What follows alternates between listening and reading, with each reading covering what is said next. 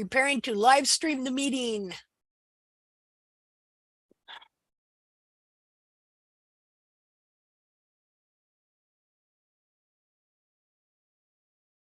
Okay. All right. Well, let's see. I'll introduce. This is Hoof Chat, Hoof Talk, whatever you want to call it, where we get together and discuss hoof distortion, what the true foot of the horse is. That's the main thrust of these talks and of the anatomically correct trim is what is the true foot of the horse. In order to have the true foot of the horse, you have to have an accurate understanding of the anatomy. And the one thing in hoof care is that for centuries, they have had misunderstandings. And these misunderstandings were then put in books by vets, who then the farriers picked up what the vet said and put it in their books. And it just goes back and forth and back and forth. And so they have developed a foundation, an academic foundation. Let's just a second. All participants. Okay. They've developed an academic foundation in error that has been passed on from generation to generation to generation. And feet that are so bad that they have made up excuses for why they are that way. The biggest one is heredity or what it eats. When in reality, it has to do with their understanding of anatomy, which is wrong. I said it, it's wrong. Okay. People don't like that. Don't say it's wrong. You shouldn't be saying stuff like that. Which is in error. And so then you base how you're going to trim that foot on the anatomy and structure that you think is true, because these feet can be formed into any kind of form. Somebody posted a picture, was it on the group, of a big good looking draft horse with big old Scotch feet, where they grow them out extra long and square. How can a draft horse work with feet like that? That'd be like telling you to take a hike over the mountains and putting you in iron flippers, like, you know, flippers like you swim in, and gluing them to your feet, saying, okay, get going. See, it doesn't make any sense, because biology and structure, when we build buildings, we have laws for how those things are built. Engineering laws, engineering principles, physical laws based on physical laws. And so they made laws because people come along, they don't know what they're doing, they build something, people go into the structure falls on them and kills them. All right, after a while they started saying, we got to make some laws here to protect people, and financially, physically, all those kind of ways. So they make laws that govern how structures are built so that you do not have structural failure. Well, they base these laws on the laws of nature and on physical laws. You know, a physical law is gravity. Okay, if I go up to the top of the house here and I jump off, chances are I'm going to break my leg, minimum. Worst scenario is I'm going to kill myself, or maybe worst scenario is I'm going to quadruple cripple myself for life, where I just lay there and can't even move my head and have to be fed by tubes and everything like that. Why is that? Because I broke a physical law. I went up to the top of the house and I thought, oh, gravity doesn't matter. I can just do whatever I want. Boink, there you go. You cannot break physical laws. The anatomy of the horse's foot is based on physical laws, on structural laws, on leverages. I can grow my fingernails long if I want, and they look really nice. Or I can even plaster some fake ones on them. But then let's say, can I go out and dig in the garden with my fingernails? No. See, that puts a limit on what I can do after that, because I could tear the whole fingernail off and severely wound my finger. See, physical laws. So what we're doing here is all based on finding and understanding an accurate understanding of the anatomy, and then learning how to help our horses maintain their feet, because they are not in an environment that's perfect, where they get just the right amount of wear, not too much, where they get just the right amount of moisture, not too much. See, so that's what we're doing. See, wild horse feet are great, but not all wild horses live in that great of an environment where they do the perfect wear, they get the perfect amount of moisture, all this kind of stuff. And so the wild horse foot is the natural foot, because a natural foot would be a true foot that had not been deformed in any way. But just because a horse has never had shoes on doesn't mean, even though it might be, quote, natural, all right? Because, nature is arbitrary. She's not very nice. See, the difference between us and nature is that we can utilize nature and we control it. Look what we've done. I'm sitting in a house here. I've got heat. I've got electricity. It's raining outside. I'm not out in the rain. I've got some big company somewhere pumping gas into my house for now. And so see how we control nature, and it can be a good thing. Now, we also know that man can do bad things, right? With pollution and this and that, and windmills. I don't like windmills. They just don't produce enough electricity to be worthy of what we're doing. But somebody's getting the kickback there, I'm pretty sure. So anyway, okay, I'm not going to get into that. All right, let's get away from that. Back up, back step. Okay, but you see how we control nature, and it can be a good thing. Now, we can also destroy nature, which is a bad thing. Okay, but our horses, if things were ideal and they were in the perfect environment, which some of the environments here in the United States are perfect. I'm sorry, it's just perfect for the horse. He gets, that in these places where these horses are, some of these places people look and say, well, there's nothing for them to eat, because they don't see lush green pastures. What you don't realize is that the grass that grows, like say on the Red Desert in Wyoming, is so nutritious. And they eat a little bit of everything. They have kind of a salad bar out there. They'll eat some sagebrush, they'll eat some this, they'll eat some stuff off trees if they can find one. But the grass itself is so nutritious, that prairie grass. And that's why you see these horses, they look like they're out in the desert, but they're all fat and sassy.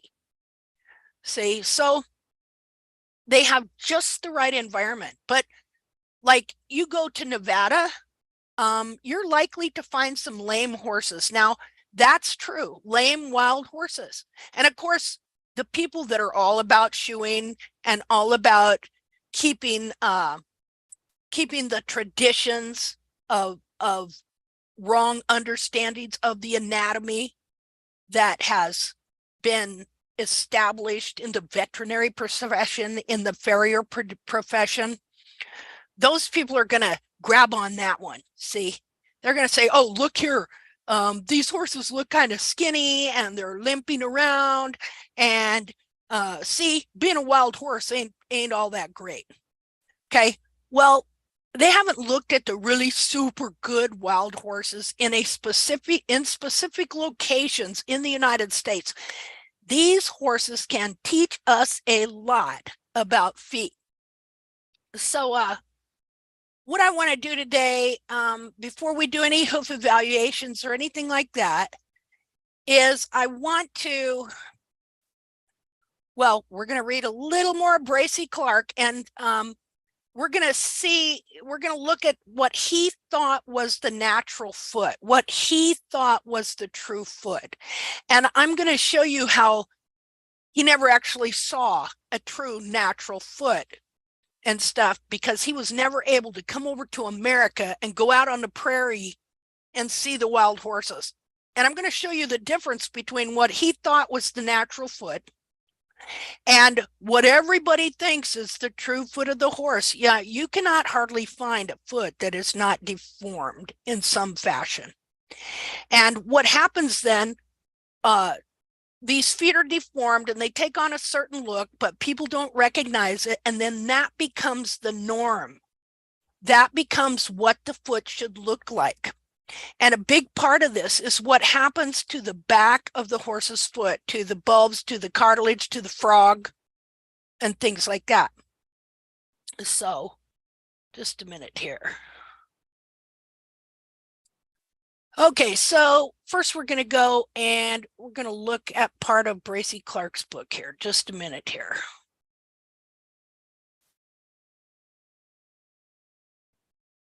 Just a second. Okay. Now, this man died when he was 91, and his research was shoved under a rug by the powers that be. And so it has come to light again in the last few years through the barefoot movement and through the fact, and the barefoot movement is a movement. Let me explain this real quickly. Barefoot trimming, as it is called, is a method of trimming based on one man's opinion of the perfect foot, of the perfect wild foot. And so all of their ideas about anatomy, everything is based on one single horse's feet that died in a government roundup, and the feet were collected and studied, and all these trims, I don't care what they call it, okay, all of them are based on and go back. It's like genealogy. See, it's about like a family tree. You can you can take teachings that people do and you can follow them back to an originator. And it's like their disciples, see, or like people have children, you know, they carry on the line, so to speak. And so in this case, you can take a teaching and you can trace it back to the originator and you can see how it got spread. See, and so we take barefoot trimming and we trace it back to the person it originated from. And when we look at that person and what they taught, what we find in this specific method is that the feet are trimmed to make the feet look like one wild horse's feet. And this is factual. And people get mad at me and upset and they say, oh, you're bashing people. No, I'm just telling you the truth. I'm telling you the historical truth here, and it can be easily proved. Okay, so we want to know these things so that we are not misled into practicing something on our horse that is going to destroy their feet and destroy them. See, I have dealt with a lot of people who have had to put their horses down from doing this trim. And so we're going to take a look at this whole deal so that you understand that barefoot trimming, as it is called, is not just trimming your horse to go barefoot. See, that's a great idea. It'd be great to have a horse that didn't have to wear shoes and was sound on all terrain. Okay, but that is not what this thing is. This and they, it claims to be able to do that for your horse. Okay, but did you know that some of these people are teaching, well, your horse could be in a lot of pain for 7 years while we're building up his foot. See, and they're convincing owners that if they love their horse, they will go through this with their horse. See, every time I'm talking about this stuff and I hear this, oh, I'm getting out of here thing, people don't like to hear this stuff, but you have to know the truth. Okay, so we're going to look at wild horse feet, different examples of them. What is the natural foot? So first, we're going to go here to what Bracy Clark said. Okay, so you should read this book. You should at least read the first 2 chapters of this book. It says about 7 years ago, while pursuing some experiments on the contracted feet of horses, he was trying to cure it. He was trying to find out why they were that way. So by the time he writes this book, he's already been, this is 1809. Well, this actual version here is 1829 because he redid it and he added some information. You go back to when he first wrote this book in 1809. Now, why should we listen to people like this? Well, that's all they did was work with horses. You think he might have learned something? I've had people tell me, oh, you can't just learn from them old people like that. Really? This guy dealt with horses' feet and searched for the truth for, let's see, he was in his early 20s when he graduated from vet school, and he died when he was 91. How many years is that? 70, almost 80 years. This guy's main focus in his life was the foot of the horse. He did dissections. He did trimming. He looked at feet. The only thing he did not have a camera. But you're going to see he tried to see the changes anyway. Okay. So he says about 7 years ago. So it's 1809. That would have been 1803. He graduated, I believe, in 1793 or 4 from the Royal Veterinary College that was actually started in 1792. And the whole purpose of the college was for horses. All right. It wasn't for dogs and cats and hamsters. It wasn't for cattle. The whole purpose for why these veterinary colleges were established originally was for the horse. There you go. Now, of course, then they took on cattle and, dogs and cats and all that other stuff as they grew. All right. But originally, horses. That's it. Horses. Okay. So he says now, let's see. So he had been that by this time studying the foot of the horse. Let's see, this is 1809, almost 18 years or so. Okay. So, and he'd been doing experiments. He'd been studying the anatomy. Here's the deal. Guess what? He's the one that named the frog stay. He's the one that named the periopal. These parts did not have names before he started taking feet apart. Okay. And he says about 7 years ago, see, sooner or later, I'll read this to you. All right. About 7 years ago, whilst pursuing some experiments on the contracted feet of horses, it occurred to me that the causes usually advanced, that would mean The reasons usually advance. The Smiths, see, would say, well, that horse's feet is like this because, well, it's hereditary, or his daddy's feet were like that, or, well, they stand over here a certain way, or blah, blah, blah. Reasons. They had different reasons. He says, it occurred to me that the causes usually advance to explain this serious imperfection were not real. In other words, they weren't true. If something's not true, it's a what? It's a lie. Now, could you lie unintentionally by telling somebody something that wasn't true? Of course. Did you necessarily mean to do it? No. Maybe somebody told you something, and somebody told them something, and somebody before that told them something, and it just traveled down to you through generations as the reason. See, people will lie on purpose, but people will also lie unintentionally. Okay, so he says, and that, in fact, now here you go. This is how he describes those who did hoof care in his day, called Smiths.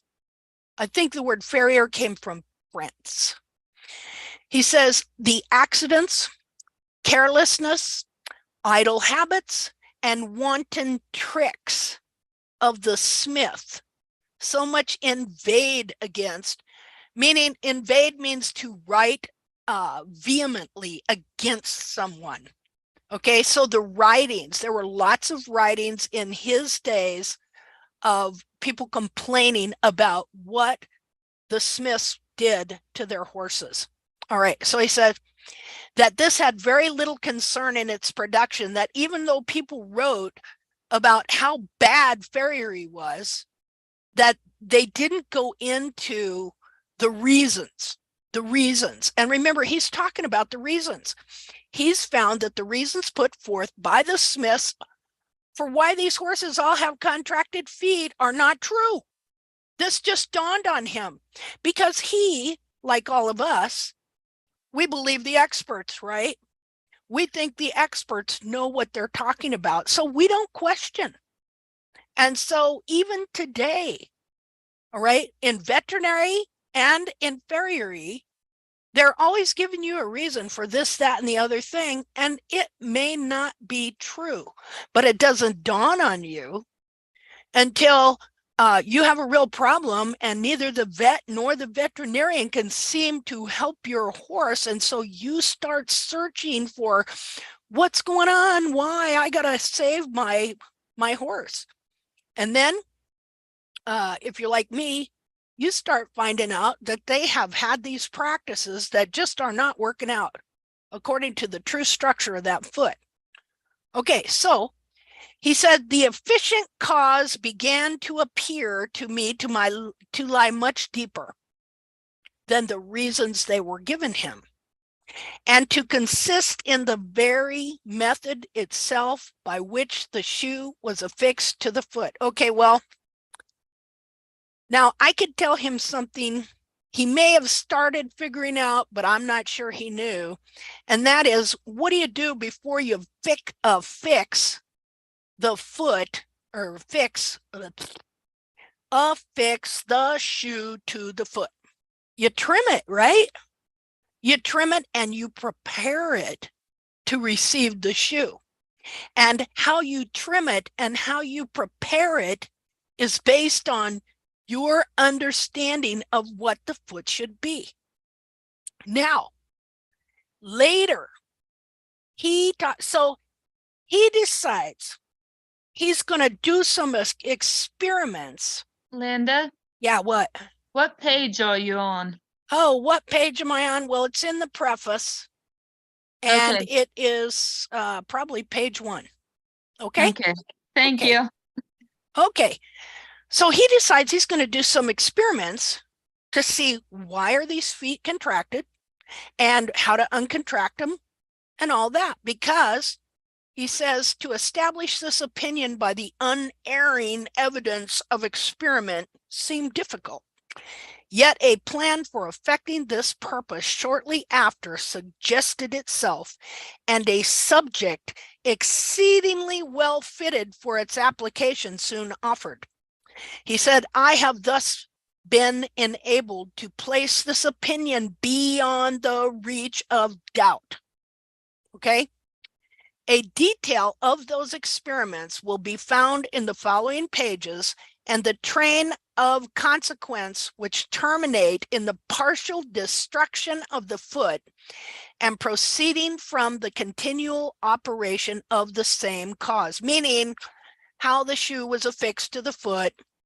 But again, what do I say? Before they ever affix a shoe to a foot, they what? They trim it and they prepare it to receive that shoe. And so it is actually, and he finds this out too, how they trim the foot and then affix the shoe to the foot is what was leading to contracted heels. And there is a whole process that a foot goes through when you trim those heels wrong. Okay, so let's go over here.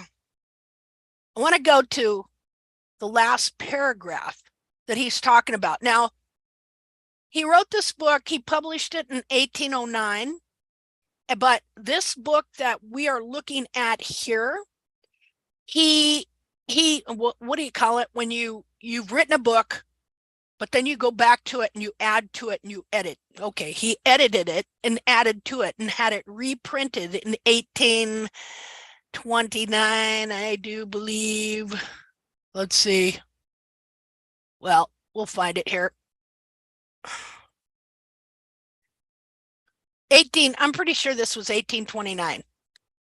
And so when he retired, he re-edited all his books and he added more information to it. Like the preface here in his first volume in 1809, it was less one page, because in this version, he talks about why none of his studies went anywhere, and it was because how he was slandered and defamed by the veterinarians that taught in the colleges. Well, the professors and stuff like that. He puts a whole bunch in there about how that happened and how he just found out about it. See, he didn't realize they were the ones that were actually demeaning him and working against all his experiments and everything like that. Okay. So now he talks about another guy, a Frenchman by the name of Lafosse, that did a lot of research as well and came up with some ideas, and they weren't good. And so this man's name was Lafosse. And so, see, they accused him of, all his research, he just borrowed it from this Lafosse guy. That's one of the things they said about him, which was not true. So he's talking about this because he knows that's what people have said. Oh, he doesn't have anything original. See, people love to do that stuff. They like to steal anything that you come up with and then turn it back on you and say, oh, that isn't nothing original. They just copied so-and-so. See, because they want what you have. Intellectual thievery is one of the things, and these people wanted to make money. See, this was a big money-making business. Horses' feet. Well, if you own Gates Rubber, right, or Firestone Rubber, all right, how much money could you be making right now? Making tires for cars, right? So if you held a patent on a shoe, or you had a book that everybody wanted to buy, you're going to be the one in the know. See, you're going to make money. It is all about prestige and money. But it wasn't that way for Bracy Clark. It wasn't about the money. It was about relieving the suffering he saw. Because when you come to a knowledge of the truth, you see, all this stuff that's going on with these horses and the reasons the Smiths are given and everything like that, they're blaming on the horse, they're blaming on this. The reasons for what's going on with these horses, and the suffering they are enduring is being hidden from the public, hidden from most people. It's even really hidden from the farriers. They just, they don't know the true anatomy. They don't know what's really going on, and they don't see how much the horse is suffering, because horses are silent sufferers and they are adapters. Okay. But in that adaption, they're paying a price, and they are suffering like you won't believe, because they have to live on those feet. And the feet to a horse, I think that's where their spirit is. Everything that a horse is in those feet. No foot, no horse. See, that is an old English proverb. And so everything they are is in those feet. And so if those feet are trimmed incorrectly and that capsule size is reduced to where they're wearing, because the capsule is really their shoe, and so they wind up wearing a shoe that is way too small. It is literally Chinese foot binding being perpetrated on the horse. These trimming methods, which are aimed, you're going to see something here, okay, that directly relates to the modern barefoot movement. And this is it. So he talks about Lafosse. He says, if anyone will read him attentively, I'd like to read him. I don't know if he was a Frenchman. I don't know if it's in English, but I would like to read him attentively. Okay. If anyone will read him attentively and altogether, they will, I think, come to the conclusion that so far from borrowing from him, see how he was being accused of borrowing from this guy? Oh, he don't know nothing. He's just copying this guy. You know what? They always accuse you of what they do. And that's the truth. Okay. He says, I will think they will come to the conclusion that so far from borrowing from him, I have allowed him to know what he never understood. In other words, if Lafosse was alive and he could read and look at what Bracy Clark discovered, Lafosse would know what he was never able to understand because he died and it never came to light. That's what he's saying. And he says, or why did not his countrymen understand it before I published and have practiced shoeing with a motion for the foot long ago? In other words, if I just borrowed from Lafosse, then why don't the French know it already? Because he was a Frenchman. He taught, them and in their schools. He says, till I praised him as making the only step that had been made. Okay, this is so crazy what he's saying. I got to explain this to you. So this is like sarcastic, what he's talking about here, because you got to understand these farriers are so set in their ways, all right, that you can't change them. I mean, their feet are in cement. Their mind is in a cement box. You can't change them hardly ever. All right. Tradition. See, that's what tradition does to people in a profession. And so, well, I've done this all my life. Don't tell me I'm wrong. Somebody, I can't remember who I was talking to recently. Oh, yeah, I think it was Sally Spencer. She was telling me about a farrier she knew who really had done a good job on her horse's feet. See, not all farriers, you got to understand, they're not all the same. They all don't trim the same. There isn't no necessary standard there. So there are farriers that leave heel and take toe. All right. And usually these horses wind up the best. So Sally was telling me about a farrier that she had for many years. And she was talking to him about that's when she was first getting into the barefoot movement.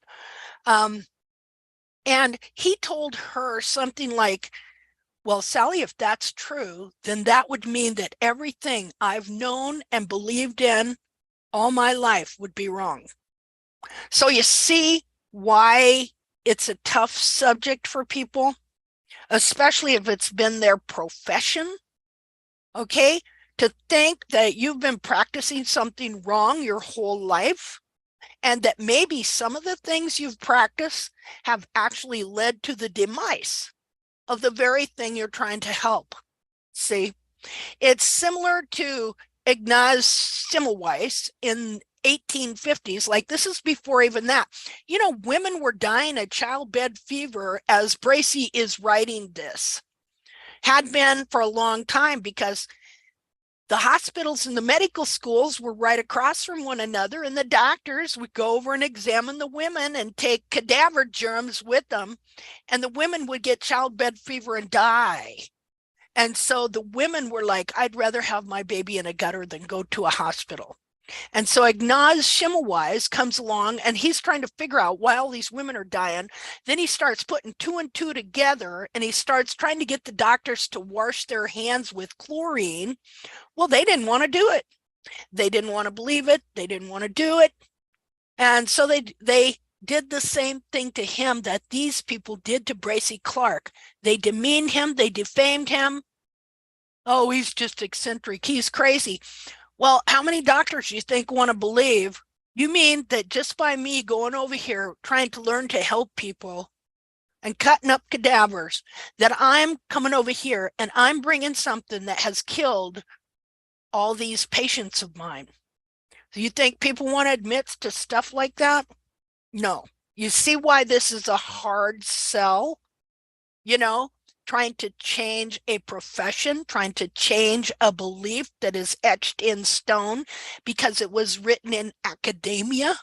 See?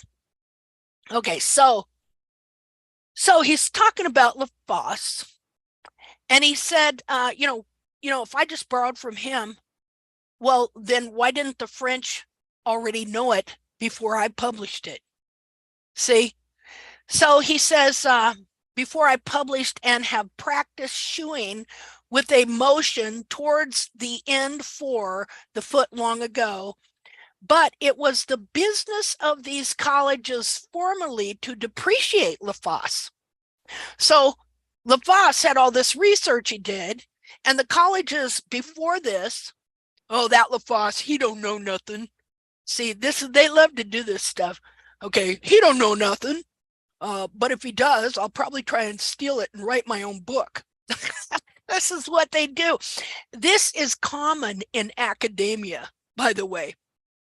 Okay, that takes some little guy that ain't a nobody, some first-year student, but the guy's really been researching and doing this and that and coming up with stuff, and they'll go, well, I'm going to shove that under the rug, and I'm going to get rid of him, and then I'm going to take it, and I'm going to publish it. They do this stuff all the time. They steal. They're intellectual thieves. All right. That doesn't show a concern for people, does it? So he says, but it was the business of these colleges formerly to depreciate Lafosse till I praised him as making the only step that had been made, though a false one. Okay, so something Lafosse came up with was wrong, but for some reason these colleges all wanted to adopt it. So they didn't like Lafosse. They didn't like what he said. But when he come up with a really horrendous doctrine, they all went, oh, that makes sense. Let's all do it. What was the doctrine? Well, let's read and find out. For certain it is that by his false doctrine, say false teaching, that means teaching. You see, here's the thing that academia has done. They've changed our whole language so that the words people used to use to describe things, well, now it might only apply to religion. All right, like the word doctrine. Okay, if I say the word doctrine now, right away, people go, oh, religion, Christianity, warning, warning. You know? But the word doctrine simply meant teaching, not just a teaching, but a teaching that is established as a truth. Okay, and so It's used in law. You may not know that unless you're a lawyer. Okay, but we're not lawyers. We don't hear those words they speak, doctrines of law. It's used in medicine, or used to be. See, but to the common folks like us, we never hear that word, not unless we're Christians in church or something, might hear it on occasion. All right. Well, guess what? We never hear the term false doctrine. All right. See, they understood the whole context of false doctrine is when you are taught something is true, it's not. Okay. But if you're never even aware of these words, a lot of times you're not going to be aware that, hey, people are teaching stuff that's not true. Yeah, false doctrine. See, we have to be able as people to discern truth from error in everything in life. And we do it unconsciously to a point, but it's something that we need to develop. So he says LaFosse made an advance with these colleges and the farriers when he taught a false doctrine and they all adopted it. So what was it? What was the false doctrine they all adopted that was so destructive? Here it is. He says, but it was the business of these colleges formerly to depreciate LaFosse till I praised him as making the only step that had been made, like in centuries, though a false one. For certain it is that by his false doctrine about frog pressure, he did a great deal of harm, and the effects of it are still felt by thousands of men and horses, both in England and France at this day. So, here's still. What is the big teaching in the method of barefoot trimming? Frog pressure.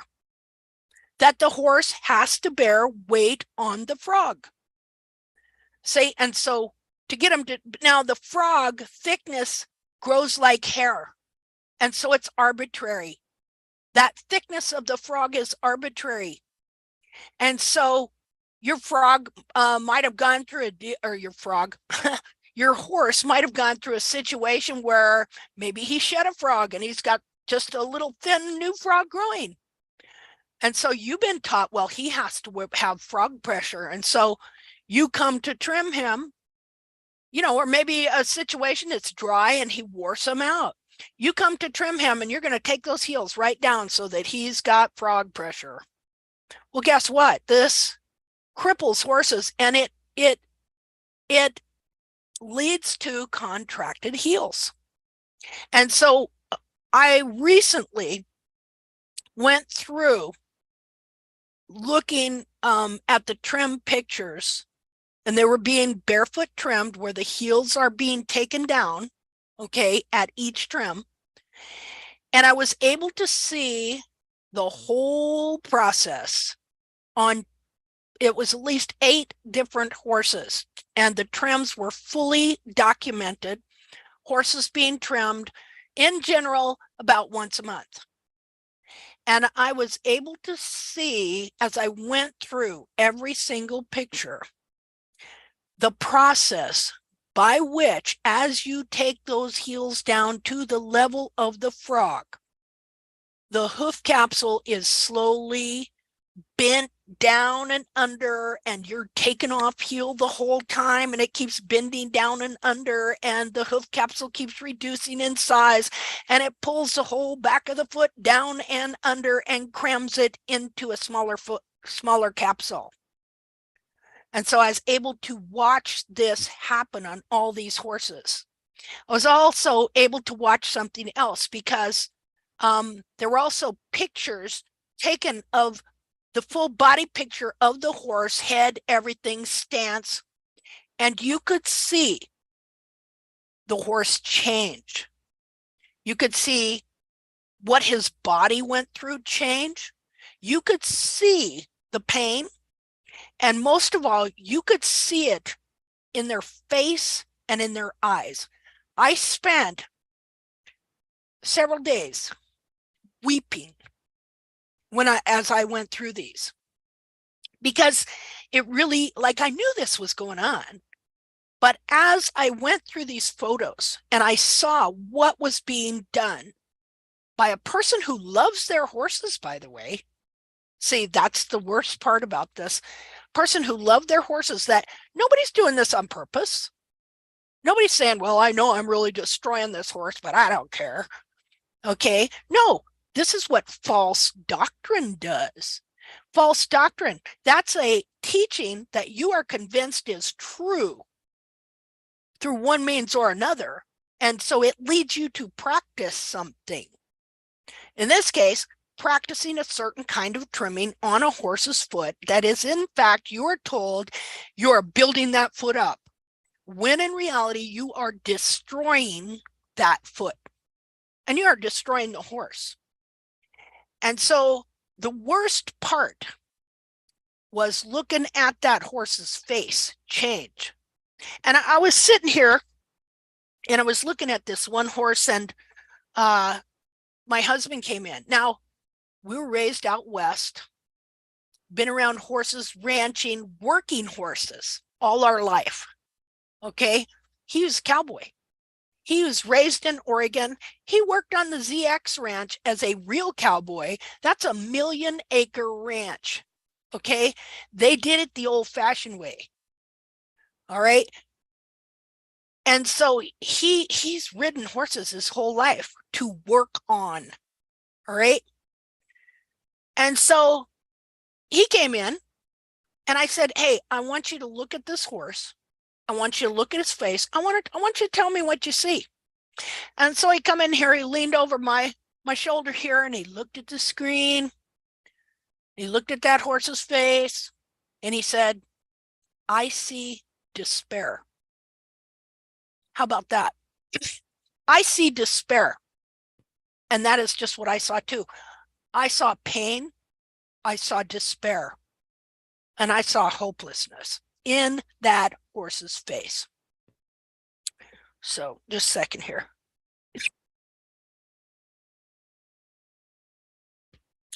So Bracy Clark talks continually about the false doctrine of frog pressure. Now, how did the false doctrine of frog pressure get into barefoot trimming? And what did they base their anatomy on? And no, like I said, nobody did this on purpose. But this just goes to show you the big want that was in the whole field of farriery and veterinary knowledge about the horse's foot to begin with, that somebody could come in and have no scientific training whatsoever. Oh, well, wait a minute. No, one of them did have scientific training. One was a veterinarian. Okay. And so she read vet books over there in Europe on the coffin bone. See, there was a big debate over there in Europe between the vets and the so-called hoof experts about whether the coffin bone was ground parallel. You know what that means? That means, does that coffin bone set flat in the foot, or is it slightly elevated in the back? That's all that means. Does it have that's called the Palmer angle. So is it flat or is it slightly elevated in the back? This was a big debate and it was written about in many books. You just don't even have any idea how many books there are on horses' feet, because we don't think about it, you know. But if we go back in time and realize that the horse was everything, okay, our very existence depended on the horse being sound, and the fact that it was an economic thing, then we'll understand that there were books upon books upon books upon books that were written. All right. And people had ideas and they were competing ideas and competing philosophies, and it all meant money. Okay. And so The horse's foot, is the coffin bone flat or is it elevated? Is it a ground parallel coffin bone? You will hear this taught in barefoot trimming. Let me tell you that to get a ground parallel coffin bone, you have to trim down the heels and force frog pressure. In fact, you pretty much got to get rid of the frog. And yeah, okay. You have to get rid of the frog. You have to get rid of its thickness, or you cannot obtain a ground parallel coffin bone.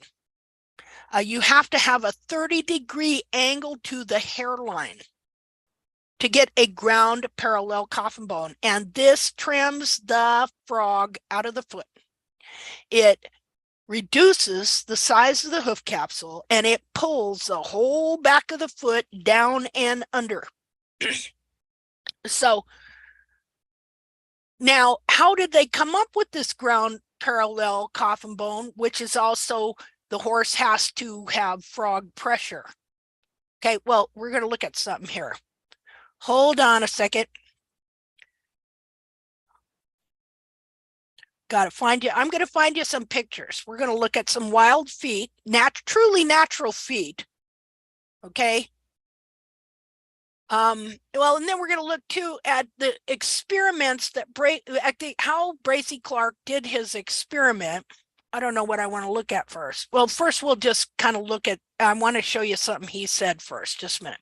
So here's his another book he's got called A Series of Experiments on the Horse's Foot for finding out why they have contracted heels. All right. So I want to read you this because it's kind of cute.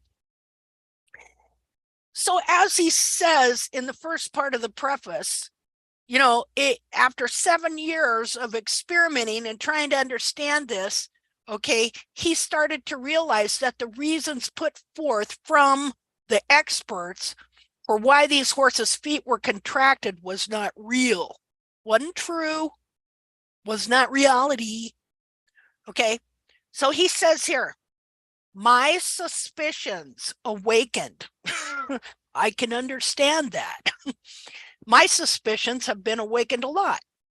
My suspicions awakened could not rest long without their truth or falsehood being proved. See, when it comes to the horse's foot, well, everything in life, it has to deal with truth or falsehood, truth or error. All right. We want truth in everything. I want the truth about how much I have in my bank account, because if I write a check and there's no money in there, first of all, I'm going to get charged $35-40 by the bank, and I'm going to get charged $35-40 by the establishment to which I wrote the check. And if it's an accident, it's one thing. But if I start doing it on purpose, I could even wind up in jail, right? So there you go. You see why truth means a lot, right? So he says, my suspicions awakened could not rest long without their truth or falsehood being proved. And an experiment for ascertaining it shortly after suggested itself. That of taking casts in plaster from any sound, healthy foot under the influence of the shoeing process and repeating these casts from one period to another and then comparing them with each other. They would then afford me the particulars of change that might take place and the quantum of something, diminution. He uses words sometimes. I can't hardly spit them out, and I got to go look them up in a dictionary. Okay, the quantum of something of the foot in a given time. I think that might be shrinking of the foot. That's what it means. And the shrinking of the foot, okay, of the foot in a given time. Other circumstances unfold in themselves that were not looked for as the experiment proceeded, of which we shall now present the reader with the details. I mean, it's just so great. I love this guy. So in order to see the difference, okay, you know how we have cameras, right? And we take pictures of every trim and then we compare them one with another. What happens at each trim? If he would have had a camera, this is what he would have done. But he didn't have a camera. And photography, as far as I know at this time, was not invented yet.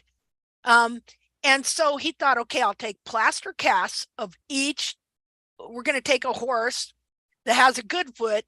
Then we're going to shoe it with the method these guys use. And we're going to see what happens to it. That's what he's doing.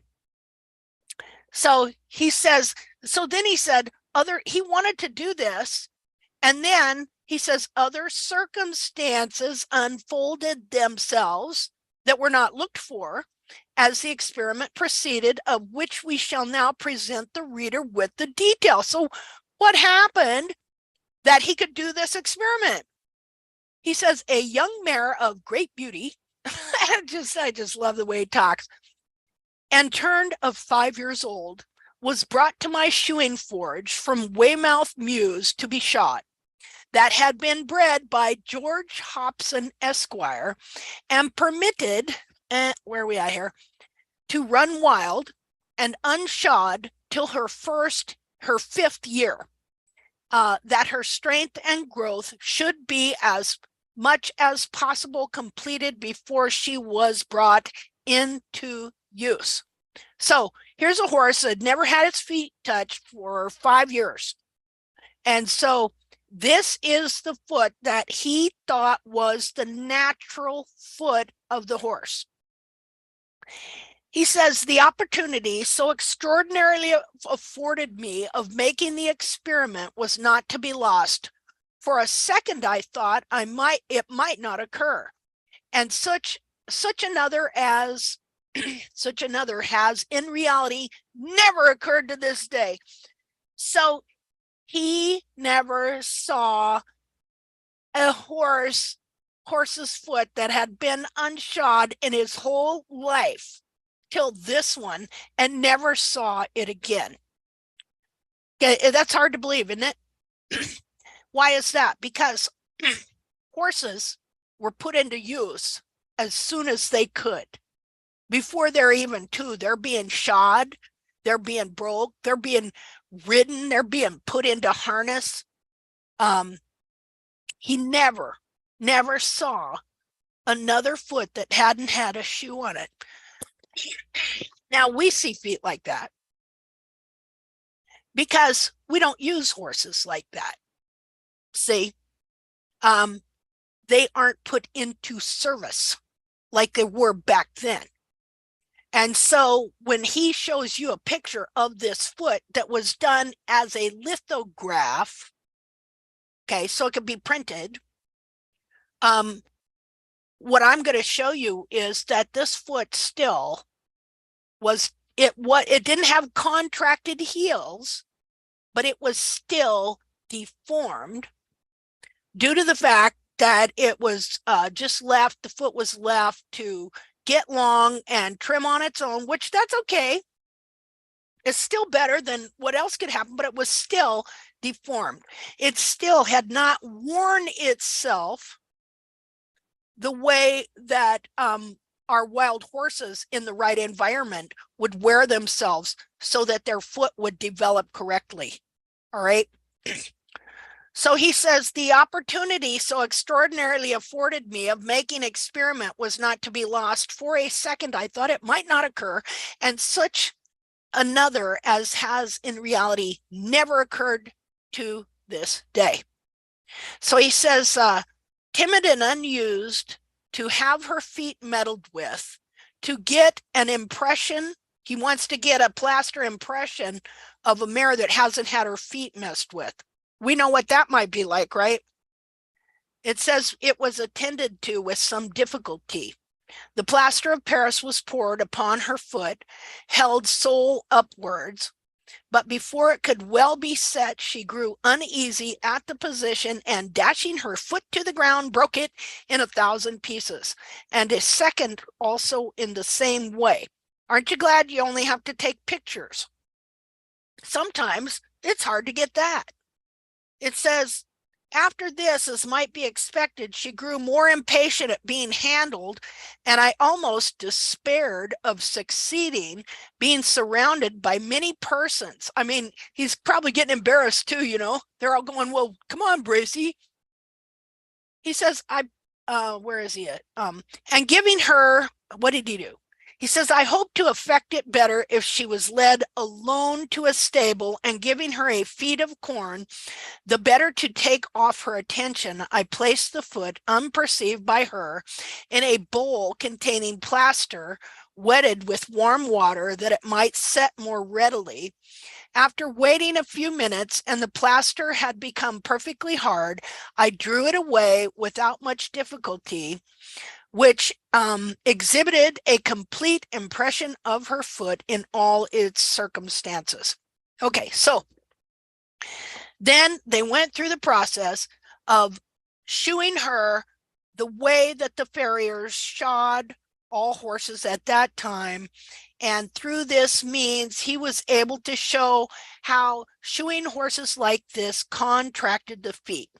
Okay, so he went to all this trouble to do this. All right.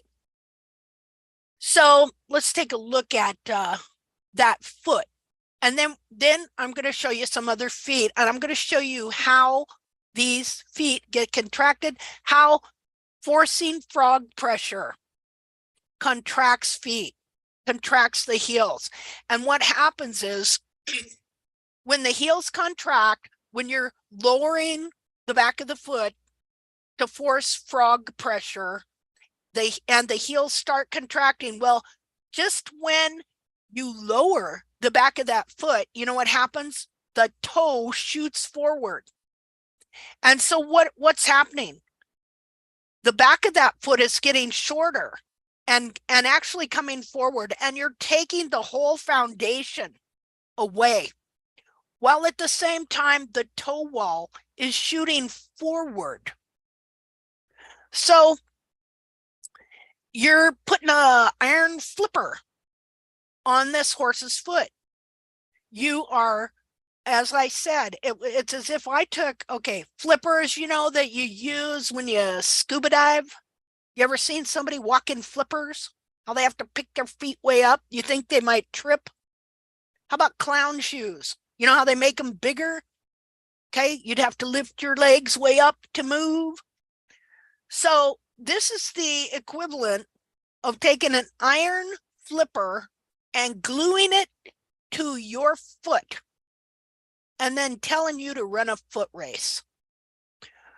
Okay, so what happened was all these horses were so prone to trip and fall. And he talks about how most of these horses were damaged by the time they're 5 years old. And their life expectancy was half of what it should be. And the accidents and everything were so horrendous that people were getting killed and maimed all the time, and the papers were full of it. And this is all because of frog pressure. So I know that when he shod this mare, that he would lower her heels like the farriers did to try and as close as much as possible obtain frog pressure. And this set the foot on the road, so to speak, to catastrophe. So let me show you some here. Oh,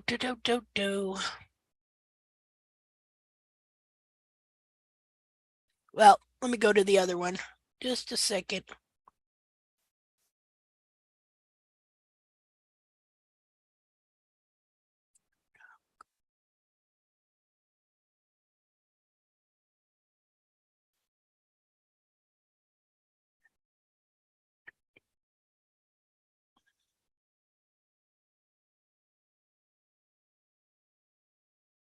Okay, here we go.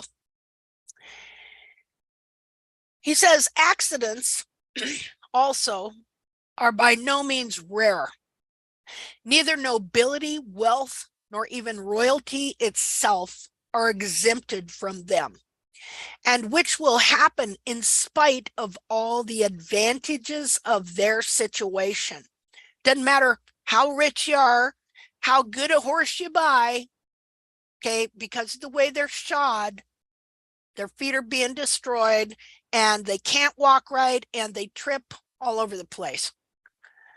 So it says, the dreadful fall of Lord Deerhurst, by which he lost both his eyes, and the Marquis of Tavistock and the Marquis of Thomond and of others are yet presented to the remembrance of our contemporaries. Now, we don't know these people, but they would have known these people well. That'd be like saying Eminem was riding a horse and the horse fell and he was blinded, or he was killed, or he was maimed. See, we'd know who that was. Okay, and he says, William the Conqueror himself, after all his toils, fatigues, and dangers of war, found his death in the fall of his horse, having been thrown forward upon the pommel of the saddle. Just a minute.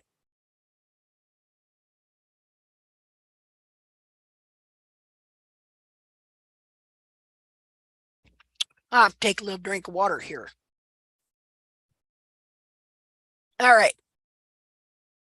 So William the Conqueror, we're over here, himself, after all his toils, fatigues, and dangers of war, found death in the fall of his horse. Having been thrown forward upon the pommel of the saddle, he was so bruised that he died of the injury. This accident, by the monkish historians of the time, was imputed to the judgment from heaven upon him as the punishment for his cruelty in burning down the town of Mantes in Normandy. Others said the horse put his foot on a live cinder of the burning town. Oh, hold on.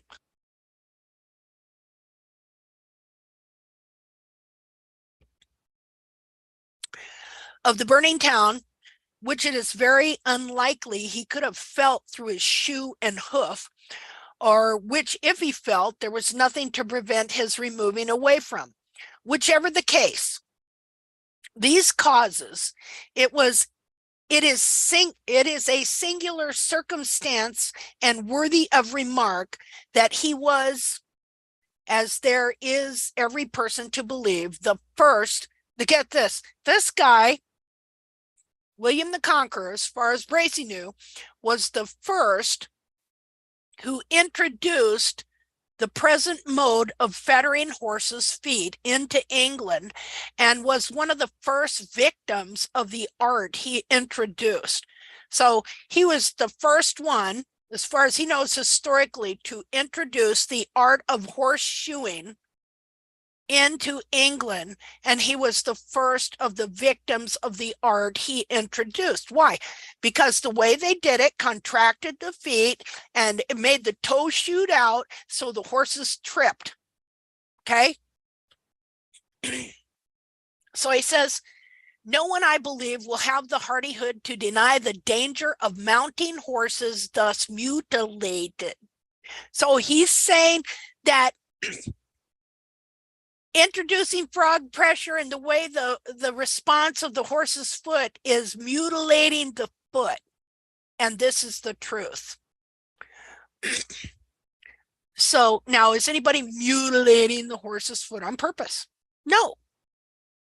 Okay, they don't know what's happening. I didn't know what was happening to my horse when I was doing it. Okay, I can tell you they were unsound. Because no, they weren't footy. See, we've developed all these words within the barefoot community. Oh, he's a little footy. You know, well, he's really lame today. And other sayings like, well, he's sound on grass. I've heard people say that. You know, now some horses are sound in all terrain. I'm not taking that away, but that's because somehow they have escaped some of this stuff, or they just look sound, but there is continual damage going on. All right. I can prove all this. Every word of it with evidence. Mounting evidence, by the way. Okay, so no one will believe I have the hardihood to deny the dangers of mounting horses thus mutilated. Among my acquaintance and friends, I could relate many instances of miserable accidents, and the newspapers are furnishing plenteous proof every day in support of this assertion. The appearance also of broken knees proclaim everywhere the little assurance there is on feet that have been so ignorantly treated. This was rewritten, re-edited in 1829. The same stuff, same beliefs, same practices going on today. And in fact, now this frog pressure wasn't a big thing with the cowboys and the people in the West. Okay. And never was until now. Okay. Now, because the barefoot movement adopting it because they looked at one dead wild horse's foot and developed their understanding of anatomy according to that foot. Okay. And frog pressure. See, frog pressure is a big deal. Got to take those heels down so that you get frog pressure. Got to engage the frog with the ground. What is frog pressure, by the way, Linda? Well, that's where your frog is on the ground. Okay. We'll talk more about that so you can understand it more. Okay, Yeah, thank you. so like if I look at my heels and there's a little space there, I'm going to lower my heels so that my frog has to hit the ground. They believe that as your frog hits the ground, and I believe that too. I was taught that. I did that trim for 10 years. Okay. They believe that the frog has to hit the ground, has to have direct pressure all the time. See, they don't look at, well, how much frog have you got there? You know, how thick is the frog? Things like this. Because this is what we're taught. This is what we were taught. And this doctrine of frog pressure, okay, this started in the 1700s with Lafosse and was crippling horses all over the place. And Bracy Clark saw this. And here's the deal. You'll see people quoting Bracy Clark, oh, he was against shoes. He was like us. No, he wasn't. He was not against shoeing. He was against the method that was being used. He was against this doctrine of frog pressure. Why is that? Mechanically, structurally, it all has to do with structural engineering. You chop off the back of the foot. It lowers the whole back of the foot. It puts all the horn tubules at an angle shooting forward. You're just building a foot with flippers, except in the barefoot movement, they learn how to take the toe back so that instead you have Chinese foot binding instead of big long toes sticking out there and the horse tripping a lot because of the toe. You're bringing that toe back, bending the foot. It's forming a false concavity because you're bending the foot. And that's what I saw in all these pictures I was seeing of these 8 horses that were trimmed monthly with this type of trim, where you trim the heels down to the base of the frog, trim the heels down to the base of the frog. And that's what I was seeing. Because at first, the toes started shooting forward. And then somewhere along the line, this person learned to take toes back. And they started taking the toes back. Well, then the foot started bending in the center. And you could just, you know, that still is horrendous on the tendons. And some of those horses looked like prime candidates for DSLD because of the way they were being trimmed. Because you could take up 1 to 2 inches out of the back of the foot, out of the foundation of the back of the foot. Okay, we'll look at some of those pictures, but I wanted to, well, I'm just on to sharing this. Anyway, he says, I could relate many instances of miserable accidents The newspapers are furnishing plenteous proof every day in support of this assertion. The appearance also of broken knees proclaim everywhere. Common to see horses with broken knees. The little assurance there is on feet that have been so ignorantly treated. Now get this, a very large coach proprietor in London, Willen, struck with the misery of the bearing rein. This is a rein you put on these horses to keep their head up. So they can't put their head down so they won't trip. And I have people telling, oh, I've been driving coaches, and no, that's not what we use it for. We do it so they don't run away. You know, in Black Beauty, if I remember right, it was so they thought it was makes the horses look pretty with their heads way up like that. Okay. But actually it was to keep them from tripping. So he says a large coach proprietor in London, Willen, struck with the misery of the bearing rein and perhaps a broken jaw or two. And I'm going to show you a bit here in a minute. That'll, you know, they would put 2 or 3 bits on these horses just to keep their heads up. It wasn't to keep them from running away. It was to keep their freaking head up, and also to cause misery and pain and take their mind off their feet. See, he talks about all this in here. So he says, okay, large coach proprietor in London, struck with the misery, he came to understand the truth of how painful this was for these horses, jacking their heads way up. And perhaps a broken jaw or two, ordered all his horses to be freed from them. On being put to work, the accidents with their knees became so extensive, because you got the cobblestone streets, right? That he was again compelled to relinquish his what? Humane endeavors.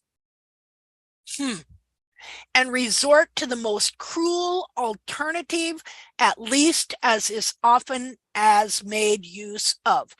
The present system of shoeing and its consequences ruin such multitudes of horses that surely the discovery of its cause beyond the power of denial cannot but be the highest importance in the affairs of mankind, as well also on account of the suffering of the animal, for it is not 1 in 30 of all that are raised live to see the half of their natural life expected.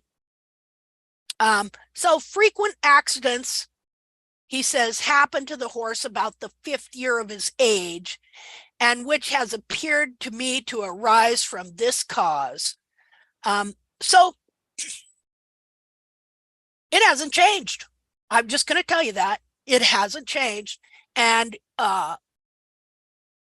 barefoot trimming, which is a method of trimming based on a specific type of foot that calls for constant frog pressure. And to get that, you got to constantly trim the heels down to the level of the frog. Okay. Guess what? It offered so much, but guess what? It's doing the same thing. Only now it's worse. You know why? Because it's bad enough to have a professional that's deluded and deceived practicing something on your horse that's causing his early demise, and you're being given excuses for why this is going on that aren't real. Okay, but now it's even worse, because now we got the internet, we got online classes and courses, and ooh, I can make money doing that. And so everybody has jumped on this bandwagon with this marketing that is so abundant. And so these people go through the farrier, and then they run into an ad by a barefoot trimmer that says, we have the answers for you. Look at the natural foot, da, da, da, da, da. And so that offers hope to a person. And it's a fact that you could have feet that are so bad and so long that when you start trimming them with the barefoot method, they get better. But they go past better. They go past better as you continue to bring those heels down to the base of the frog, to force frog pressure, to deform in the opposite direction.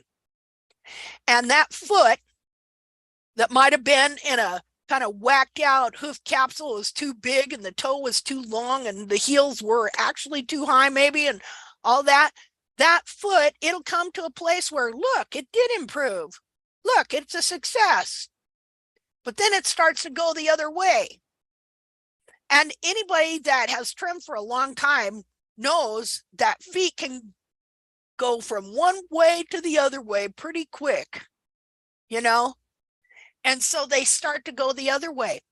And then they start offering the same excuses that the farriers were offering. You know, it used to be that everybody in the barefoot movement went, oh, these farriers, they're always saying this is heredity. We know it's not. Now they're doing the same thing, see? It's heredity. It must have been his daddy. No, it's the trim. It's the trim. You have picked up old false doctrines. Now, again, did anybody do this on purpose? No. Nobody does it on purpose. So now you see why it's worse. It's worse. First of all, if you had to put any of these horses in service, they'd all need boots. Most of these horses aren't worked. You know, they're just in a pasture, in a stall, in a this, in a that, rode for pleasure.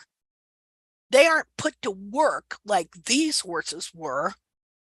Because if they were put to work by the way these horses were, boy, they'd be throwing shoes on those horses quick. Because at least the shoes held a foot together. All right. Why do you think so many boot companies have risen? Okay. Barefoot is not in boots. Okay. So the worst part, worst, not as worse, but equivalent to this is the fact that now we get to take a class and learn to mutilate our horses ourselves. See, we can learn to mutilate our own horses. How special. See, like I said, nobody does it on purpose. Nobody did it on purpose, but it's done. This has become a doctrine now. See, it's become a doctrine, cutting them heels down to force that frog pressure. So how did that happen? Okay, so he goes on to say a lot of things. He goes on to talk about, this is why you need to read this about 10 times, because he's wordy. This guy's wordy. He talks in more than a text message. You know, I couldn't even read it at first. Like, okay, I did a paragraph there that was a sentence that was a paragraph long. All right, I've got to go do something else for a while. So I just kept reading it and reading it and reading it and reading it. And pretty soon I started seeing what he was saying in all of it. And so another thing they do is they put severe bits on horses. Okay. And because that pain takes their mind away from their feet and whips and spurs and all this kind of stuff makes these horses forget their feet are in pain. So I'm going to show you something here. I'm going to show you a bit I bought, a bit I bought at a thrift store the other day. Now, I've seen these bits, but I never really handled them. You know, at first glance, they just look kind of like a snaffle bit or something to me. I don't know. And so I'm going to show you this bit, if I can figure out how to do it. Just a minute. Stop share. Okay, and okay, I wonder how I can make stop video, choose pin. Okay. Okay, see that? Everybody see that? No, Really? Oh, I gotta share again. Wait a minute.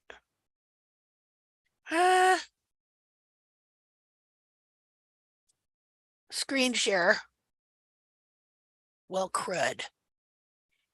Okay, so I wonder how I do this.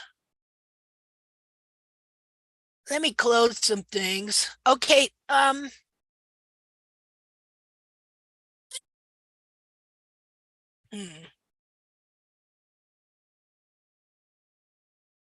So you know how you have that little square that shows your oh, like if I had the web camera in front of my face or something, it shows your face, where you're at, what you're doing. Just a minute. Darn it. Well, I wanted to show you this bit, but I don't know if I'm going to be able to. Speaker, gallery. Oh my goodness. Just a minute. Like if you were to look up at my name, hide self view, hide non-view participant, exit full screen. Okay, well, I don't know how to do that, darn it. Webcam, because I wanted to show you webcam and I want to show you this carriage bit.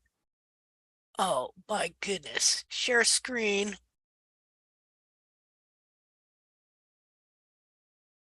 Just a second. Share screen options. Let's look at that. Advanced sharing options. Share screen. Huh. I might not be able to show it to you. Darn it. You'd probably have to take a picture or video and then post that. Yeah. Reactions, copy link, invite, show chat, share screen.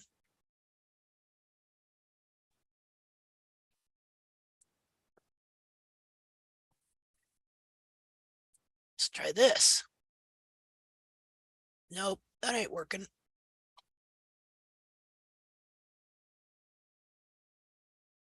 Well, I'm getting lost here. Okay, well, anyway, this bit is horrendous. If you will look up at my, okay, do you see my little picture there with my little horse and the hoof? Yeah, I see your hand on it. Okay, well, okay, I'm going to show you this bit.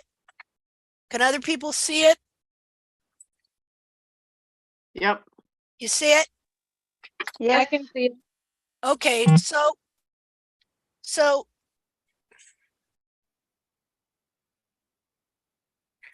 here's what it looks like. Okay, wait a minute. Get this up here.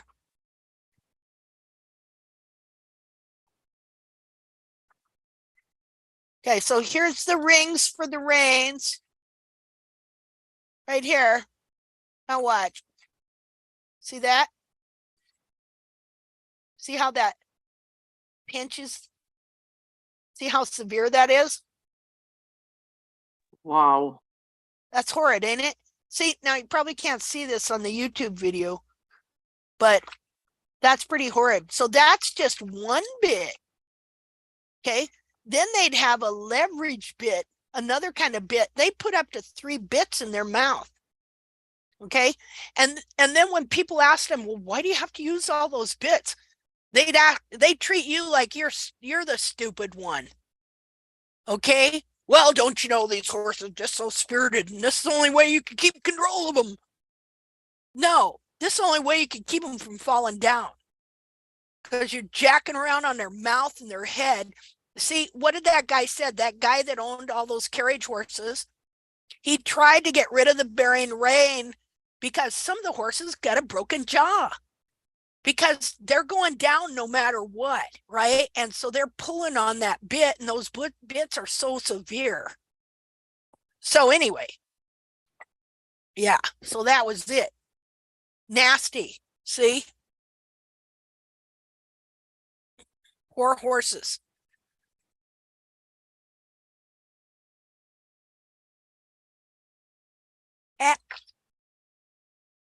Okay. Let me get that. Okay. Okay, so we're going to look at hoof anatomy according to the natural barefoot trimming method, why it's wrong. Okay. Because of what it does.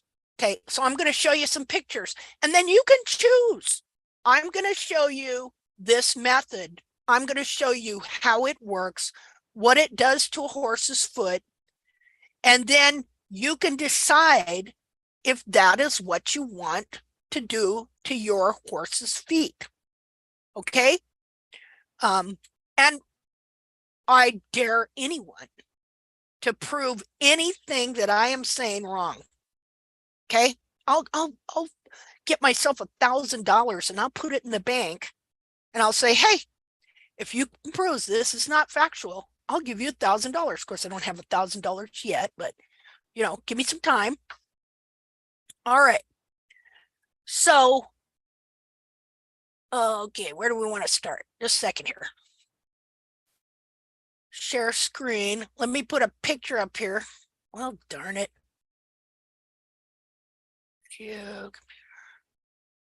Now this thing is messing with me and not allowing me.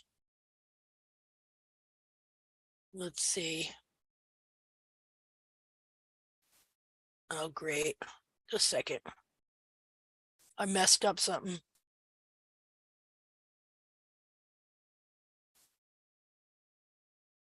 Okay.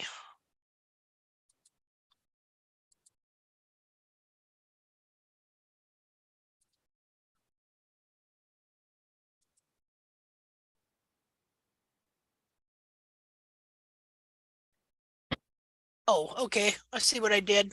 Just a second. Okay, while I'm getting some pictures, I'm just going to let you look at this. Okay, here's some wild hooves. They all look different. Okay, look at this one here. Looks quite a bit different than that one. This one here looks quite a bit different than that one. Now, these feet here, this on a dead horse on a reservation up in Washington, which would be a great place to go find some feet, come to find out. Here, this one's different yet than that one. Okay.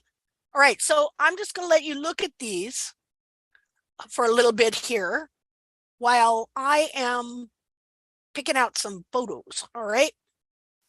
Okay. Well, actually, I got to pick out photos on here. Okay. Just a second here.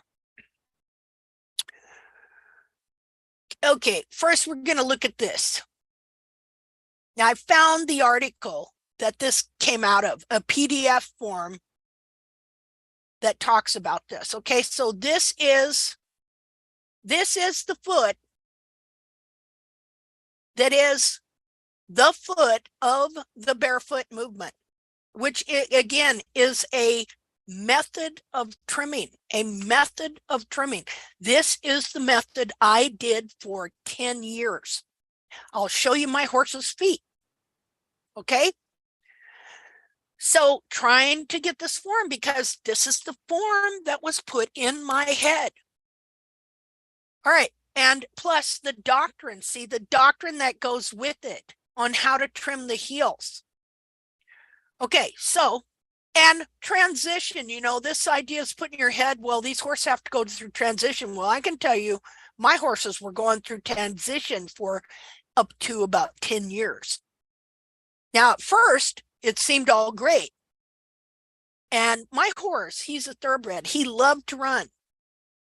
He just kind of quit loving to run like he did. You know, so just to let you know.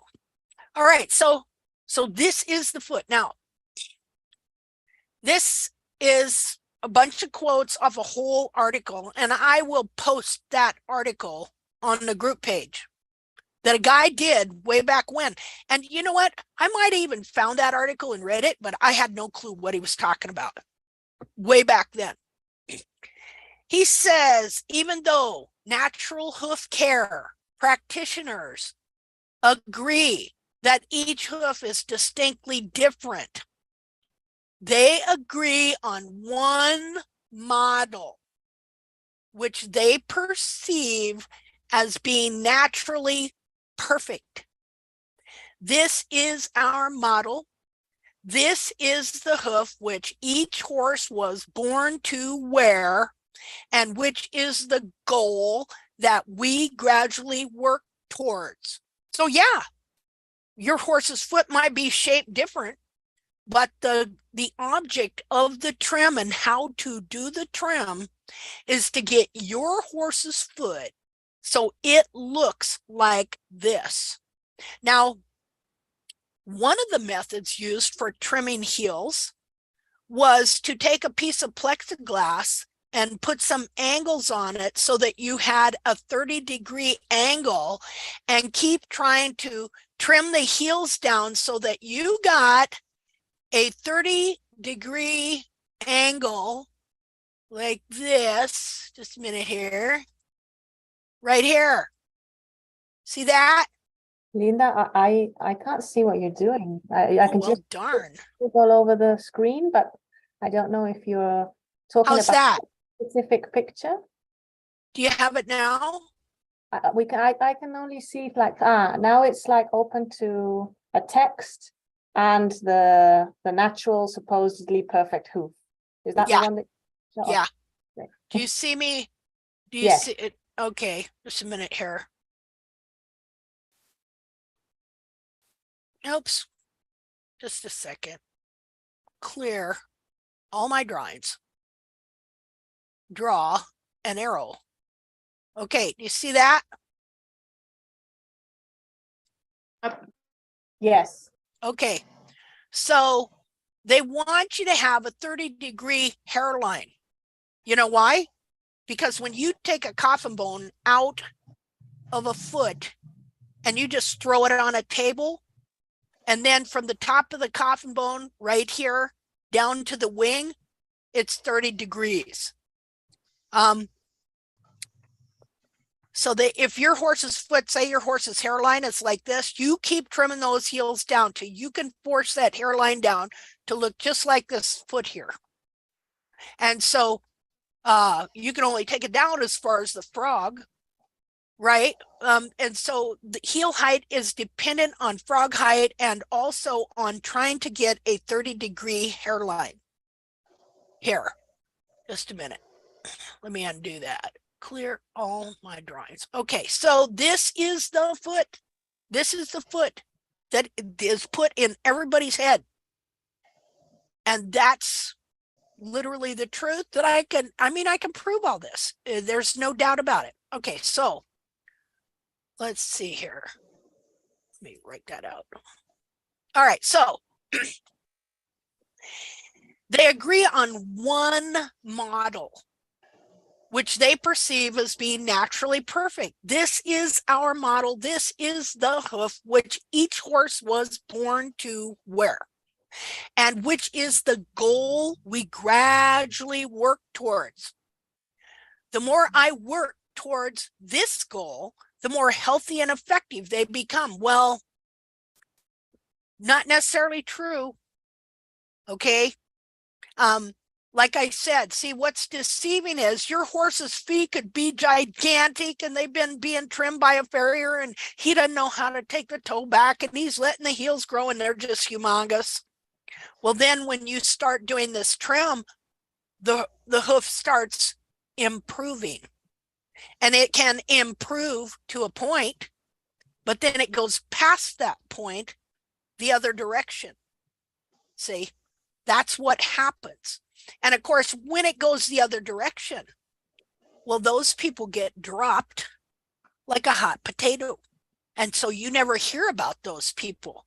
We only hear about the so-called successes, not about all the whole trail of lame and dead horses. And when I say dead, I mean dead. We have a lot of group members who have dead horses because they followed this method of trying to force a horse's foot to look just like this. So he says, and here we go. That was Dr. Rick Redden. He's got what's called the 4-point trim, which that's taken from Gene Ovenick's research, where they imprinted wild horse feet with boards. They paint the foot and then they put a board on it to see what was bearing weight, and they would see 4 marks 2 in the pillars and 2 in the heel. Okay, so he says we will make this model to be the industry standard. Again, here we go. You see that foot right there? That's what is put in your head that you're supposed to make your horse's foot look like. Okay. Linda, What? I'm Angeliki. Hello to everybody. Hi. I just sent you a photograph because of the hoof, of Berninitra's hoof. I Mhm. had the plexiglass. I did this trim for 3 years, and the photograph is from 2007, shows you exactly the result. Okay. I'm going to go look right If now. you want to show it. Yeah, Yes, see, I thank did you. it too. I did it too. I have pictures of me using that plexiglass. You can see it online. 30-degree hairline, look it up. And you'll see people holding that plexiglass up to their horse's foot and then trimming the heels down to try and get as close as they can and lower the back of the foot like that. Let's see. Just a second here. We'll go to here. Oh my goodness gracious. Yeah, that's pretty horrifying. Let's see. And then I should show a picture of the current foot since you've been, and did you trim her into mechanical laminitis? Because that's what this does to a lot of horses. Trimming the heels out like that trims a lot of these horses into mechanical laminitis because you're creating a situation. You're creating a situation in which the hoof capsule, okay, let's go back to the flipper, the iron flipper. Okay. You ever walked in one of those flippers? You know how your foot wants to pull out of the back? Okay. And the flipper wants to pull out forward. All right. So this is what happens to these feet. The hoof capsule wants to pull out forward, but the foot wants to stand up where it's supposed to be and pull out the back. So you've got the foot actually pulling in 2 different directions, capsule pulling one way, foot pulling another. Well, if it finally becomes detached, you have laminitis, and that is trimming induced mechanical laminitis. Okay, so here's the picture. I'm going to take an image and enlarge it. Notice the toe. See, here's what happens. So the toe starts shooting forward, and then you go think, oh, well, I got to bring my toe back.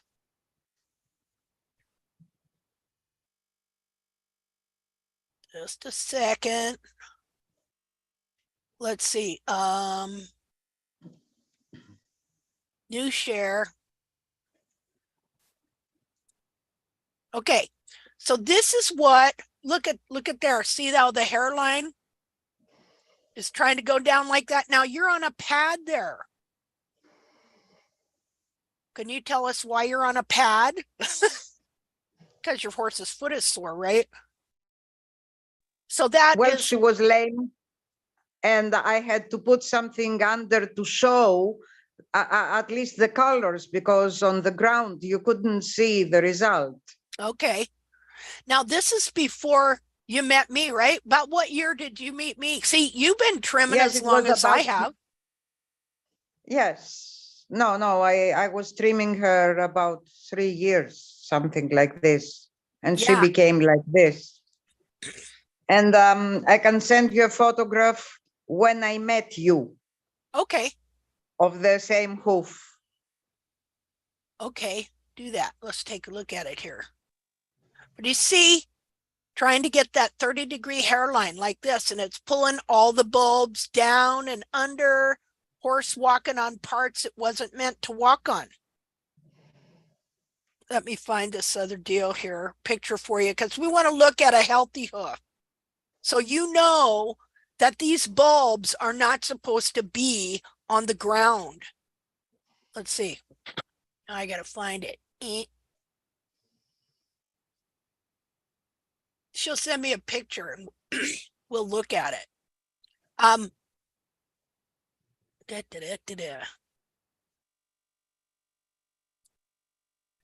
Okay. Well, this is a dissection of a foot that was a good foot, actually, that missed being over trimmed. Trying to remember where I put this one picture.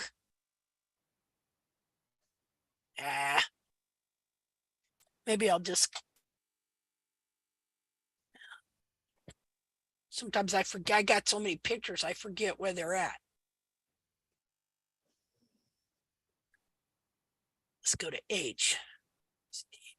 E, F, G, H. Hoof. Hold on, I'm getting there.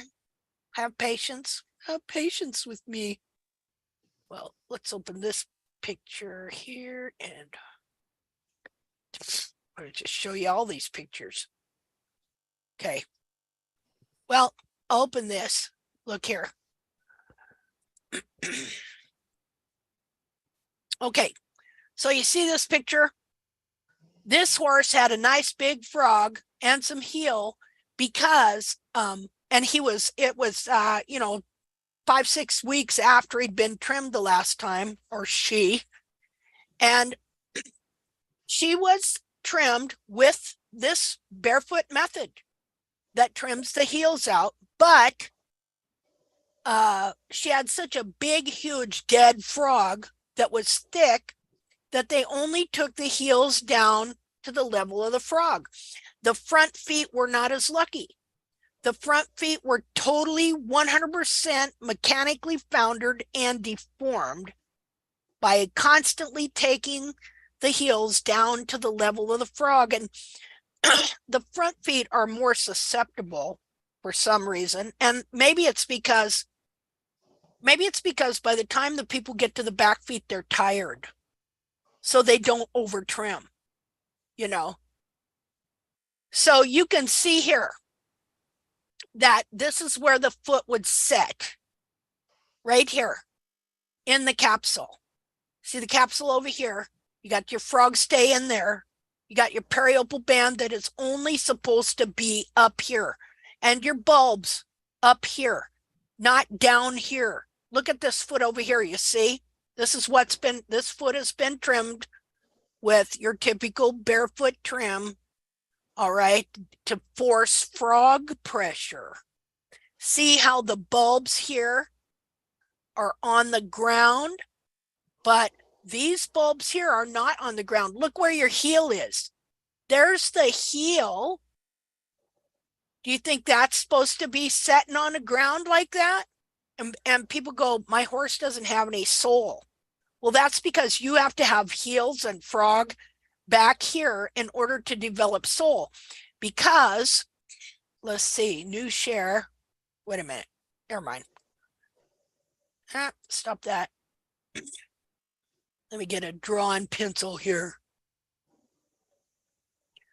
Okay, so the wall starts growing here, grows down to the end of the foot where it joins with the sole, and then the sole starts growing, and the sole and wall are joined together here. See, that's your sole. Don't you think that you should have at least that much sole under your heel? And then your frog is like this. It grows from in there and under to there. Okay, now your heel comes down about like so. Okay, your frog, let's do a different color frog. We'll do red. Your frog grows like this. See, about like so. That's your frog. And this is the protection your horse needs under its foot. Okay, so let me undo something here.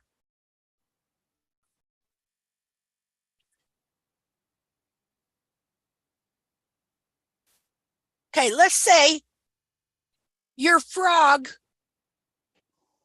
sheds and it's grown out again by the next time you trim, but it's only this thick.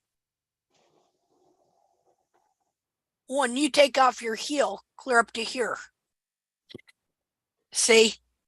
You see, frog depth, frog growth is arbitrary. You know what arbitrary means? It's never the same. You know, I know people like that. They're called narcissists.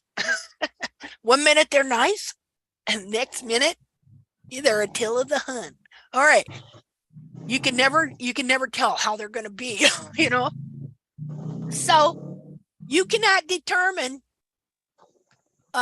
heel height by frog depth here, because frog depth can be different each time, depending on the weather, depending on the ground, depending on different things, just like your hair. Okay. So do you understand why you would want your some heel height here to keep the sensitive structures off the ground, to have some sole under the foot? Okay. Because the more you trim this down, it pulls all this down and under the foot. This is all cartilage and fat. I could take my hand and bend it, twist it under the foot, twist it under there. Okay, just a minute here. See, you have to understand how hoof distortion happens. And this can happen to a horse that's never been trimmed. They can be out in a pasture, could be soft, their feet grow long, and then this heel here collapses forward and under because it gets all this leverage on it here. Too high. And since the hoof capsule, well, look at here, it grows forward. See there? Well, the longer it gets, the more forward it gets. And so if the heel gets about this long, it becomes a lever and it collapses forward. And then what's it going to do? It's going to pull all this anatomy down and under the foot. Now remember, this hoof capsule here is attached to this foot here, right?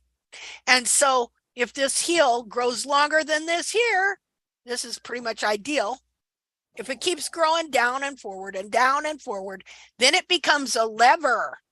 And this lever collapses forward and it pulls the whole back of the foot down and under. Well, when you're trimming the heels out and taking them down and down and down and down, it does the same thing. It pulls the whole back of the foot down and under. Only then you're doing it gradual. And as you do it, you're constantly trimming the heel down, constantly trimming the heel down. And so it gets so that actually, if you were to look at it with the hairline clear down like this, your heel buttress was supposed to be like that, but now it's like this. Pretty soon it's like that. Like so. Okay, let me undo this. Gotta figure out where. Okay. Okay, so where was I? Now you see on here how I took the frog off of this foot and put it on this foot where the heels have been trimmed out and the bulbs have been pulled way down under. And she has no heels at all. She's just pummeling her sensitive foot and her cartilage. Okay, so I want to go look at this foot. I want to tell you how people make false conclusions, and then they try and trim to get a foot that is deformed. And then they have everybody trimming that way and deforming their foot exactly like that. Because this foot and its anatomy is subject to physical laws. Let's see here. New share. Where am I going to go? Okay. Just a second. I got to find the right thing to show you here. The right version.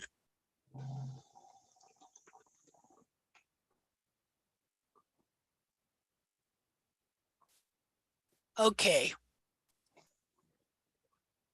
Okay, now all these posts, all these things are used under the fair use doctrine of copyright law for education and for criticism.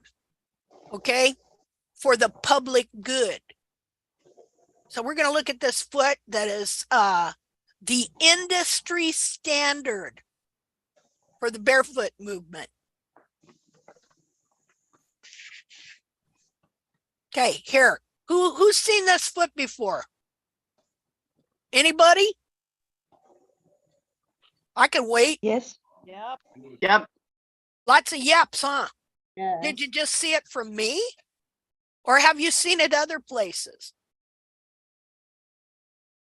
Other places. Other places. Okay, so if we were to type into Google and search for wild horse hooves, this is going to be the most popular foot on the internet. This is the model we use.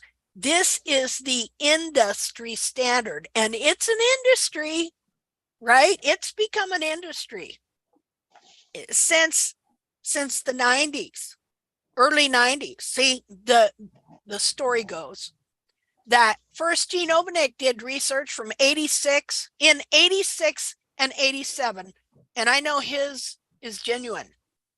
Okay, and then in 92 and 93, now he published his research, and you can read that online under, I'll post that link.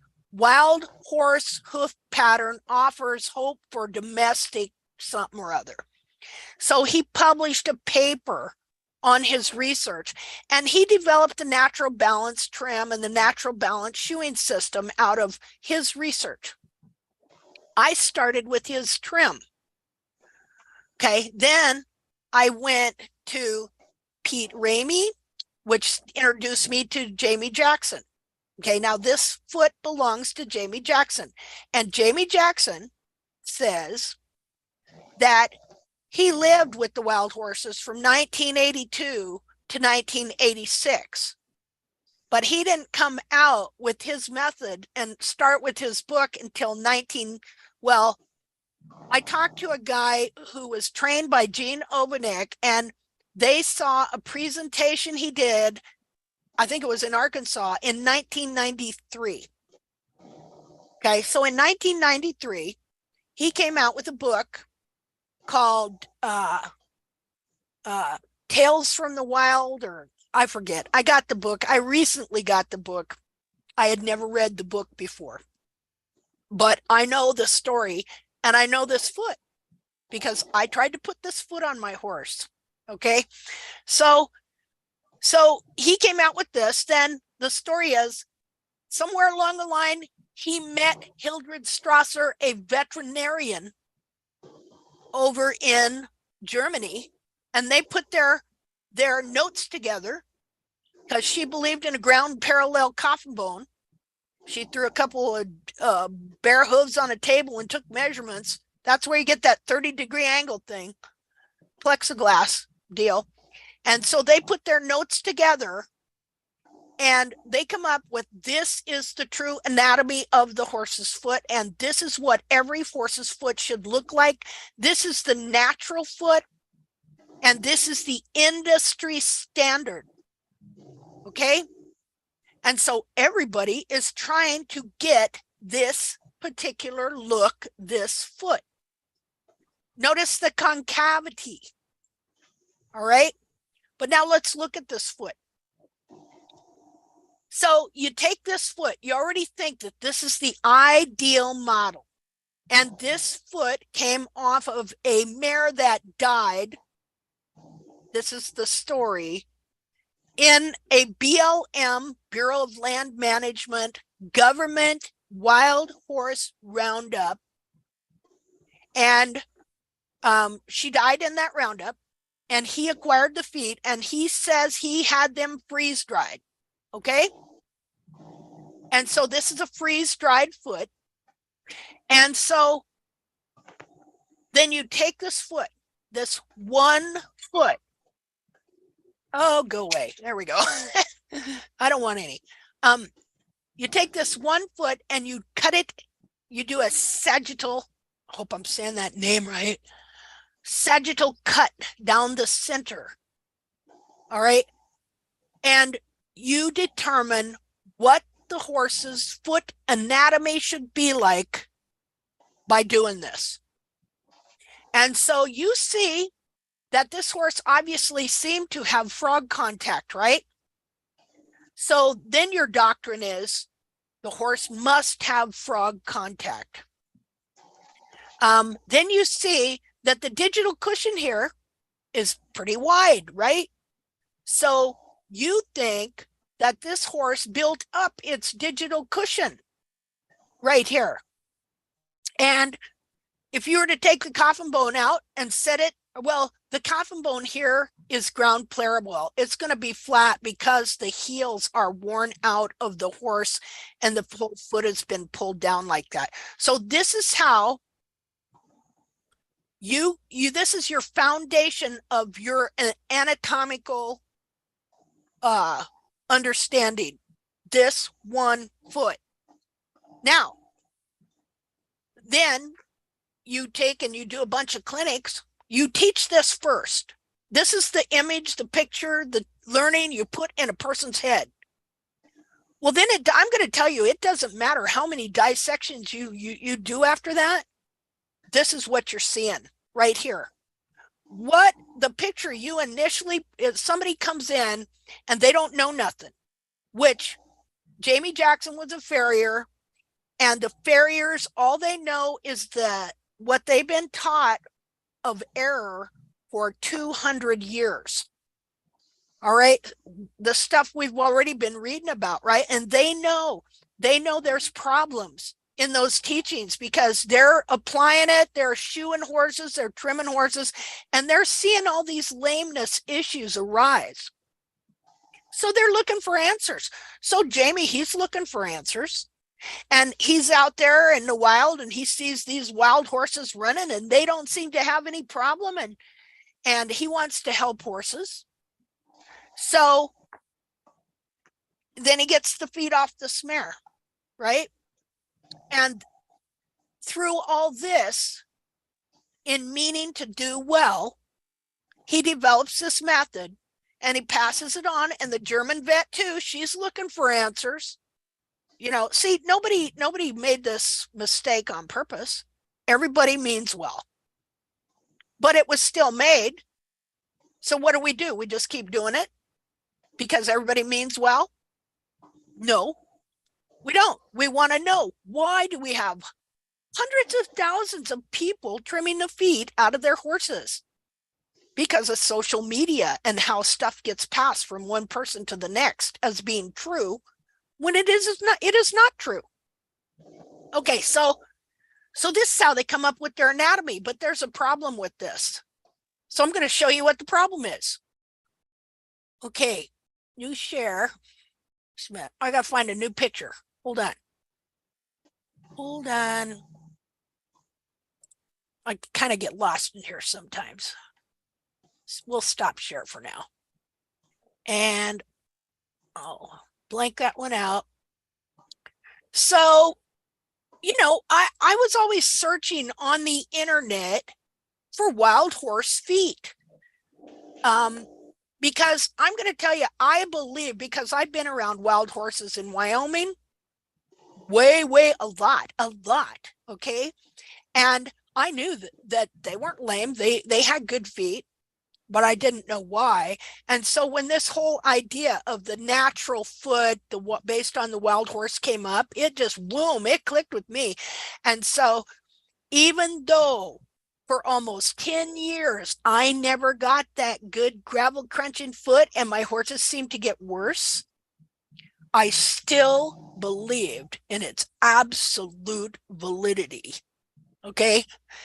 So I'm searching around for other wild horse feet and I find this farrier. Somebody found a wild horse's foot and they gave it to him. Just a minute, I gotta find it. Okay, right here. Just a second. Now I gotta find where I'm at here. Well, I seem to have lost.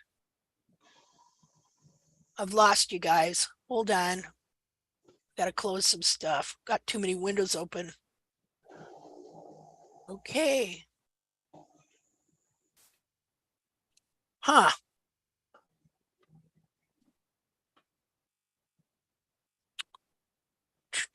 Well, this is going to end anticlimactically because I seem to have lost connect.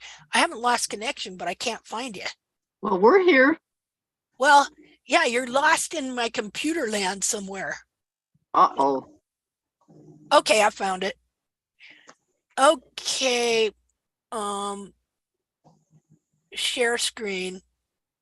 Oh, well, yeah, you would be gone. Just a minute. Just a second.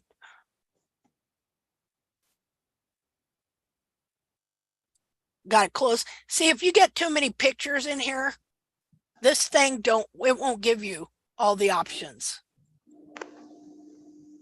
So let me see. Please show up.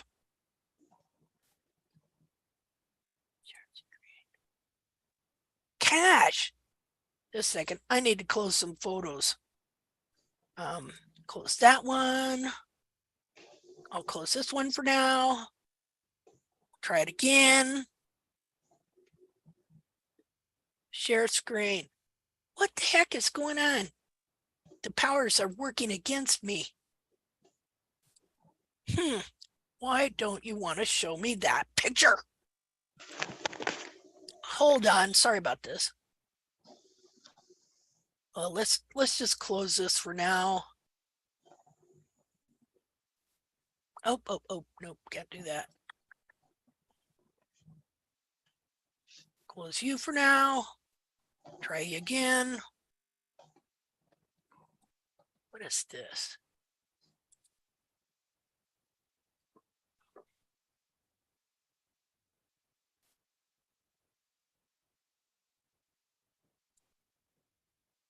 Maybe this time. Share screen. Aha, okay. Okay, now, do you see this picture? Yes. Okay, thank you. I need, playback. Okay, now does this look like that other foot? Let's put them together. Hold on. We're going to put them together side by side. Okay, here's this foot. And let me get this other foot. The perfect foot. I'll do a different picture where they got that thing in giant form saying it's the perfect foot. Just a second. Are the heels of this one a bit too long because they're a bit underrun? Could they be? Or Well, see, because that's what's been put in your head. See, I'll show you why it's not here in a second. Hold on. Now you got to remember that this foot hasn't been freeze dried. And so when they're not freeze dried, they shrink up. So I hope I can show both these at the same time. Wait a minute.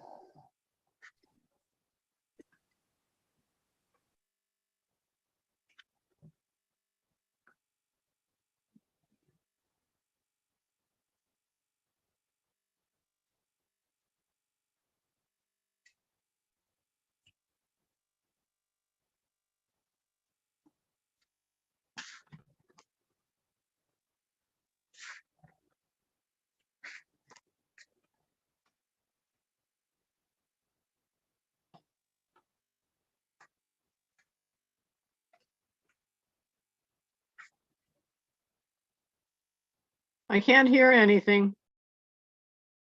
Oh, there you go. Okay, now you see this is freeze dried.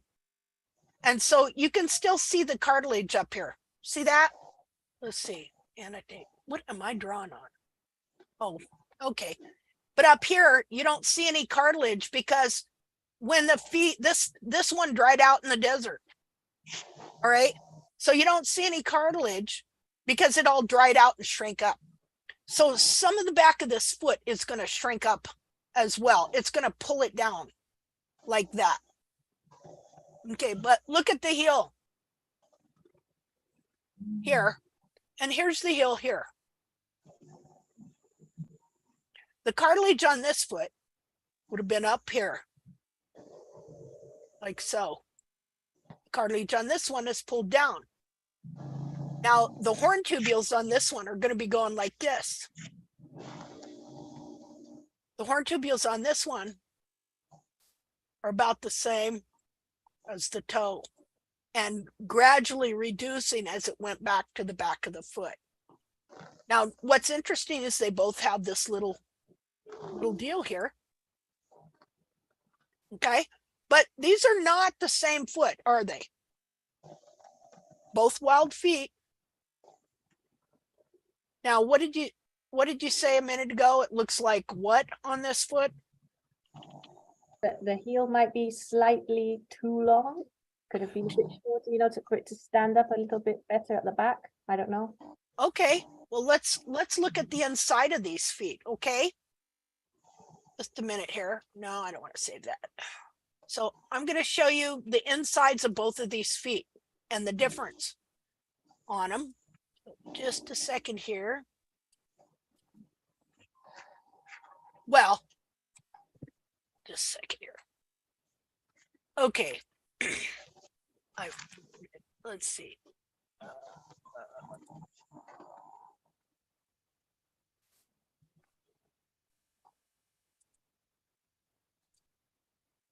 Okay, man. Well, if this will let me get on it again, for some reason I have a hard time getting back to, let's see, let's just close some stuff out here, see if I can find myself. Facebook, Strasser, just a minute here. This stupid thing does not want to let me get back on Zoom. Okay, there, I found it.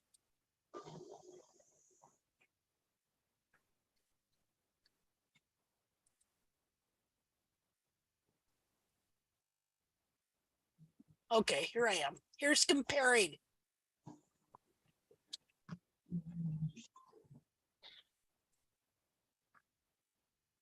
Okay, can you see this Yep, now? Okay, Yes. so here's this foot here. First of all, I want you to notice this. Now, when they cut these feet in half, you're cutting right smack dab between the bulbs in the back of your horse's foot, right through the middle of the frog, up through the middle of the toe. Understand? Okay, let's look. I mean, like I said, this is you decide what kind of foot do you want on your horse. All right. So when we look at this foot here, I want you to see something. This is all frog. All this here is frog. This is what you call the frog stay. Bracy Clark named it. He also called it the bolt. Can you imagine? Why would somebody call it the bolt?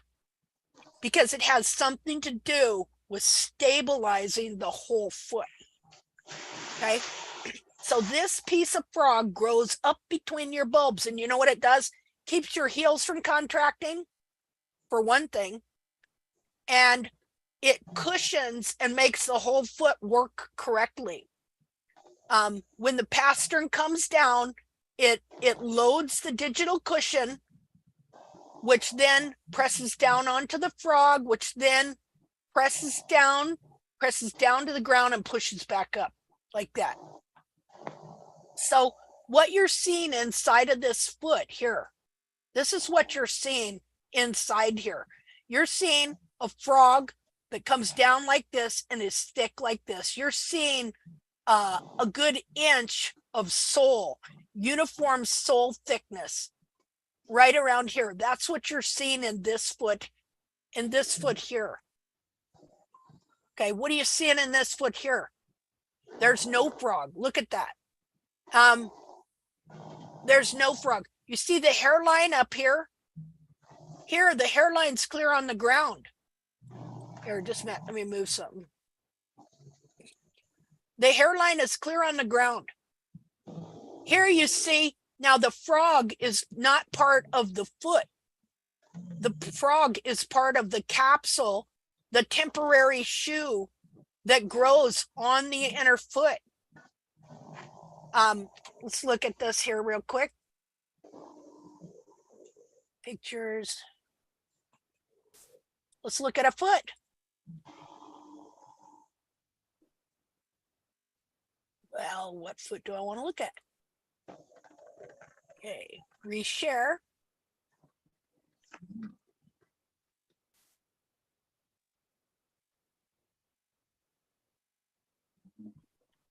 But now my share has disappeared. Man, I tell you what. Am I really seeing this right? Share sound. What in the world? Well,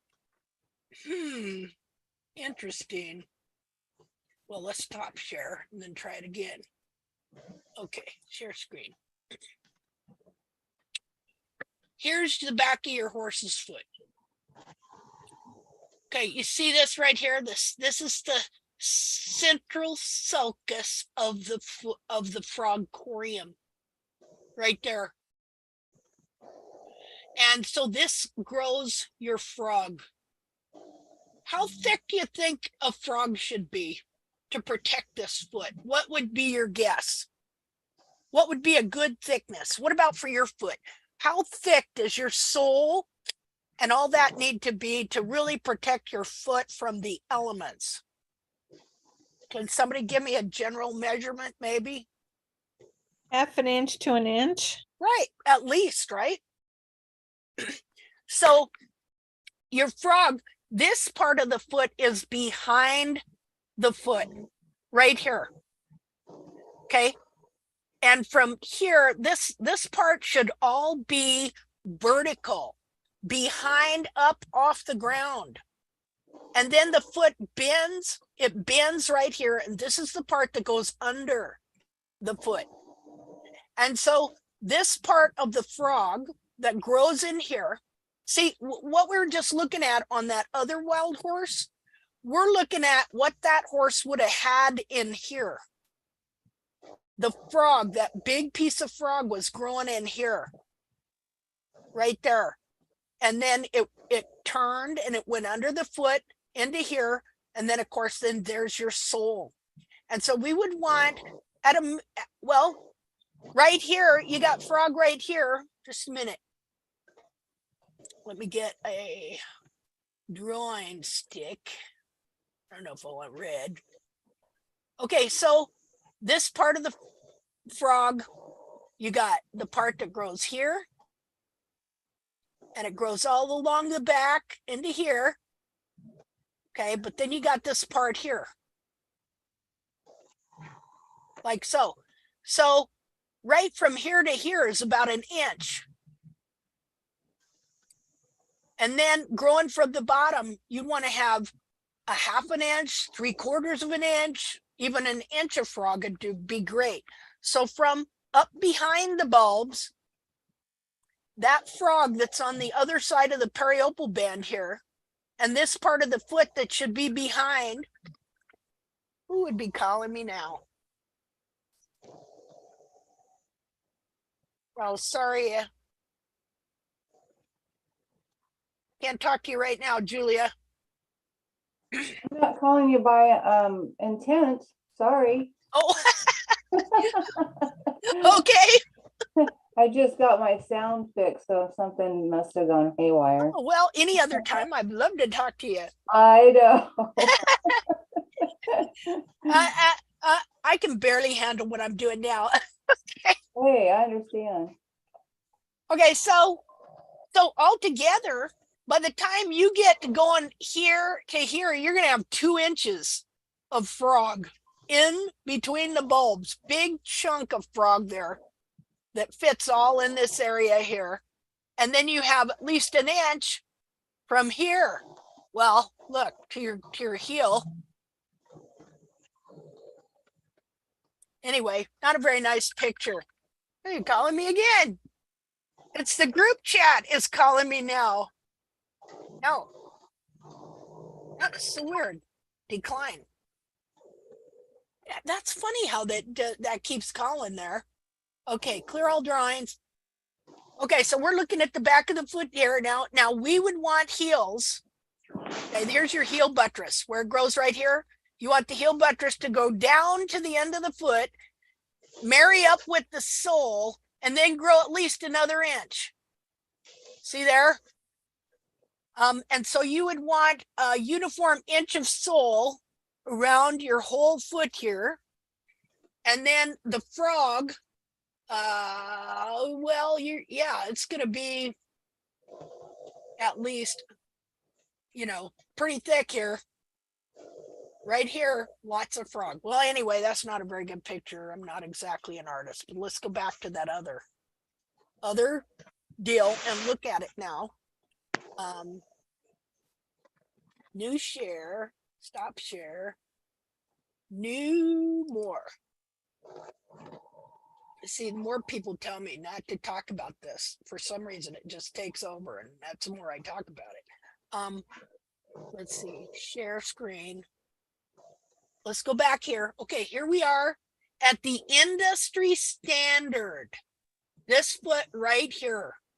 Okay, every horse's foot should look like this. So this is what's put in your brain from the get-go. And what you put in a person's brain when they don't know the truth to begin with, that is how they see it from then on. And Bracy Clark said numerous times, the prejudices of one's early education are hard to overcome. See, you've been taught, and especially they're always just harping on that. Oh, run forward heels. Let's cut them off. That's pretty much what happens. That's what I did. Okay, so we just looked at a true inner foot, which is an anatomically correct inner foot. And this area here, you see that frog? Way up behind in the bulbs. And what happens is if you palpate that, where you put your thumb up here and your finger down here, it's firm. Okay? And so you can feel that frog stay way up between the bulbs here. Okay, but do you see, now look at here. Where's the frog here? It's thin, pulled down to the ground, and pretty much dead all along the bottom of the foot, clear up to here. Look how thick this frog is all under the foot here. Okay, now you can't hardly see it because it's kind of dark, but he's got thick soles too. This horse didn't have much of any sole, not really. So choose a foot. Or let's not choose a foot. Let's figure out what the truth is. Okay. I mean, I wouldn't necessarily want to come along on this one either and go, well, this is the absolute, but I sure wish they would have found this foot first, because you and I would not be here now. They would have figured it out by looking at this foot. Okay. Because when you read what he says a foot should be, this is exactly what he describes. A thin, calloused frog. Well, if all you're supposed to have is a thin, calloused frog, why does a horse grow a nice, big, rubbery, flexible one? Now, I can imagine that this horse survived for quite a while on those feet, but we don't know what kind of effects it had on the legs, on the tendons, on the this, on the that. Obviously something happened to her when she was running and died in the roundup, because that's pretty hard on them, running them in like that. So what's happening now is that as you continually trim this foot down to get frog pressure, it trims out the capsule and makes it smaller. Now the horse has a foot. The horse has a foot. Since this thing don't want to let me share. Let's see. The horse has a foot. This is your horse's foot. And it's like your foot. It is a certain size. And it takes a certain size capsule to support it. And so that that horse is comfortable and that everything is working in that foot ideally. Now, let's talk to my friend who was talking about, well, there's so many more bones in the foot, and the foot, our feet are so much different and everything like that. Okay, well, yeah. Okay, so the horse, he has 4 toes. Each one of his feet is like one of our toes. And it's got the pastern, it's got the long pastern bone, the short pastern bone, and the coffin bone. And of course, that navicular bone's in there too. Okay, but that's a toe. That is considered a toe. And so he's got just 1 digit, and then that's the coffin bone. And then the rest of his toe is formed of all this cartilage and fat.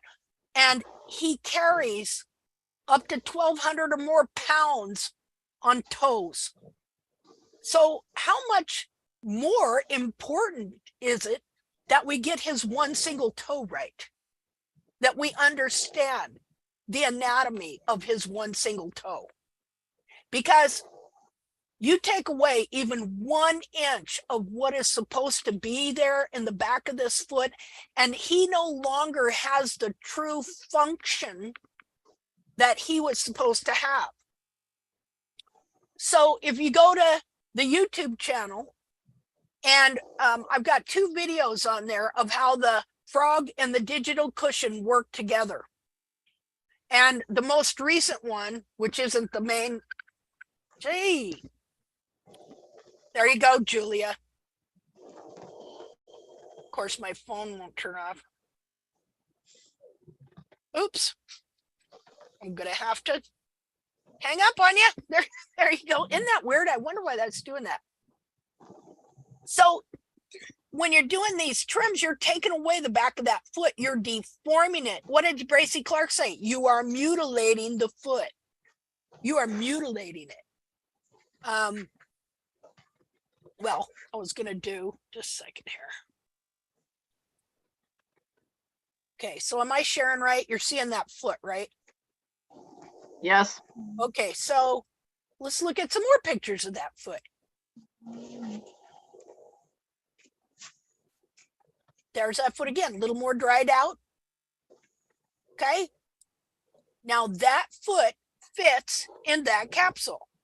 This capsule, the only where I faulted it was the pillars were kind of starting to, the toe quarters were they're not pillars.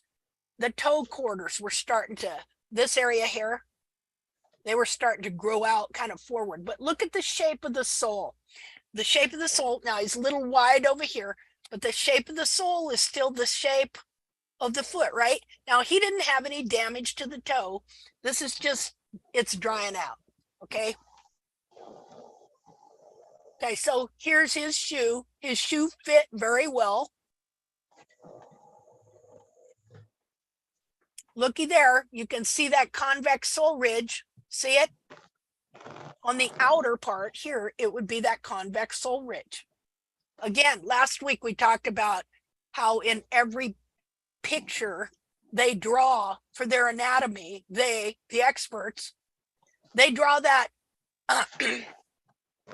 that lamina as going all the way down. They won't show you, they don't draw, they don't even know that the sole corium grows a convex rim of sole around that foot.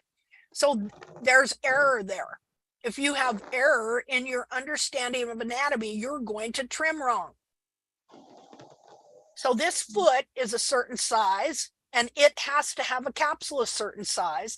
And if, let's say he loses his frog here, and you just go trimming the heels way down, it changes the whole weight-bearing dynamic between the foot and the capsule. Now it pulls the back of this foot down. Well, the back of this foot don't want to be pulled down.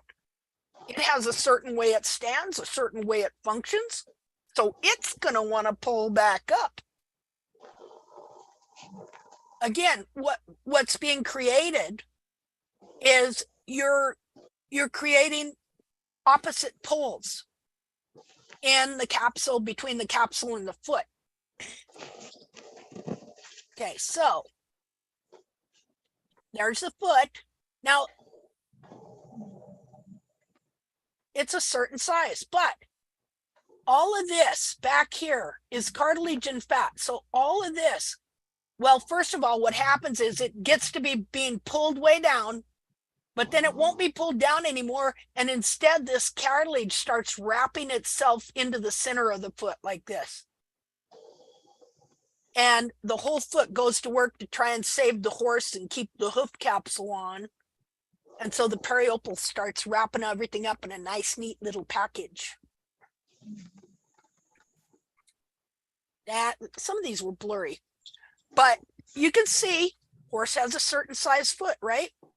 Now, as soon as you take the capsule off, the back of the foot falls down. That's why it needs so much support. And that's why it's so easy to take this cartilage and just start bending it in and wrapping it up and reducing the size of the shoe, the capsule. Okay, well, look, that's pretty good. Now, also have a foot here that is, just a minute here, that was barefoot trim, just like what I'm telling you. Get it. It's here pretty soon. Here it is.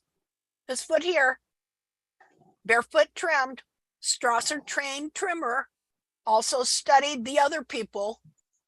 Okay. And we're going to look at that foot. Now, this might look at first like a good frog stay, but it really wasn't, because it was actually pulled down in a really weird way, because the whole back of the foot is pulled down and the capsule size is reduced, so that this horse was wearing too small a capsule most of its life, and the horse was put down due to having shredded tendons. I have videos of the horse, and it was horrible. Okay, but what's that get? That gets blamed on anything and everything but the trim. We're going to look at some here. Okay, here it is. That's the foot.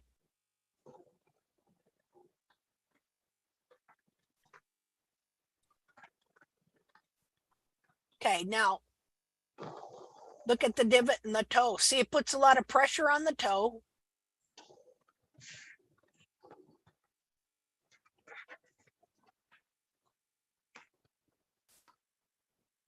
So this is what doing a barefoot trim and having too small a capsule did to that internal foot. It deformed the frog gram. It deformed the heels. It messed up, well, what do you call it? Demineralized and changed the form of the bone, the coffin bone. You would never get a balanced foot here. Okay. I mean, it just warped. It warped the whole foot. So this is this the kind of foot you want on your horse? Look at here. We got this, the hairline pulled way down. See? So this is what's going on with all these horses that are barefoot trimmed. When you reduce the size of that capsule and force that inner foot into a smaller container, just as if your foot, like say you wear a size 9, but you're forced to wear a size 7. What do you think that's going to do to your foot, your ankles, your knees, your tendons, your hips? They're in pain all the time. Okay, see, trying to get that 30-degree hairline. Okay, now in a good foot, this frog that's been pulled clear down here, see, it shoves the heel up. And so when we are restoring these feet, we're restoring the anatomy. We're pulling all of this foot back up this way, which is going to push these heels down. See, you talk about, just a minute. Let me annotate here a minute. Okay, so talk about heels that are run forward. Well, when these heels are pushed up like this, okay, this is what you get here. And so you got to keep them short so nobody notices.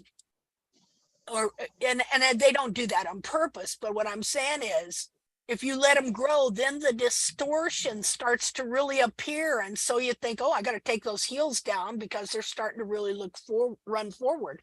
Well, they can't do anything but run forward because look at the shape of the coronary band. They have to grow that way. Right here, here's your heel buttress. It's growing like that. Okay, now if we were to look at that other foot, it's not doing this. See, this coronary band is supposed to be straight like that, not curved down like that. So the horn tubules grow from this, and they have to grow the direction of the coronary band, like so. That's, let's see, clear all drawing.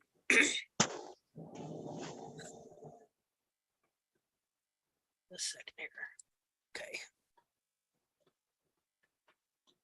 See, there's your 30-degree hairline. This was somebody trying to get that foot on the horse because this is what is put into your head. Now, people aren't doing any of this on purpose, but it's still being done. You know, people have still taught certain things. You know, it is not bashing people to point out this is what people have been teaching. And this is where they got it. And this is why they're teaching it. Okay? Because they were taught error from the get-go. Hundreds of years of error. And they didn't know the truth. And then they wanted to help. And they tried to help. But they already had error in their head. Okay, as a foundation. They didn't have any scientific training. And so they took 1 foot as the role model. See, for the industry standard. And so what you see in this foot, this is from a highly trained individual. Okay. And so this is a gilding, by the way, and he was a bigger horse than the other one I showed you that had the good foot. All right, but yet he had a smaller capsule. Because that's what these trims do. They create a smaller capsule and they compress this foot into a smaller container. Look at that. See, I should put the other one up here so we can compare. Just a minute.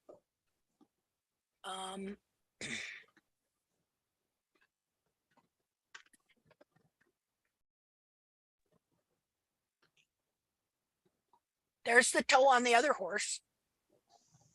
Do you see a difference? Let's look back again. Okay. That's what cramming a horse's foot into a teeny tiny capsule to try and make it look, and then nobody realizes, I didn't realize this was what I was doing. Let me show you my horse's feet when I was doing these trims. Just a minute here. The difference in color, is that because it's one is drier than the other, or it means that this one, as it's redder, it's because it's more damaged than the other foot? It's redder because the blood isn't out of it. Okay, or it might still have some of that. Because see, if you soak them, they turn the color of skin. All right, and so that one hadn't been soaked yet as much. but it's what you're looking at is the deformation of the foot. Can you see how it's deformed? Yes, yes. I was wondering about the colors because you said this is the good foot and it's white, and then this one is the bad one and it's red. And I was thinking that maybe the color had something to do with it, but if it's Yeah, I think it does though too, because definitely on the other foot, if I show you when I first took the hoof capsule off, the red is very uniform, and it's blood, and you can tell. But on this foot, you had the red, but it was worse at the toe. You know, because the toe was probably always hemorrhaging. yeah, it Because looks a lot darker at the toe. so these feet hemorrhage all the time. They'll hemorrhage, and then the blood will leach out.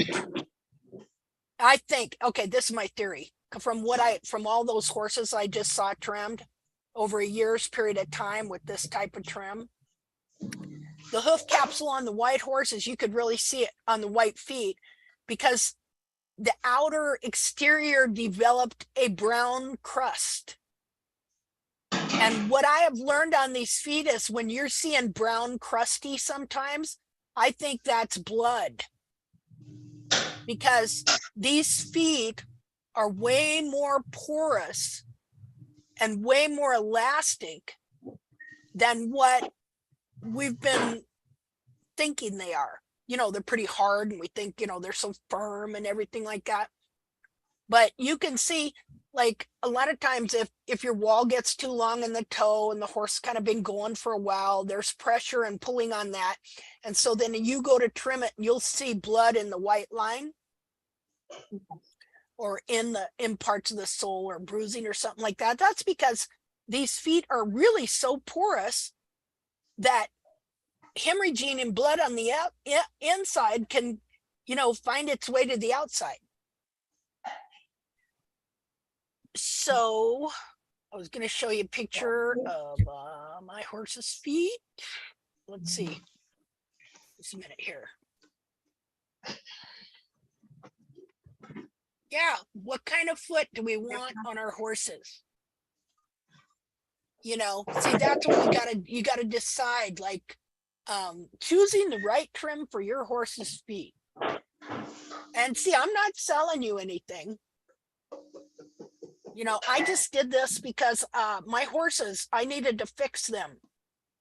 And so I had to do all this, try and figure out what's going on. Why is this happening?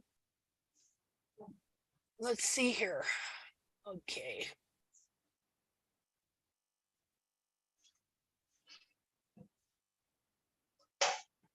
Look here.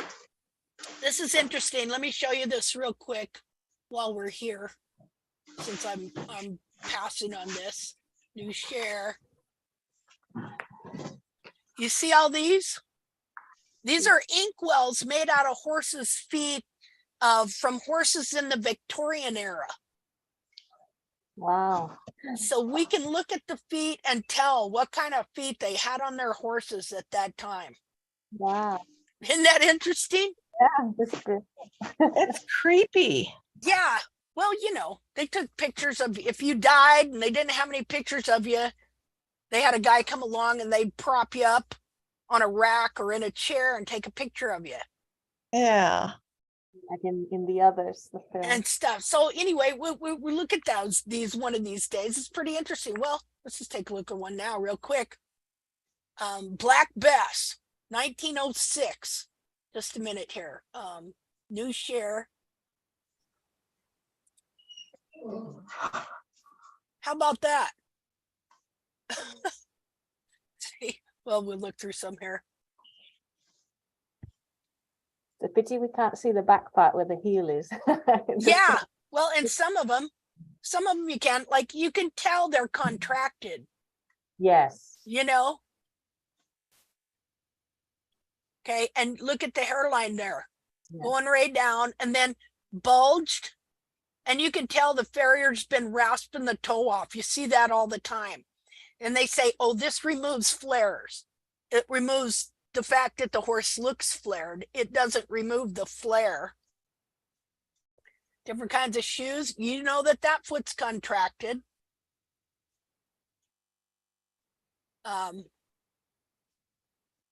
Okay, look at the hairline.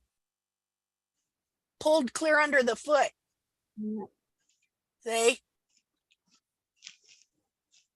And See the now? frog is very, very small there. There, bulbs pulled down and under there. And see, like I told you, when you trim the heels out, it makes the toe shoot forward. Well, then they're always rasping back the toe, rasping down the toe, thinning down the toe, which just makes it worse. Actually, doesn't cure anything. But because you got a shoe on the horse, it's still holding all that together. But there's internal damage and pain constantly going on. That's a candle holder. See, you can see the hairline going down. You know, they would take a casting of these feet. I mean, they're picturing it like it would have looked. Big bulging coronary band area. Pretty fancy. See, they're all pulled down under back here and then bulging up here because that's what it does, pretty much. So interesting, huh? So Yeah. we can learn about what these feet looked like from Bracy Clark, or from these things anyway. Okay, so where was I going? I was on the way to show you my horse's feet. Okay, so hold on here. I'll leave you with that while I go searching. Let's see. This looks like a toilet. Exactly kinda what I does, was doesn't it? thinking, That's funny. like an outhouse. PUV Valor.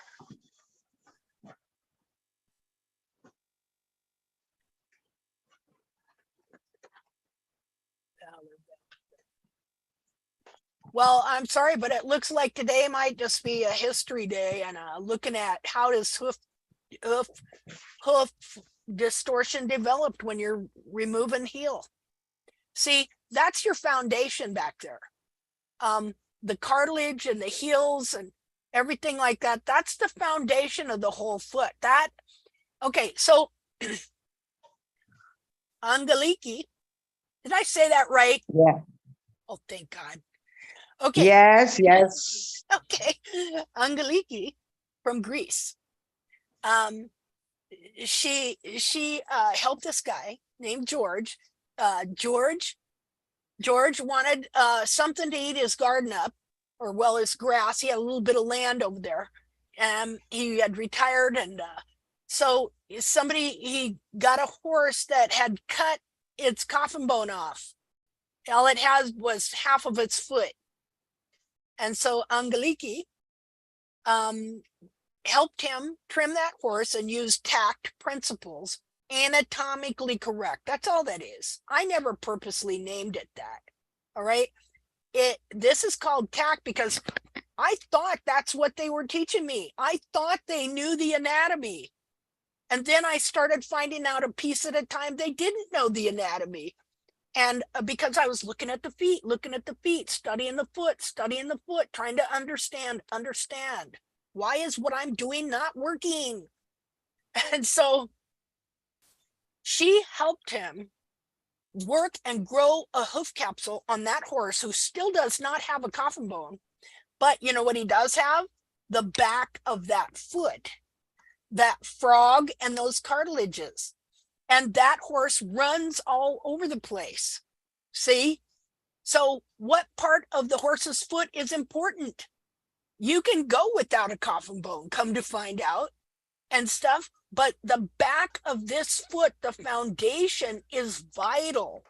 Vital. Now you want a coffin bone too, but primarily the back of this foot is the most important part. And even the ancient Greek writer who was a general in Alexander's army.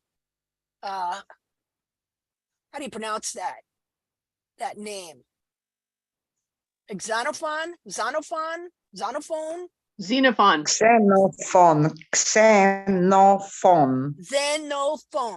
Okay, I'll just think of Zen. Zen.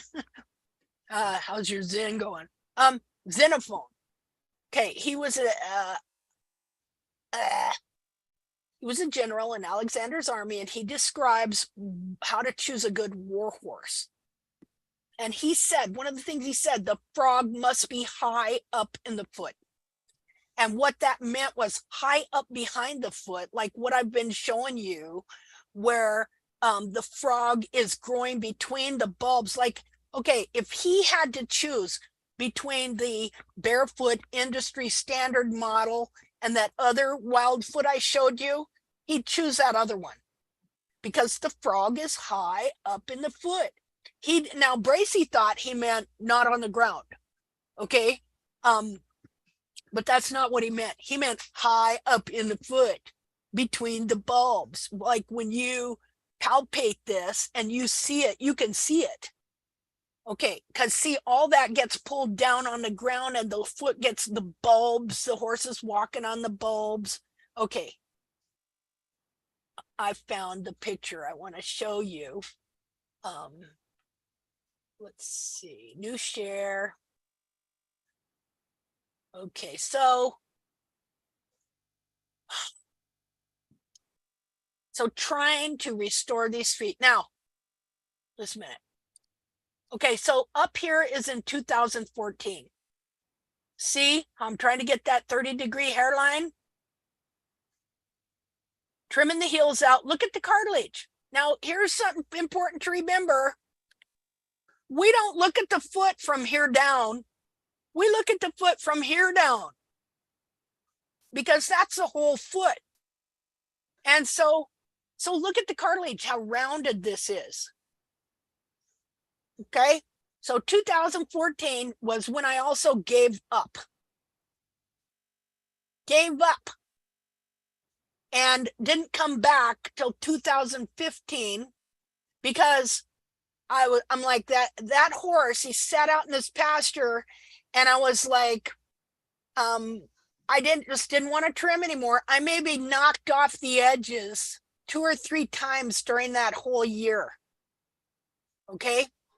And so I got disgusted. I thought, that horse is going to waste. I'm going to sell him.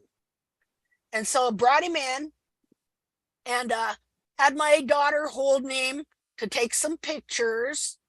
And then I thought, oh, what the heck? I'll just take some pictures of his feet. Because like I was standing up looking at his feet, but I didn't really realize what was going on with them till I took pictures and I was horrified. Look at that. You want to talk about run forward heels? Okay. Well, here's what happens. As long as you keep doing these barefoot trims every 3-4 weeks, oh, well, you get what you think in your mind is this nice, neat little foot. But if you let that foot go, this is what it turns into. Because didn't I just show you the way the horn tubules are really running in that foot? Okay, they're not supposed to be running that way.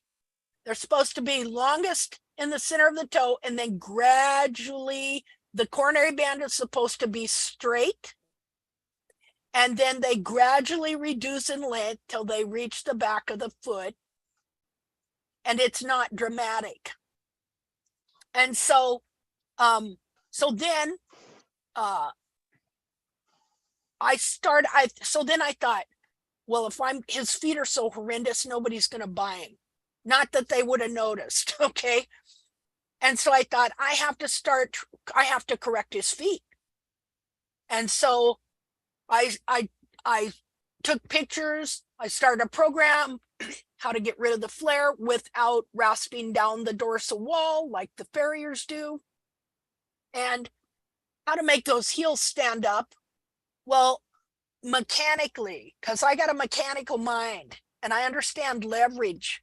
Why do I understand leverage? Because I've used it as a benefit my whole life being a woman and being weaker than a man. All right.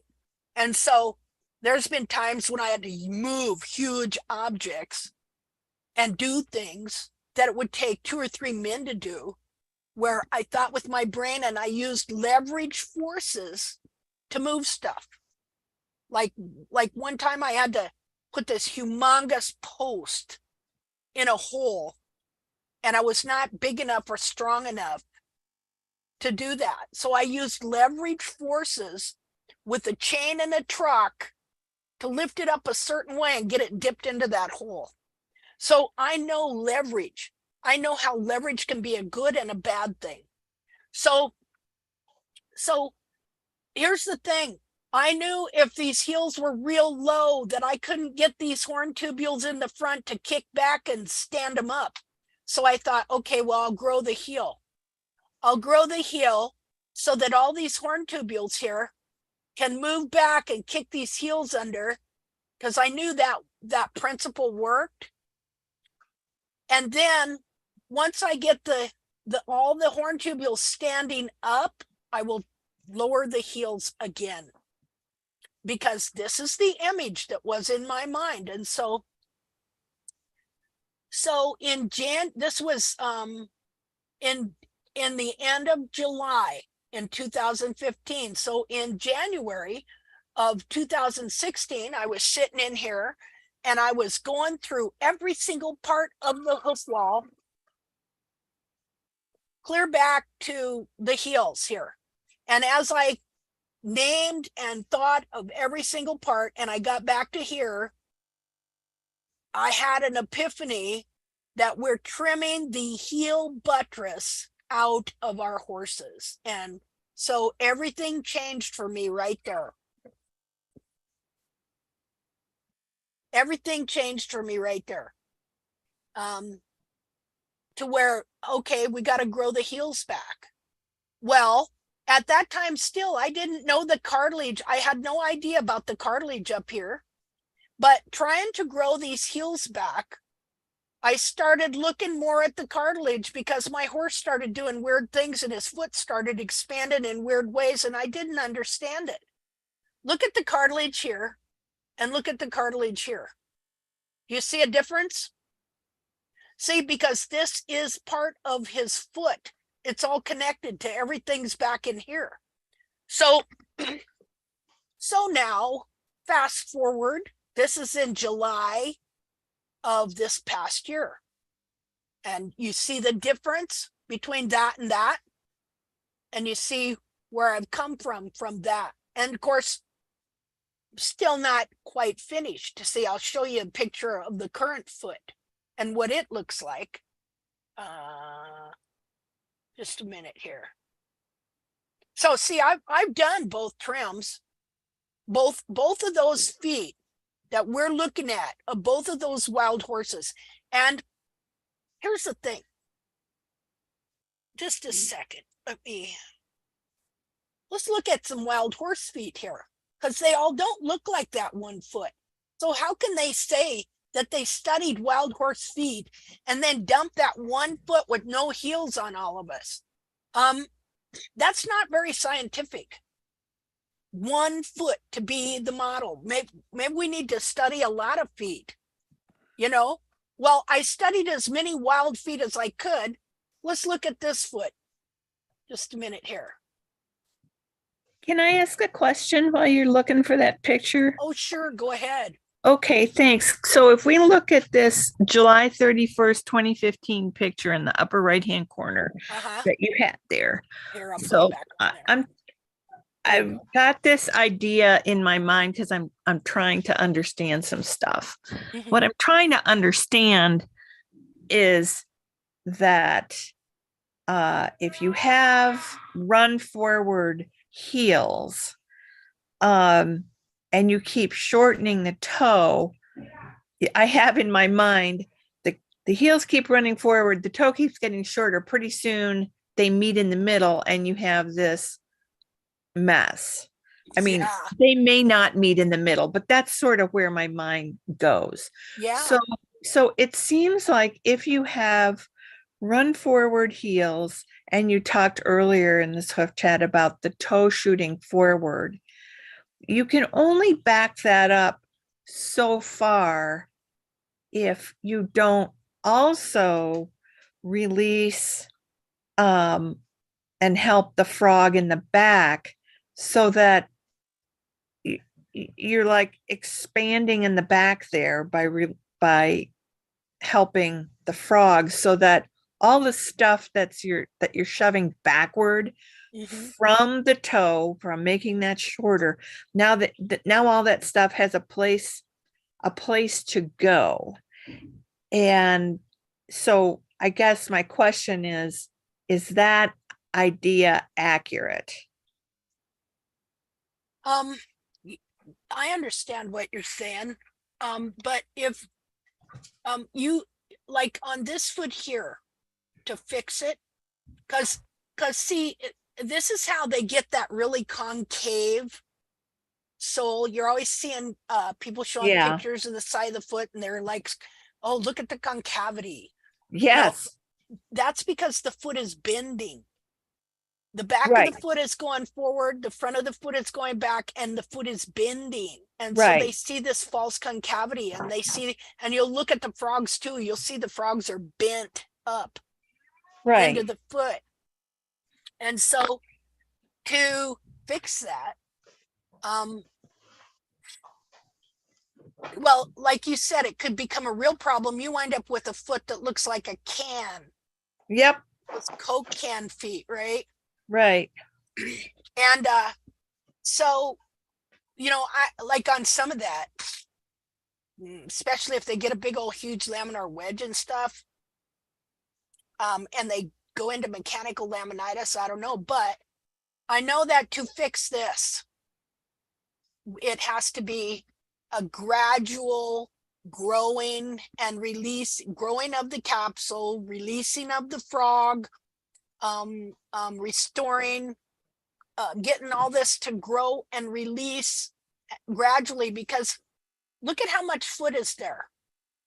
See, that's what happened here. It was slow, gradual release and stuff. Of course, this don't look all that hot, but I'd rather have this than that now, because I know about this. But so you have to gradually grow in the hoof wall and gradually release this. Otherwise, if I just came in and said, well, I'm going to free the foot would release and have nothing. It would just be a bloody stump back there. Right. I get what you're saying. And I didn't mention, yeah, it's gotta be over time. So I think we're saying the same thing, is that you can try to push the foot back through trimming the toe all you want to, but unless you've got a back door basically for the back of the foot to come out, which is going to have to be by opening up the frog, you have a problem. Yeah, opening up the frog or just, kind of renewing it, getting it more lively, I would say. But also you got to grow in this whole part. Look at all this hoof capsule that's been grown in to this foot here. Yeah. See? But it can't grow in unless it has somewhere to go, right? So if the bulbs are contracted, that, you have to address that. And yeah, it all kind of works together. Yeah.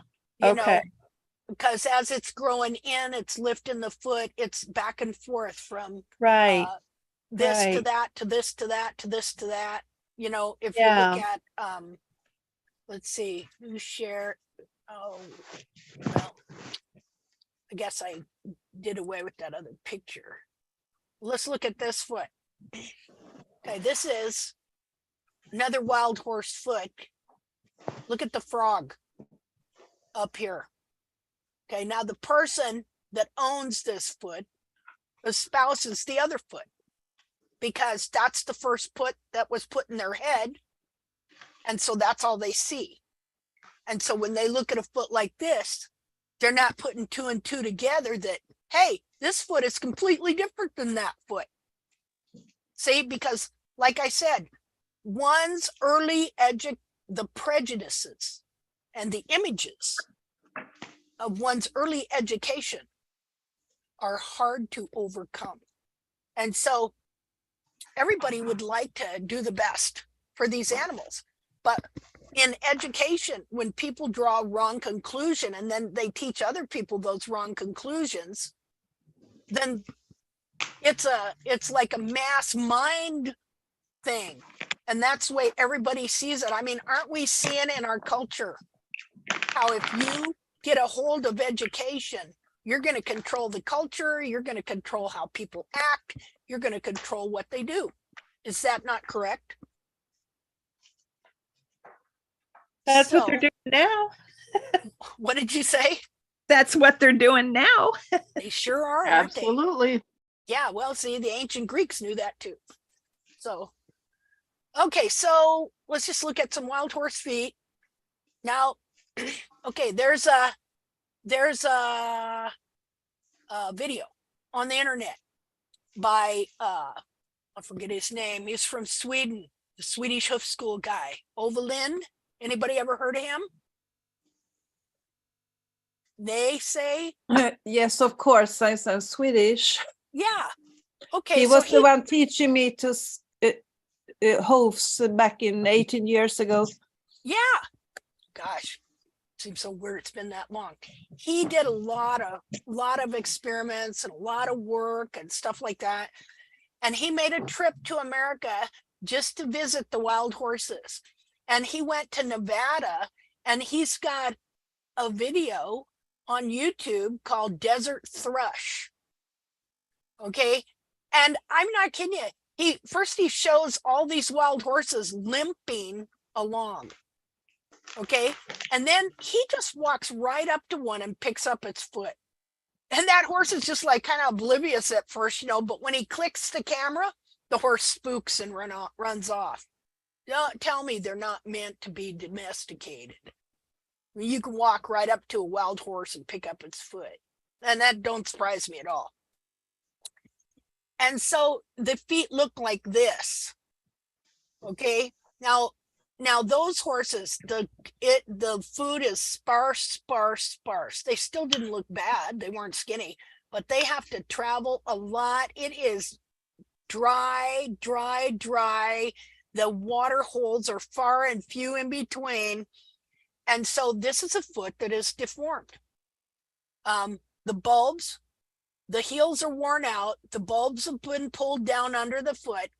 And if it's like that, it doesn't take much for it to affect the frog corium underneath. Okay, have you ever got, like in the winter, you ever get cracks in your fingers? Anybody? And they can get really deep. That's a similar here, because the frogs are they're not pliable, they're dead, stuff like that. And so all those horses were limping. Okay, now, did they naturally wear their feet like that? And were they out in the wild and everything? Well, that doesn't mean that's what we want to put on our horse. Nature is a killer. Nature isn't always good. See? And so this was a foot pretty much found in Nevada, or in a super, super dry place. All right? See how the bulbs are pulled clear down to the ground? That doesn't mean we'd want to take this and go, well, I'm going to make my horse have this foot. But I can guarantee you that's what some people are thinking. They're going, see there? See? It's a wild horse foot. Well, look at that frog. Holy Hannah. Okay, here's one in Washington. Totally different environment, but look at the rocks that thing lived on. But look at the heels. This is the front feet. See, now her frog looks a little tatty, but I guarantee you under that was full, luscious, good frog. Here's the back foot. Why can't we use that for the model? Why can't we use that for the model? There's the other back foot. See how the back feet are a lot the same? This one's a little more pulled down. back here. But I know now from doing dissections and using the inner foot as the role model that that's what we want we want the capsule to fit what the inner foot is truly like. Like, I don't want the back of my horse's coronary band to be pulled down like that. It's okay for this wild horse, and yeah, she did it naturally, but look at the rocks, for crying out loud. I want my horse's foot to be just right. I want the capsule to follow the shape of his inner foot. I don't want the inner foot to follow the shape of the deforming capsule. You understand the difference there? You know, if you trim this wrong, if you trim the heels out, it's going to pull the whole back of the foot down and under like that. I don't want that. You know, I don't want my horse to wear his feet like that. Now, if he wears them that way in the wild and he survives, well, good for him. Nature is good to a point, but nature is also arbitrary and cruel. And we as humans have learned to take dominion over nature in our own lives so that we can live in a warm house, you know, and we can use things in nature and control our environment. Well, these horses are domestic. We need to control what goes on with their feet, and we can only do that by having an understanding of all these things. And so all these are horses out in the wild. Okay, so here's those 2 feet again. Okay. I remember, I don't often share this because I remember when I was doing the trying to figure out what was different between each of one, I think I was wrong about something, but I can't remember now. But here's that 1 foot, and here's the industry model. Here's the interior of the one, and here's the interior of the other. And so you'll see, I have a picture off a Barefoot site that shows a rather fresh cadaver that had been barefoot trimmed and cut in half. And it has literally no frog and a big fat digital cushion. And the title under it was A Healthy Barefoot. Really? What about this? What's the difference? Which one does the horse want? Which one is the true foot? Which one is the deformed foot? See? So, oh yeah, look here. What have you been taught? See? Do not force this foot on your horse. I forced these feet on my horse. And so, my horse developed a bad habit of cribbing and used to get colic all the time. See? Pain. So I basically tortured my horse, I guess, for using this trim. People don't like to hear that. Here we go. Wild Mustang hoof. Really? What about that wild Mustang hoof? What's wrong with that wild Mustang hoof? This will be the industry standard. This is the foot all horses were meant to have. Okay, so what you find is now people are trying to put this foot on their horse, and they're being told that you're going to have to endure the pain that your horse goes through if you really love him, so he will have good feet, so you can build his feet up. This is what people are being taught. And I can show you that verbatim. Okay, here's a wild foot, but what's happened to that foot? Of course, the back of it has been pulled down. That might be the front foot of this foot here. Okay, now they show this one all the time. They don't show the front foot very often on the same horse. This is the front foot on the same horse. Now, why wouldn't they show this foot as much as the other foot? See, it looks different. Look at that curve. See, everybody wants, okay, this is a anatomically correct foot off a 3-year-old wild mare.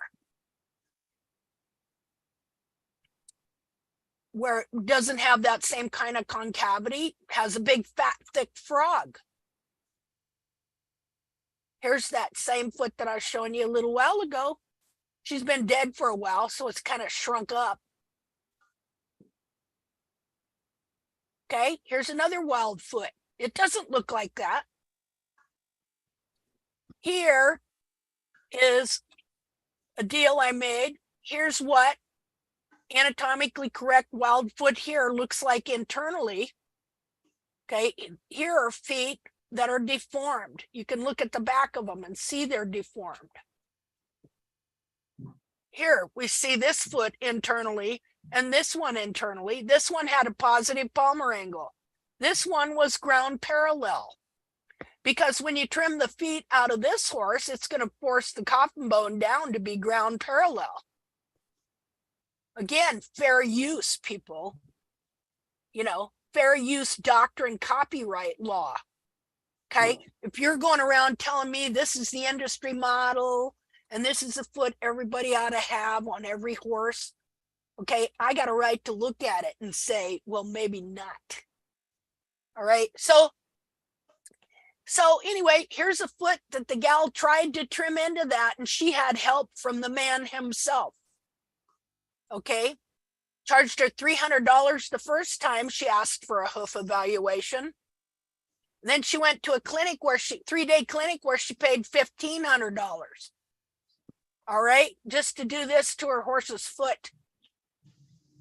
And so then, you know, I was just learning then to grow in heels.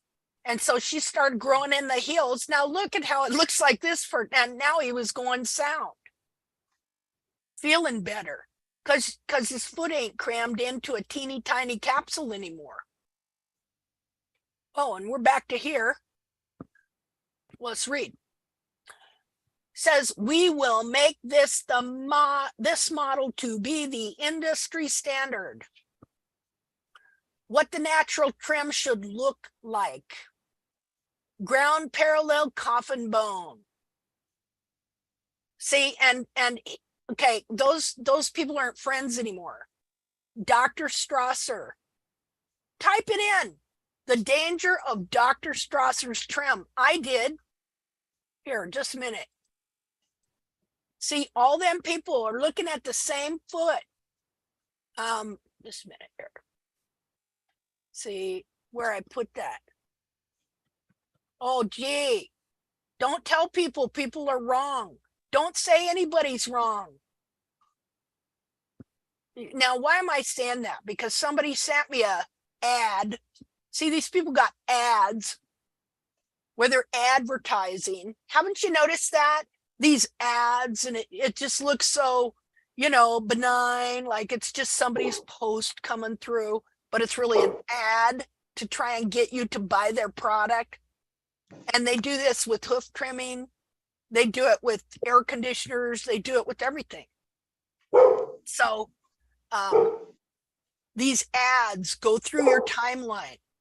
Okay, so Angeliki showed me an ad this morning, okay, where the person is going, you can come get hoof help from us. We don't bash other trims, blah, blah, blah.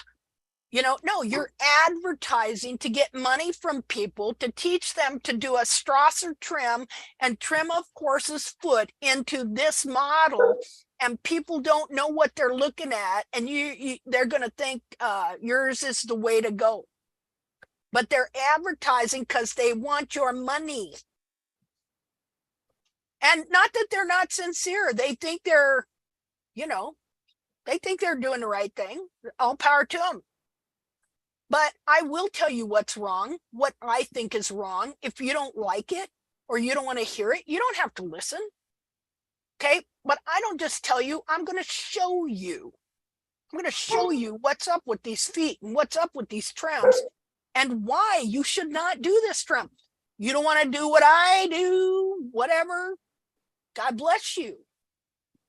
But I'm going to show you what I went through, and I'm going to show you what these trims are based on, and I'm going to show you what they do to a horse.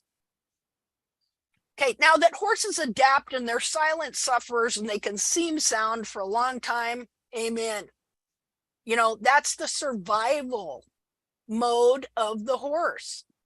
You know, their feet were meant to adapt and adapt and adapt till they can't adapt anymore, so that they can survive. Now, I was going to show you something and I couldn't remember what it was because I got to blabbing. Let's see here if I can find it. Oh, just a second. I'm just going to show you what I Googled. Close that.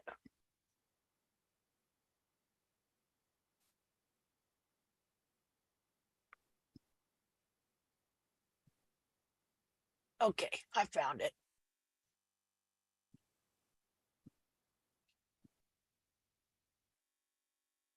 Just a minute.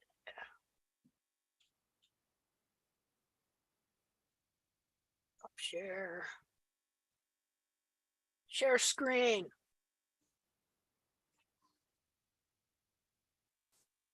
Drat. Is that it? That's not it. Just a second. I'm going to have to close something first. They need to make it available so you can.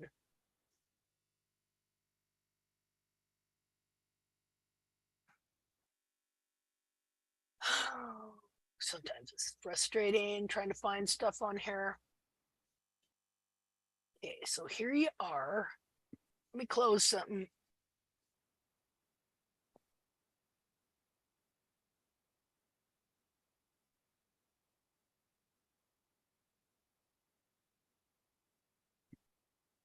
Okay, you see that now?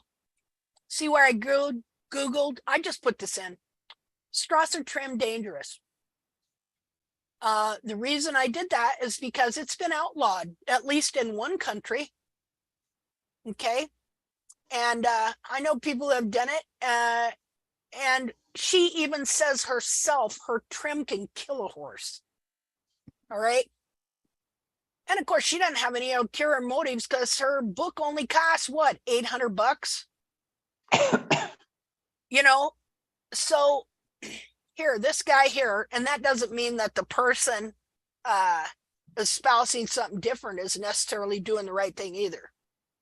But says this person who teaches holistic at holistichorse.com says, hammering is most concerned that not only may the extreme trimming technique be dangerous, but that it is made considerably more dangerous when done by untrained owners or even Strasser certified trimmers, if they have less than 3 or 4 years of experience in applying the method. So here's the deal.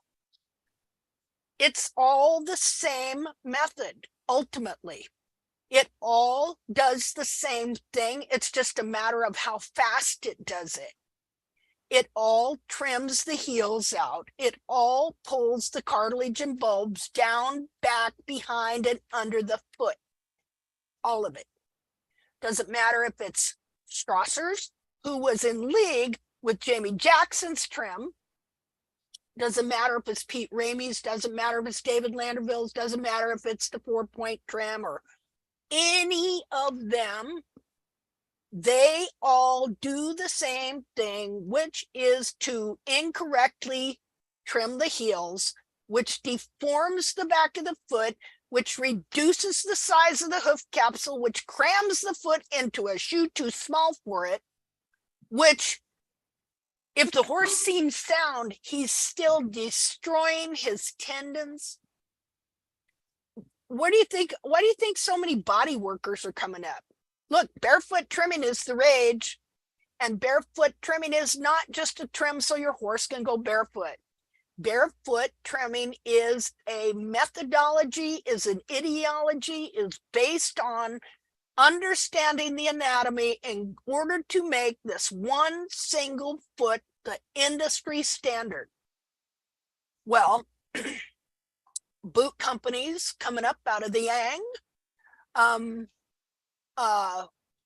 body workers, chiropractors, hoof nutritionists, everything you can think of. All right, trying to make horses sound that are unsound because of their feet, because of the way they're trimming them, because they come up with this idea that this was the foot they had to put on every single horse. Okay, so Strasser hoof trim method. Okay. Anyway, warning. Da da da da da da da da da da. So there are lots of Strasser trimmers, and I've had lots of people over the years contact me because they had foundered ponies and things like that. So it's the method. Is this person a good person? Maybe. I don't know. Does it matter? It's the method. It's the method. This method of trimming is wrong. It's wrong. It's morally wrong. Okay? And it's anatomically wrong. People don't like me to say that. Don't say it's wrong. Don't be saying people are wrong. Well, it's wrong. You know, I'm showing you why it's wrong. I believe it's wrong. I believe it's wrong anatomically. And now, I believe it's morally wrong. See, to take and think that that's some form of science where you take one foot and say, oh, hey, every horse ought to have this foot. Oh, well, yeah, all horses' feet are different, but every horse ought to have this foot.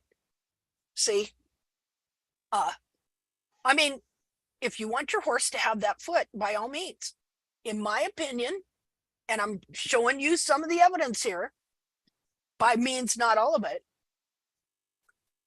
This is why your horse is lame. This is why your horse is not sound, because you've been taught these trims, and either your barefoot trimmers taught these trims, they've been doing it to your horse, but now it's inferior as well, which makes it even worse, because they want to, you have to fit the shoe on the horse, right? And the shoe is a certain thickness. And so in order to make the frog contact hit the ground, you got to take even more heel out. See? And so they're deforming feet faster and quicker and worse by what they're doing, because it became a money deal, because they're losing all these clients to barefoot trimming. And so they started the regular barefoot trimming, but they also picked up on the idea and the methodology that the frog has to have frog pressure. So how am I going to make the frog have frog pressure when the horse isn't barefoot, when I'm putting a shoe on, and the shoe is what, 1/3 of an inch thick? Well, I'll have to trim out more heel and then put the shoe on. So that's what's going on. See, one bad idea leads to another. Okay, so anyway, you know, research some of this stuff. You know, they're all getting together now. See, and like it says here, the Strasser method is a franchise. That's what all these people have, is a franchise. It's a franchise. Take my class, be my trimmer, whatever. I'll start a franchise. Yeah. Let's see, new share. Where are we going? We're going to the wild horse feet. Okay. So here we are again, back at our foot. Which horse do you want? I want a foot that is more like this, because I know that it is anatomically correct. I know that I will have thick sole on my horse, that I will have a thick frog on my horse, and that it will fit his foot, and his foot won't be crammed into a tiny capsule where he's destroying his tendons and everything else because I've taken out the back of his foot. So look at this guy. He doesn't have those feet. He doesn't have a 30-degree hairline, and they'd be saying, well, that horse is clubfoot. Well, maybe simply because he has such a straight hoof wall and no 30-degree hairline. I don't know if you can see that. You know, this is wild horse in Utah. Doesn't look like he's suffering too much to me. Sound as sound can be. Okay, so there's a wild horse. There he is again. Now, I don't know about that, but you see the feet on this horse.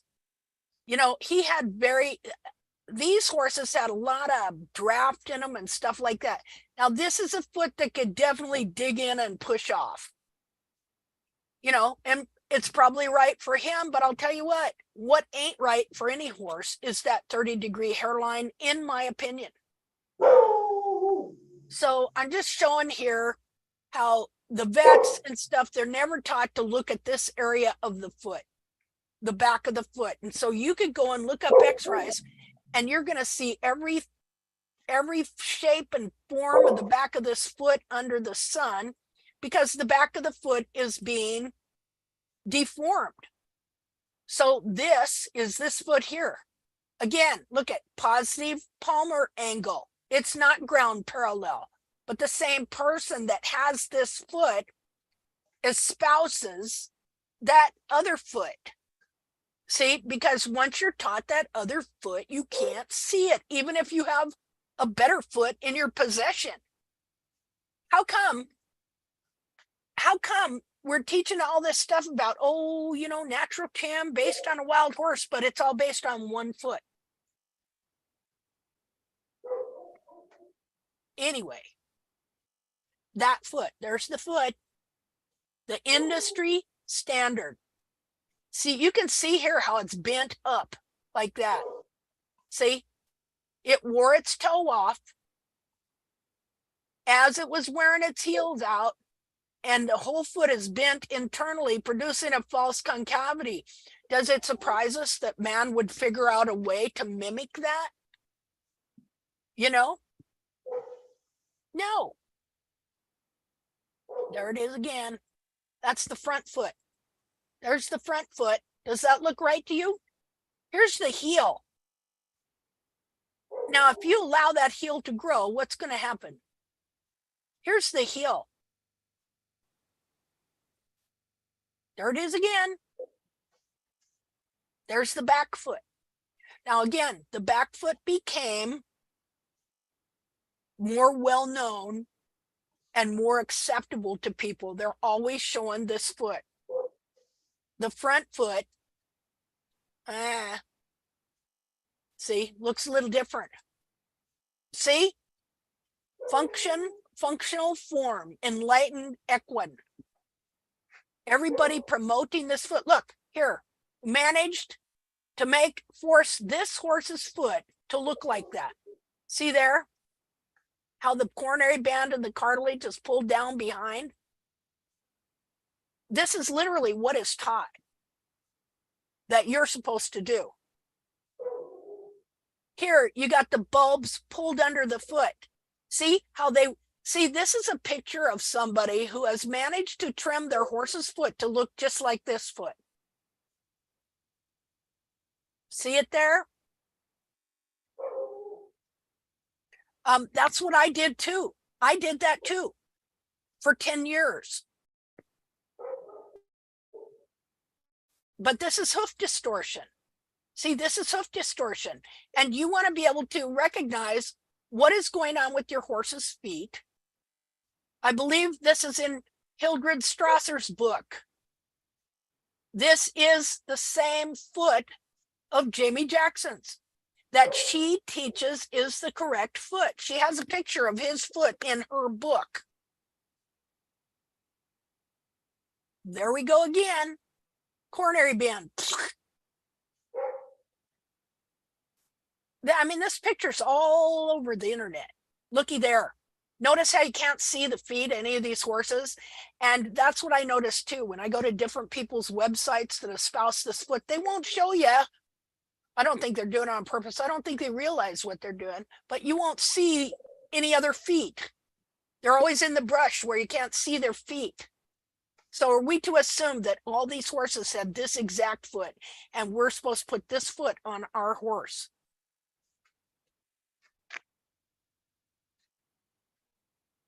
Here's where now see, I was in a state of confusion for a long time because on the one hand, Pete Ramey espouses the other foot, but on the other hand, he found this dead wild horse when he went on a wild horse hunt. All right, so he's got this picture on all of his pages. So I still wasn't understanding the anatomy in 2016. Now I only discovered that we needed heels on the horse in January of 2016. And so I'm trying to grow heels here. At that time, I did not know about the cartilage. Well, how could I? Look, the cartilage on this one is all dried up over there. And so I knew this was a better foot. So I was trying to get something similar. See there? Now I know a lot more now. There were times when I thought I had done it, but realized I hadn't because my horse's foot wanted to expand out of the back of that capsule. Okay, so this is where I'm showing you, this is a cadaver foot I had, where I'm showing you how I could just take my hand and bend the whole back of the foot under. See, all this part, I could take that and bend it in like that. So when you're trimming and you're trimming the heels out and it's reducing the size of the capsule, it just bends that foot up in there. Well, you're stripping the frog out. Once you strip that frog out, there's lots of room to just bend and fold that thing up under in there. And so your horse will have some degree of this one way or another. Now, here, if this is supposed to be his foot right here, look at the coronary band, pretty straight there. I know it's kind of blurry. And this is how their foot with the capsule on it and the big frog up between the bulbs. And that is the way their foot is supposed to function to carry the 1,200-pound horse. And you take away this much of it and cram it into a tiny capsule with the 30-degree hairline. You've taken away everything that horse depends on to stay sound. The way that foot functions. You have changed the function 100%. Well, can you see now why the toe would shoot forward maybe? That's another foot of his. Okay, look at that. Look at the straight hairline. Look at the heel. Okay, look at the sole. Here's the bottom of the capsule and the heel buttress. And look at how that foot is built up underneath there. The frog would be in there, the collateral grooves, all that. Does that look like that foot, that industry standard? It doesn't, does it? But because the industry standard was burned into his brain from the get-go, then when he got this foot and he dissected it, he does not see the prejudices of early education are hard to overcome. So he does not see that. Now, am I saying he's a bad person? No. I'm just saying he had something put in his mind that is not correct as far as I'm concerned. And I do not want to trim my horse's foot into that industry standard. I want to trim my horse's foot into a capsule that will fit his foot. See, this is a wild horse foot here that was given to him by Cheryl Henderson, who also does the same trim. No, not to fit this foot, okay, but that same industry standard. All right, so make up your mind. What do you want? You know, you want to cram this foot into a little tiny capsule and make it look like the foot I was showing you? It was all hemorrhaged and puffy and lopsided and bloody. You know? So here is that other horse that was found in a cattle guard Okay, look at the sole. He hasn't got a big old concave sole because the foot ain't bent. This foot is totally different. Look at that. Not a tremendous concavity like what you see on that one wild foot where everything heels trimmed out, toe worn down. No frog. This horse had a massive frog. Wild foot, wild foot. Look, it looks almost flat. How about that? That's sole. This horse has an inch of sole around the perimeter of his foot, has a 2-inch thick frog into the frog stray up behind the foot, at least an inch on both sides. Massive. See, a massive foot. That's the way these feet are too, by the way. Okay, here we go. So just because this wild horse's foot's heels are bent under and look, got that arch, do I want to have that on my horse necessarily? No. This horse here has feet different than this horse. No. Doesn't have feet different. This horse has the same foot. They're all born with the same foot, with the same needs, with the same anatomy, which is just like this right here. But in certain environments, they're going to wear their feet wrong. It's going to pull all their cartilage down and under. It's going to put false concavity in their feet. And then humans are going to come along and say, see there, that's the ideal. Let's make our horse's feet look like that. What am I going on? I'm going on the internal foot. And I've collected lots of internal feet to know what's deformed and what isn't. And so you want to grow a capsule on your horse that fits this foot. Here's that same horse. Okay, look at the alignment of the lamina and the horse. Of course, he cuts off the top of the foot because he don't know that's part of the foot really. See, they don't know that cartilage is just as much a part of the foot as what's under here. Or maybe they do, but they're just not cognizant. Here's that foot again. Look where the frog is. Clear up behind the foot. That's the frog stay. Clear up here and down into here. It goes like this. Not just this part, not just down here like the industry standard. And look at the sole. Look at the sole ridge. It doesn't have that same concavity as the industry standard.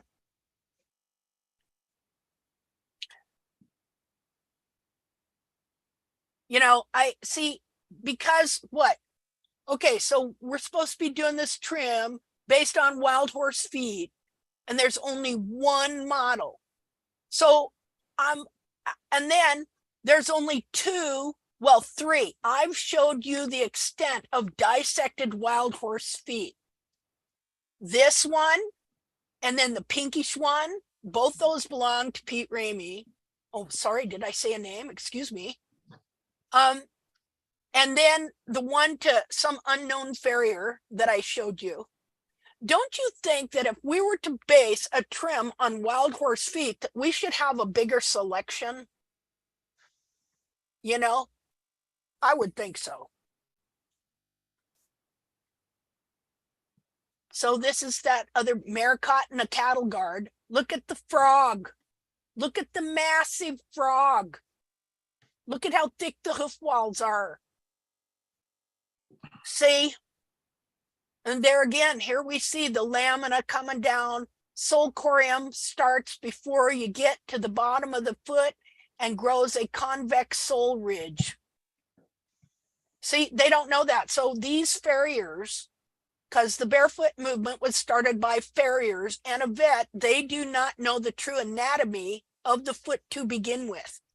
They have inherited error upon error upon error upon error. And so they're looking for answers too. And everybody means well. But because they did not have a corrected true foundation in the true anatomy to begin with, it was very easy to start drawing wrong conclusions about things. Linda, Yeah. on that picture that you just showed of the bisected, yeah, that one, it looks like I can understand what I'm looking at where I see the frog and the V shape and the horn, but is the horn supposed to continue around over the lamina? It almost looks like they put two pieces together. I don't know what I'm looking at. Let's see here. Let me annotate. Can you see what I'm talking about? Yeah. I'll annotate here. Okay, the horn, you mean the hoof wall? Yeah. Okay, so here's the coronary band here, right here. Yeah. This is the coronary band groove of the wall. The Yeah. wall is coming down here. He's cut, what he did here, he cut half the hoof capsule off, but the rest of the foot is left. Barefoot is left here. Okay. So here's the wall. And that's the heel. No, this is the front wall. This is the dorsal wall. Right That's here. the dorsal wall right there. Yeah, this is the front wall, the dorsal wall. This is the coronary Okay. band going around here to the back. The heel would be back here. So Okay. Did The he cut heel's right back down the here. center of the frog? Yes, he did.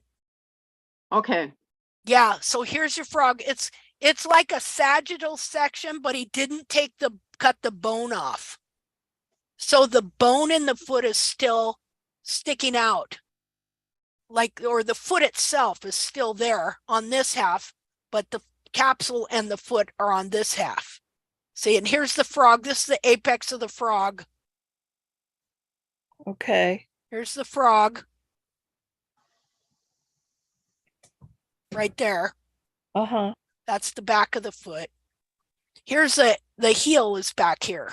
Here's a bar. Okay, heel's back here. And this is the toe. It's kind of an Hey, that odd. helps. Okay, can you see it now? Yes, thank you. Okay, Yeah, thank you. here's the lamina. Well, here's the coronary band up there. Yeah, you could see identifiable parts, but it's just like, wait a minute, what is this? Yeah, We've just never seen it like that before. yeah, it's That's interesting, isn't it? Okay, so there's a soul ridge. There we go. Okay. Well, I just spent a lot of hours staring, trying to figure out what it was too, you know. I didn't recognize a lot of this stuff. So, but I wanted to understand because, you know what, I believe everything people said because everybody means well and everybody wants the best for the horse. But I wanted to understand all the details, every single detail. All right. And then as I began looking, I started seeing, well, this doesn't fit here and this doesn't fit there. Things don't fit. So, well, there's my great grandmother and grandfather. We're to the end. Let's see. So we should be studying more wild horse feet than just that one foot. You know, look at the feet on these horses. Just a minute here. Where would it be? Pictures.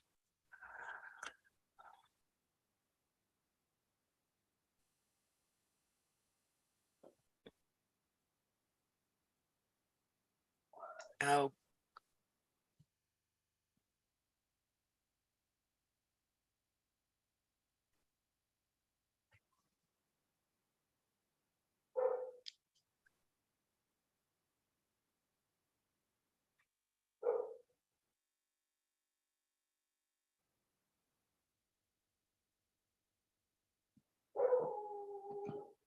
Somebody's dog's warning you. Warning. Okay, so let's see, new share. And it's going to be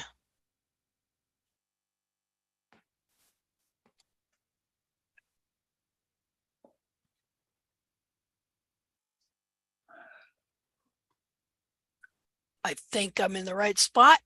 Okay, do you see that picture? There? Of Yep. the two different types of wild horse foot. Okay, so you have somebody that owns this foot because they found it in a wild horse place dead, and you have somebody that owns this foot, and they're both espousing a barefoot trim, but the person that owns this foot espouses that all feet should look like this one. Why would that be? Because that's what he was taught from the beginning before he knew anything. So then when you see the real thing, here's what Bracy Clark said: the mind soon gets used to deformity and does not perceive it. He said, this is the thing that embarrassed me in my first experiments and my predecessors also. And that means he was studying deformed feet and drawing conclusions. And then he found out, oh, the foot was deformed and I didn't know it. Okay. And so he had drawn conclusions based on that. And he said that that was kind of embarrassing. But you know what? That guy had the guts to, you know, admit his mistake. Once he saw it, you know, I'm sure if people saw this, they would go, I don't know what they'd do. You know, once you sold lots of books and made lots of money, it's a little harder than just being a moron like me who hasn't made any money, okay, or sold any books. Yeah, see, I haven't put it down in black and white. Well, probably here and there and stuff to say, wow, I was wrong. That was wrong. You know, I still make wrong judgments. But the difference is, Linda, when you learn something new, you pass that on. And you're not Yeah. afraid to say, I wasn't thinking right back then. Yeah. That's a huge difference.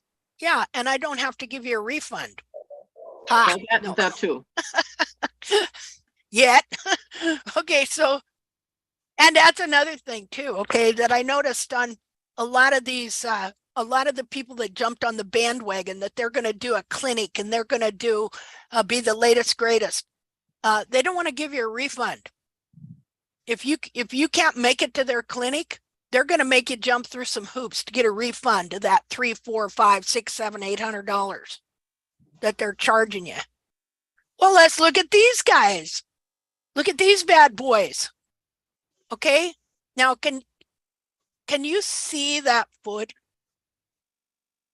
That foot is massive. That cartilage is humongous. Okay. Shouldn't we have taken a look at these feet and all these bad boys? I mean, you could sit here and you go, well, you know, that hairline looks like it goes clear down to the ground. Well, the foot's in the dirt and you can't really see what's going on there, but I can see this foot pretty darn clear. It's huge. It's massive. He's got massive heels. He's got a massive cartilage. He's a monster. All of them have huge cartilages, but the feet are in the dirt. See? Yeah, big feet. See, because see, this is the whole thing. This foot here, okay, is tiny, comparatively speaking, because when you're trimming the heels out of these horses, it reduces the size of the hoof foot of the capsule and compresses and bends and folds and binds all the cartilage and everything on that foot up into this little tiny foot. See, and of course, here's our mascot, Chester. See, who has an anatomically correct foot. He wasn't out in the wet. Now, he was caught in Nevada. All right, but he was never out there long. He was out there long enough to get a really good start on his feet, make sure he was wearing off that frog and periopal, and for his cartilages and the whole back of the foot to expand. And then wham, he's gathered up and adopted in Kansas, where he's on sod, well, in a corral over here at my neighbor's behind the house for 2 years before our friend Sharon bought him. So his foot started to deform from being trimmed by a farrier. Let's look at that picture. Looky there. Look at the thickness of sole on that horse. You don't have that on that other horse. Remember, we were looking at it. Little thin sole, hardly nothing. So And here it is, we got it at a clinic here. These hooves belong to a hard-working, healthy wild horse, which regularly traveled 20 miles a day over very varied rocky terrain. And it wasn't good for that horse either. Says these are a couple of hooves which show what horse feet should look like. Okay, this is just they're having a clinic. I'll tell you what it was, because these feet belong to Jamie Jackson. So they're having a clinic somewhere, and he has these feet on display. And so somebody took pictures of these feet, and then they wrote this on and put it on their page on the internet. And I don't know who that was. But you see, it ain't just me saying this. Oh, they don't really believe that. Oh, yes, they do. I believed it. I tried to get that foot. Okay, here's a wild horse. I'm pretty sure he doesn't have those kind of feet. Okay, here's a wild horse in Wyoming. They let the toes on this horse shoot out there. See, he hasn't got any cartilage here left. It's all bent under. I was so mad when I saw this. His back feet still look decent. Okay, so man did that to him. See now, this is what they're doing. They're cutting the heels. If you cut the heel out of this horse, what do you think is going to happen? But this is exactly what they're doing. There's a big boy again. Holy Hannah. Probably on somebody's plate by now. Okay, here it is again. Here's our model. Here's a little thin dead frog. Hairline pulled all the way down here. Ground parallel coffin bone. They'll tell you this all the time. You got to have a ground parallel coffin bone. Well, you can't get it unless you trim the heels out. This was a good wild horse foot, but look, it's still being pulled down. She was still being worn a little too much, and it was still pulling this down. You know how we can tell? Look at the hemorrhaging. You look at these white feet, you'll really see it in the white feet, how they'll hemorrhage. Because the foot is not supposed to be pulled down like that. Did she have a fabulous, fantastic foot? Yeah, pretty much. But if it would have been me and I caught this horse, then I would have started trimming her correct. She wouldn't have had to move quite as much. And I would have restored the back of her foot up to where it was supposed to be, like Chester. Because that's anatomically correct. Now, this horse has heels. This horse does not have a 30-degree hairline. And here's horses that, now does everybody know the story of this horse? This was it's wonderful. Yeah, isn't it wonderful? Neither one of these horses have a 30-degree hairline. Look at the feet on that horse. See, their hairline is almost straight across.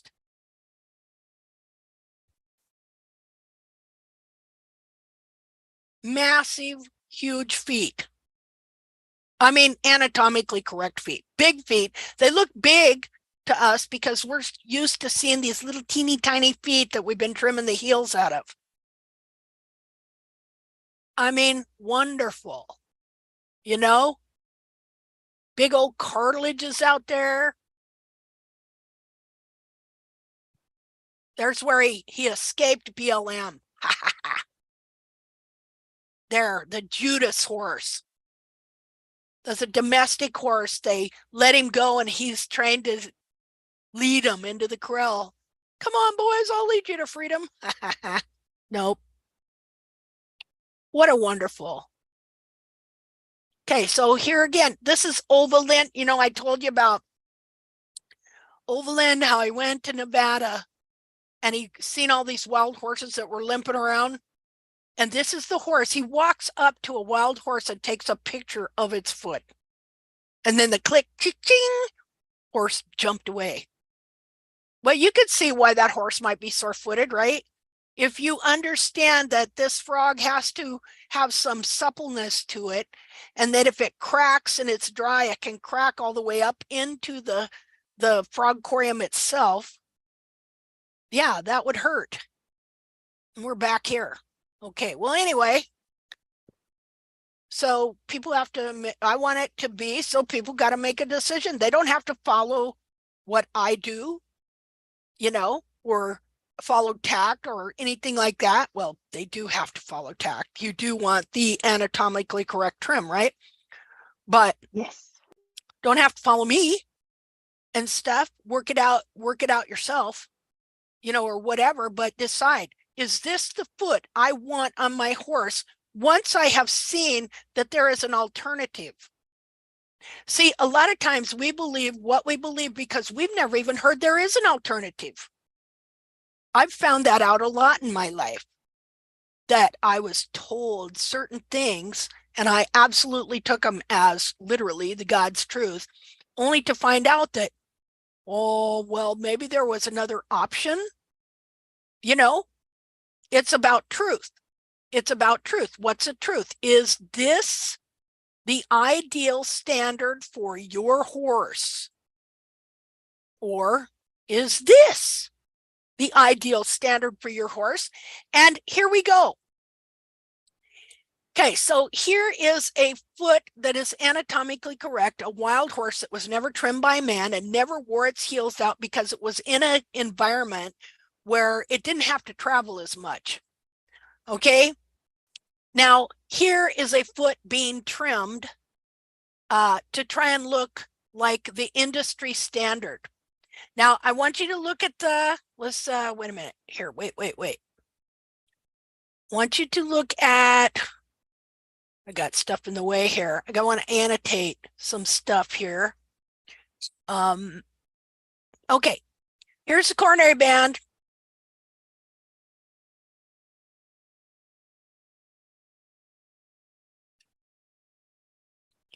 Okay, here's your heel buttress. Now, it's a little worn. It's a little beveled right here, a little bit. Natural. It would be naturally. But look, it's pretty straight overall. Here's where your dorsal wall would be connected, right here.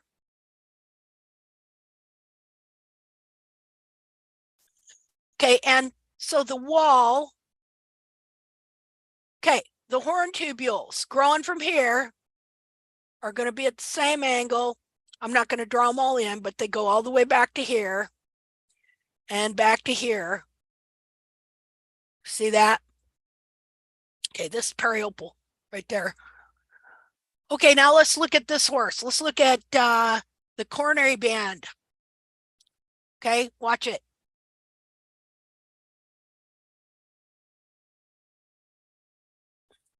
Like that. Cartilage. Be pulled down all the way. There's the periopal flap. Okay, here's the cartilage on this horse. Right there. Okay, another thing we notice. What do we notice here? Look at how straight the dorsal wall is on this horse. Look at how curved it is on this horse. Okay, so they're saying that this is the heel buttress right here. Well, no, the heel buttress has been trimmed out. The heel buttress is this right here, where they beveled it off. Here's the seat of the corn, right here. That's the sole. The heel buttress should be like this. Okay? Instead, they're pulling the whole back of the horse's foot down and under, like this. See? Because why? Because they got to get that industry standard model. That's why. Because that's what's put in everybody's head. And so, of course, they come up with a method that will do that. And so what happens is, let me get a different color. Okay, so your heel buttress here, like if, okay, to trim this horse, let's say this horse didn't have a frog that was about this high up in there, and they would come in here, and plus it would look like it had a lot of heel. It doesn't look like the one that goes like this.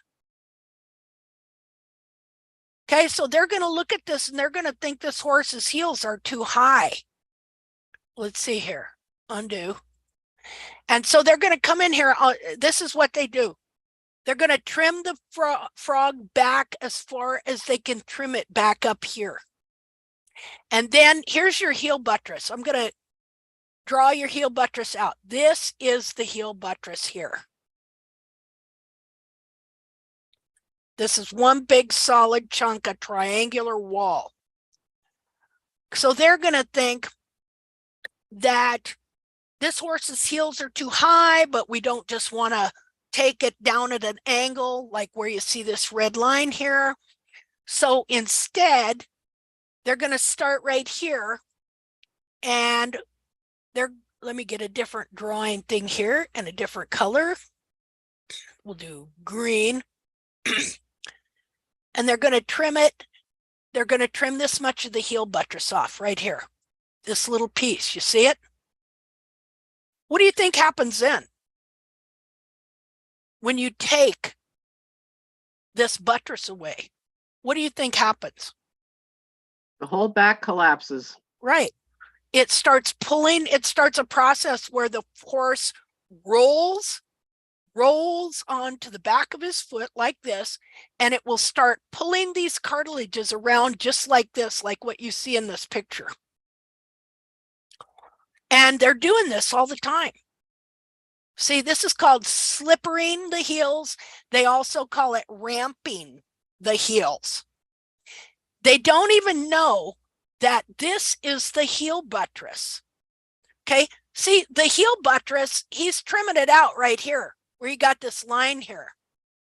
Okay, because, okay, I got to show you a picture, because as the back of the foot is being bent down around like that, and as the foot grows, okay, then you come in there to trim your horse, and you're going to see a heel buttress like this. Okay, and so every time you come, as this is bent more under, it shoves out this little point here of the heel.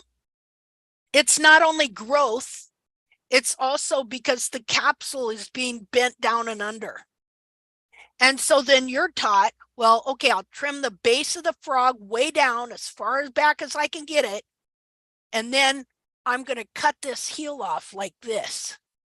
Okay. And then bevel that again, so that again, the horse is rolling back even more. And so the next time you come, the foot will be more like this.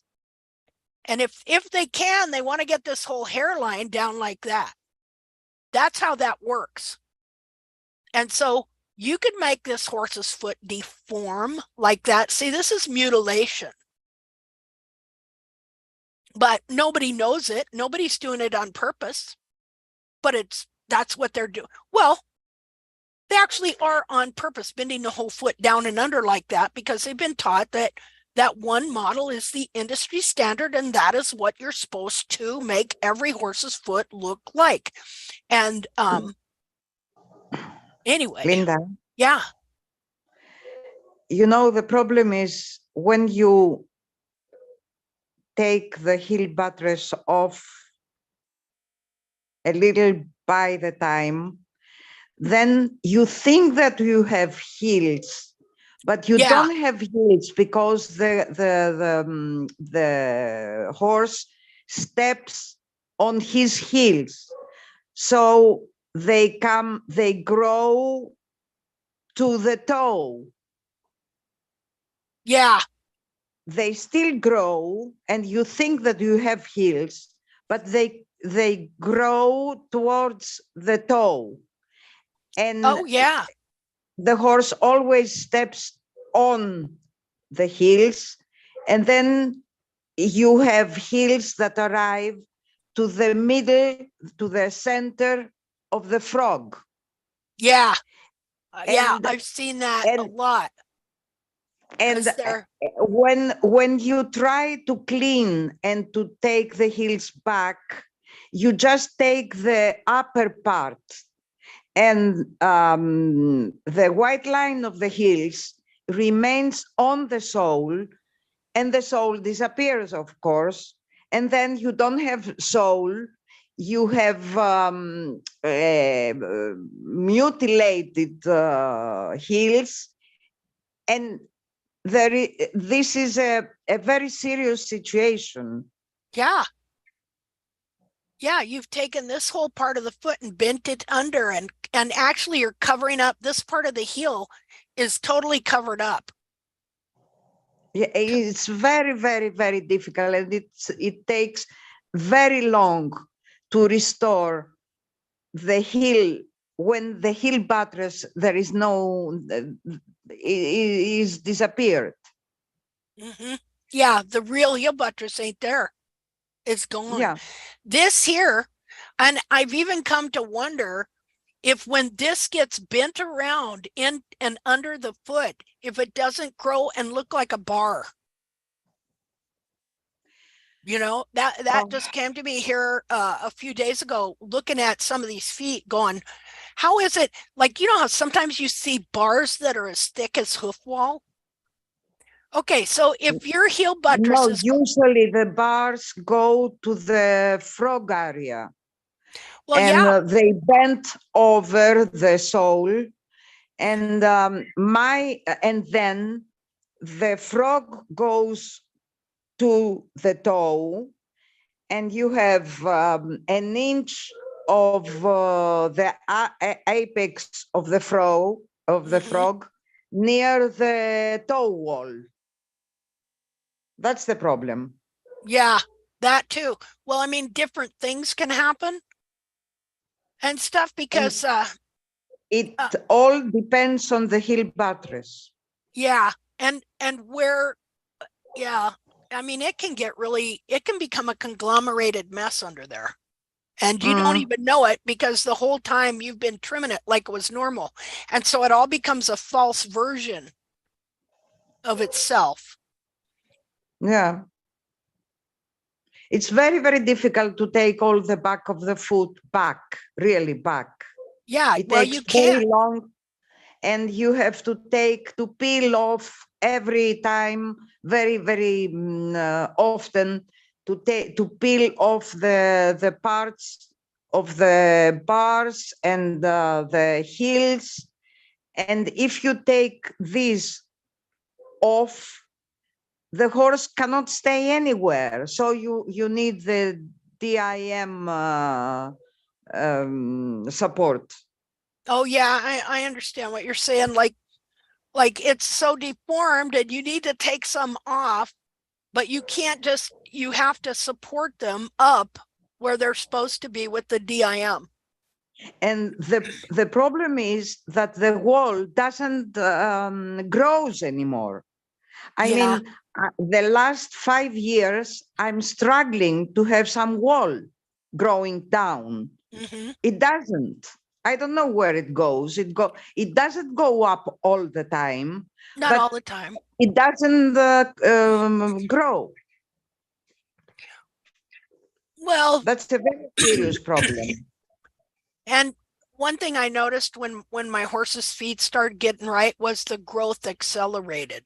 So yeah, I can see where growth is retarded, you know, where the growth is stunted.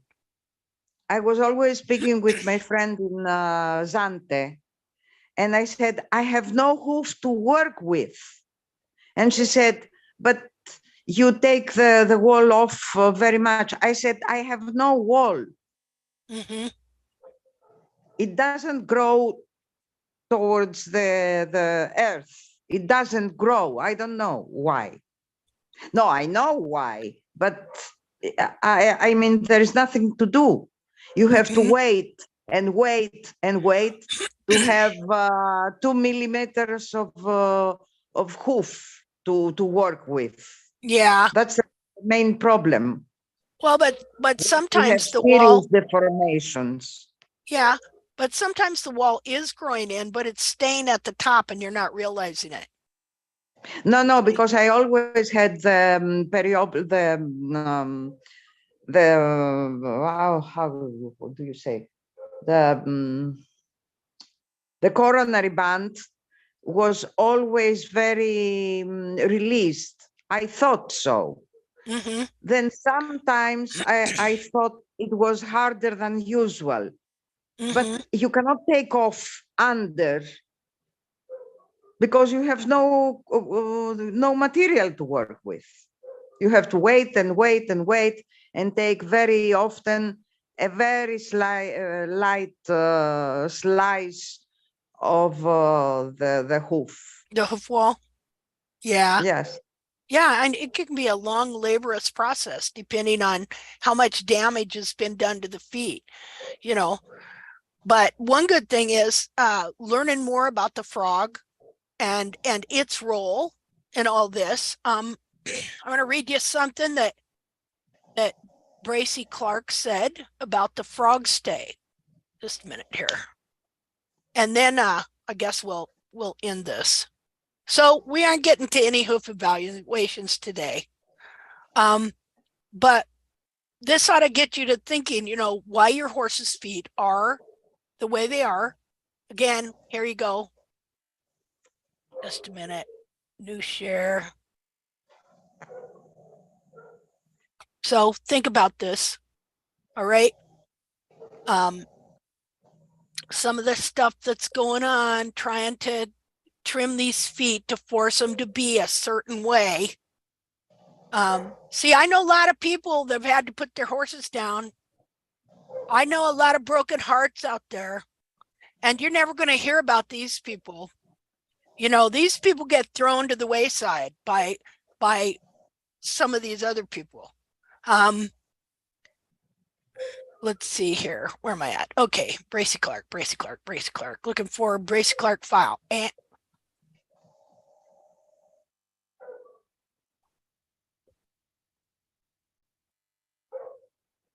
oh, okay. Might read a couple of these here. Okay, just a minute.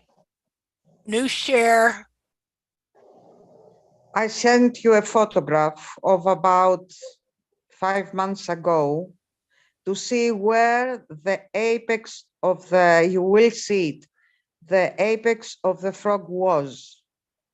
Okay. I'm going to read this first and then we'll look at that, okay? Yes. Okay. Where the term frog stay originated. This important part has not hitherto been much noticed or received. That we are acquainted with, he says. Because he found out that a lot of parts of the anatomy were never even named, and people didn't know about it. So he says, okay, let me read it. This important part has not hitherto been much noticed or received that we are acquainted with any distinctive appellation. We have therefore ventured to call it, he's saying we, but I know he means he, but see, he's such a meek, humble guy, right? So he says, therefore, we dared to call it the frog stay or the bolt. Now, I thought that was really interesting. The bolt.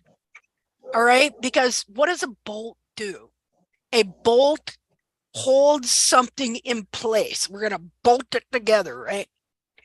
He says, like an inserted tooth, it more firmly holds the horny to the sensitive frog, for whilst the sensitive frog falls into the inverted arch of the horny frog and is thus held most firmly in its place, this part entering in the opposite direction into the sensitive frogs serves reciprocally to confirm and fix these parts together and preserve them from external injury and dislocation. And so you get that treasure if you manage to listen through, what is it? 11, 12, 1, 2, 3. Wait a minute. 11, 12, 1, 2, 3. 4.5 hours of a hoof chat. How about that? So a lot We of get a people. gold star. Yeah, you guys get a gold star. You See? get a gold star, Linda. Who would think? See, Who would think? Well, I'm telling you, who would think people could talk about hooves this long, huh? But look, we're just talking about one aspect here. All right, we're talking about you're going to use this trim, you're going to use this trim, you're going to use this foot for a model, you're going to use that foot for a model. Ultimately, we want to use the inner foot, find a correct inner foot and use it for a model, and then build the hoof capsule on it. And so I had posted some trim pictures on my personal page, and I'm friends with a certain hoof professional. Okay. And what was it? Oh, I took some pictures of inner foot because he's kind of giving me a bad time, you know. Your trim sure is strange. And I said, well, build me a hoof, build me a capsule for these feet. How would you build it?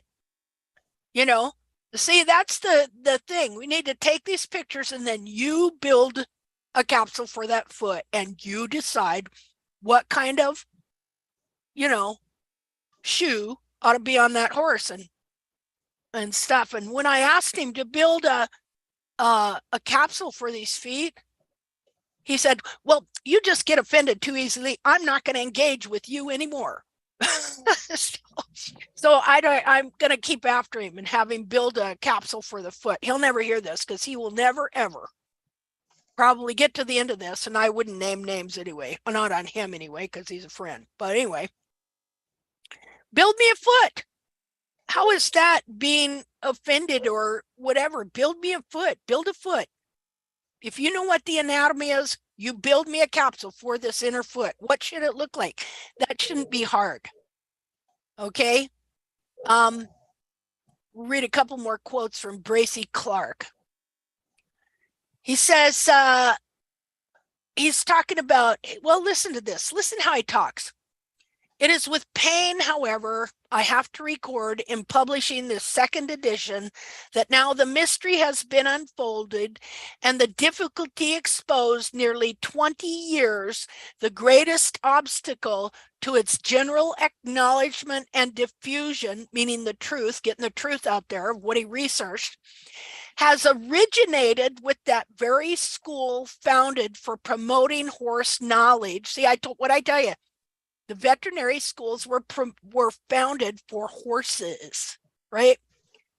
He says, though I had taken every care to avoid giving offense, so dangerous are institutions and protected incorporations of men who have interests at variance with the science they profess and who enviously view enviously any knowledge or discovery not originating with themselves. That is what he had to deal with.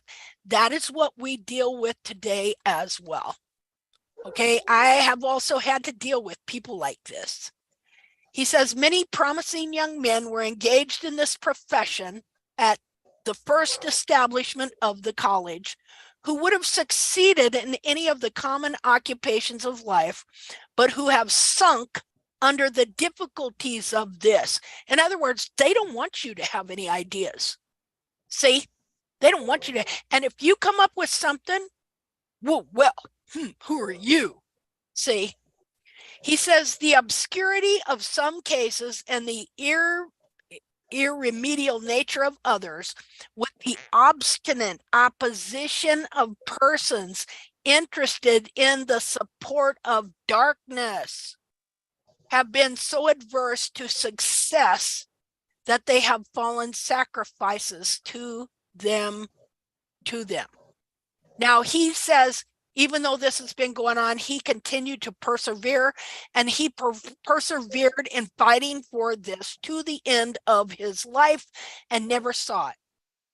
He had to watch and know and be aware of the tremendous suffering that just kept getting bigger and bigger and bigger and bigger. And I can understand that, because while Barefoot Trimming had so much hope to then find out what it was really doing, and then to see that it did nothing but grow. See, nothing but grow. It's still growing. I'm looking, somebody sent me a picture of a Olympic champion horse that is now being barefoot trimmed, and this horse has massive, fabulous feet. But I could tell, oh, they're going to be trimming the heels out of this horse in no time flat. See? Okay, so there's another deal. Here's just his deal of frog pressure again. Okay, how it did a great deal of farm, and the effects of it are still felt by thousands of men. And now there thousands, millions of horses are experiencing this because the barefoot trimming industry introduced it again by their false foot, their wild horse foot that had worn its heels out. How weird is that? See, never did it in America like they did it over there, but now, boom. See, we spread it all over the place. If it's bad, by God, we Americans, we can make sure that you get some of it too. That's the way that goes. Okay. Hey, I love my country, but I'll tell you what, some of the junk coming out of this country being spread all over the world, not good. Let's see. Okay, so we're going to look at those pictures, and then we're going to end here. Just a minute here. Kind of close out some things.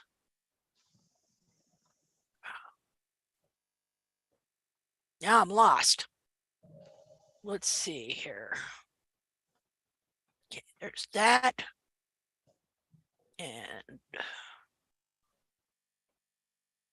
okay, I found Angelique. Let's see. Where are we? Should have had an intermission. I could play some music like Gone with the Wind. Da, da, da, da. Let's see. Oh, God. I'm lost. Okay, more. Share screen. Okay. Open it in Messenger. There we go. And share Messenger. Okay, so this is okay. So this was the last one. Down, go down. That's okay. This one. See now, that foot is actually looking pretty good, isn't it? Yes, but yes. Can you see where the frog was? It was right here. Just let me see. No. It was where the line ends, near to the wall. Go down, down. There. The frog was there. Yes. Well, see that almost there. Yeah, that makes total sense to me now, because the foot is bent, right? Yes. And so the frog is shoved forward in the sole, in the bent foot. And so then as you're unbending the foot, that it's pulling the frog apex back like that. Yes. Yeah. Yes. Wow. I want to show them those other two pictures. Okay. And you see all these red spots. Mm-hmm. When the frog started to unbend and to go back to withdraw, all this red spotted came to the sole. Yeah, it happened on my horse too. And it was very, very, very rapid, the changes from that moment on. Huh. Well, I can just see, like, I can see your bulbs are up behind the foot now. They're not pulled underneath. They're not pulled underneath. It was very strange because I couldn't take the frog behind. And you see the bars were ended. Yeah. Go down there. Uh-huh. Well, there. That makes sense too now. When you consider what happens to these feet when that foot bends, where does everything go on that capsule? And then you're straightening out the inner foot. And so everything on that capsule has to move, you know? everything moved back Yeah. when I unleashed the bulbs. Yeah, and here's the thing. Your mirror had severe laminitis and founder before, didn't she? Yes. Yeah. Well, do you remember she has a ski tip coffin bone? Yep. Yeah, and so But here's from yes. 2012. This is when I met you. Yeah. 2012. And of course, what caused that? I'll show you what caused that was this. When they were Yes. teaching you to trim the heels out and try and get the Exactly. 30-degree hairline. You know, sorry I can't make it bigger. I was with the plexiglass to measure the degrees. Yeah. Yeah. Same here. Same Yeah. here. That I didn't do that.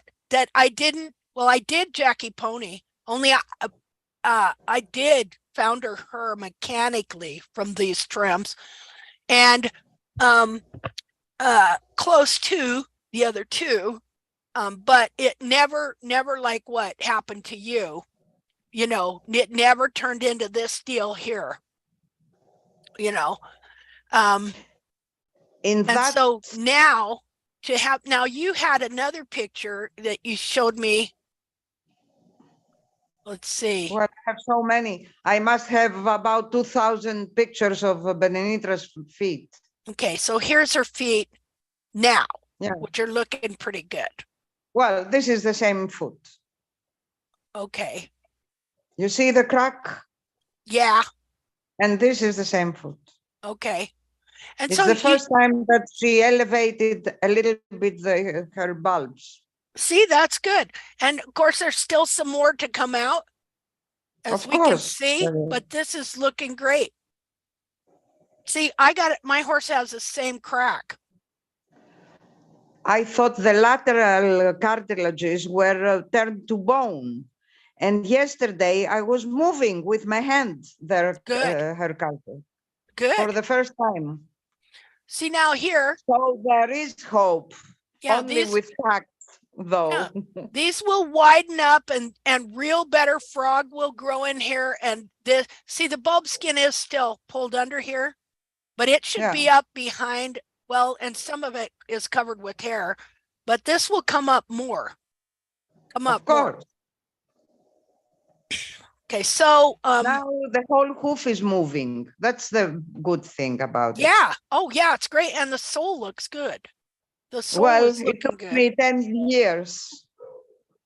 Yeah, well, I remember there used to always remember there for a long time there was a big kind of a hole here. Wasn't there? Was that your horse? Yeah, there is a crack. Still, there is the crack there.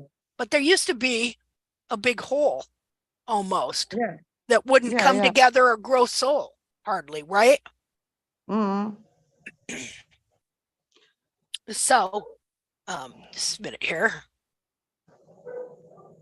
I want to show, I guess I was going to end there, but instead I'm going to show you, if you want to stay, I'll show you some pictures of my horse's feet that I trimmed yesterday.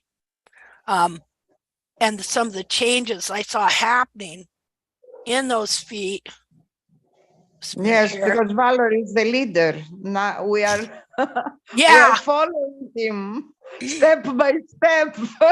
step by step. Let's see, where's he at? Just a second here. Terrible thing. Yep, wait a minute. I have a question. Okay, go right ahead. Sorry, I'm new, but I'm a trainer and I've got two horses that both, I will say, have postural issues, and that's how I found my way in this, down this rabbit hole of awesome. And I'm certainly happy I found you guys. So be prepared that I will be loading pictures and doing all the things and geeking out along with the rest of you. Great. But, with this sort of the heel buttress, I've got one horse who has a line there, like on the side of the, sorry, I am not a farrier yet. And I had asked my farrier, I was like, okay, so that looks to me like caudal failure. Mm-hmm. And I was like, okay, why would that line still be there as we're trying to transition? Because I've gone through, that was my 4th farrier. And I had x-rays taken, both horses were MPA, blah, blah, blah, blah, blah. Anyways, Mm-hmm. what would that line, and it's a big definitive line, like the hoof wall is kind of nice, and then there's the line, and then it bulges out right at the back.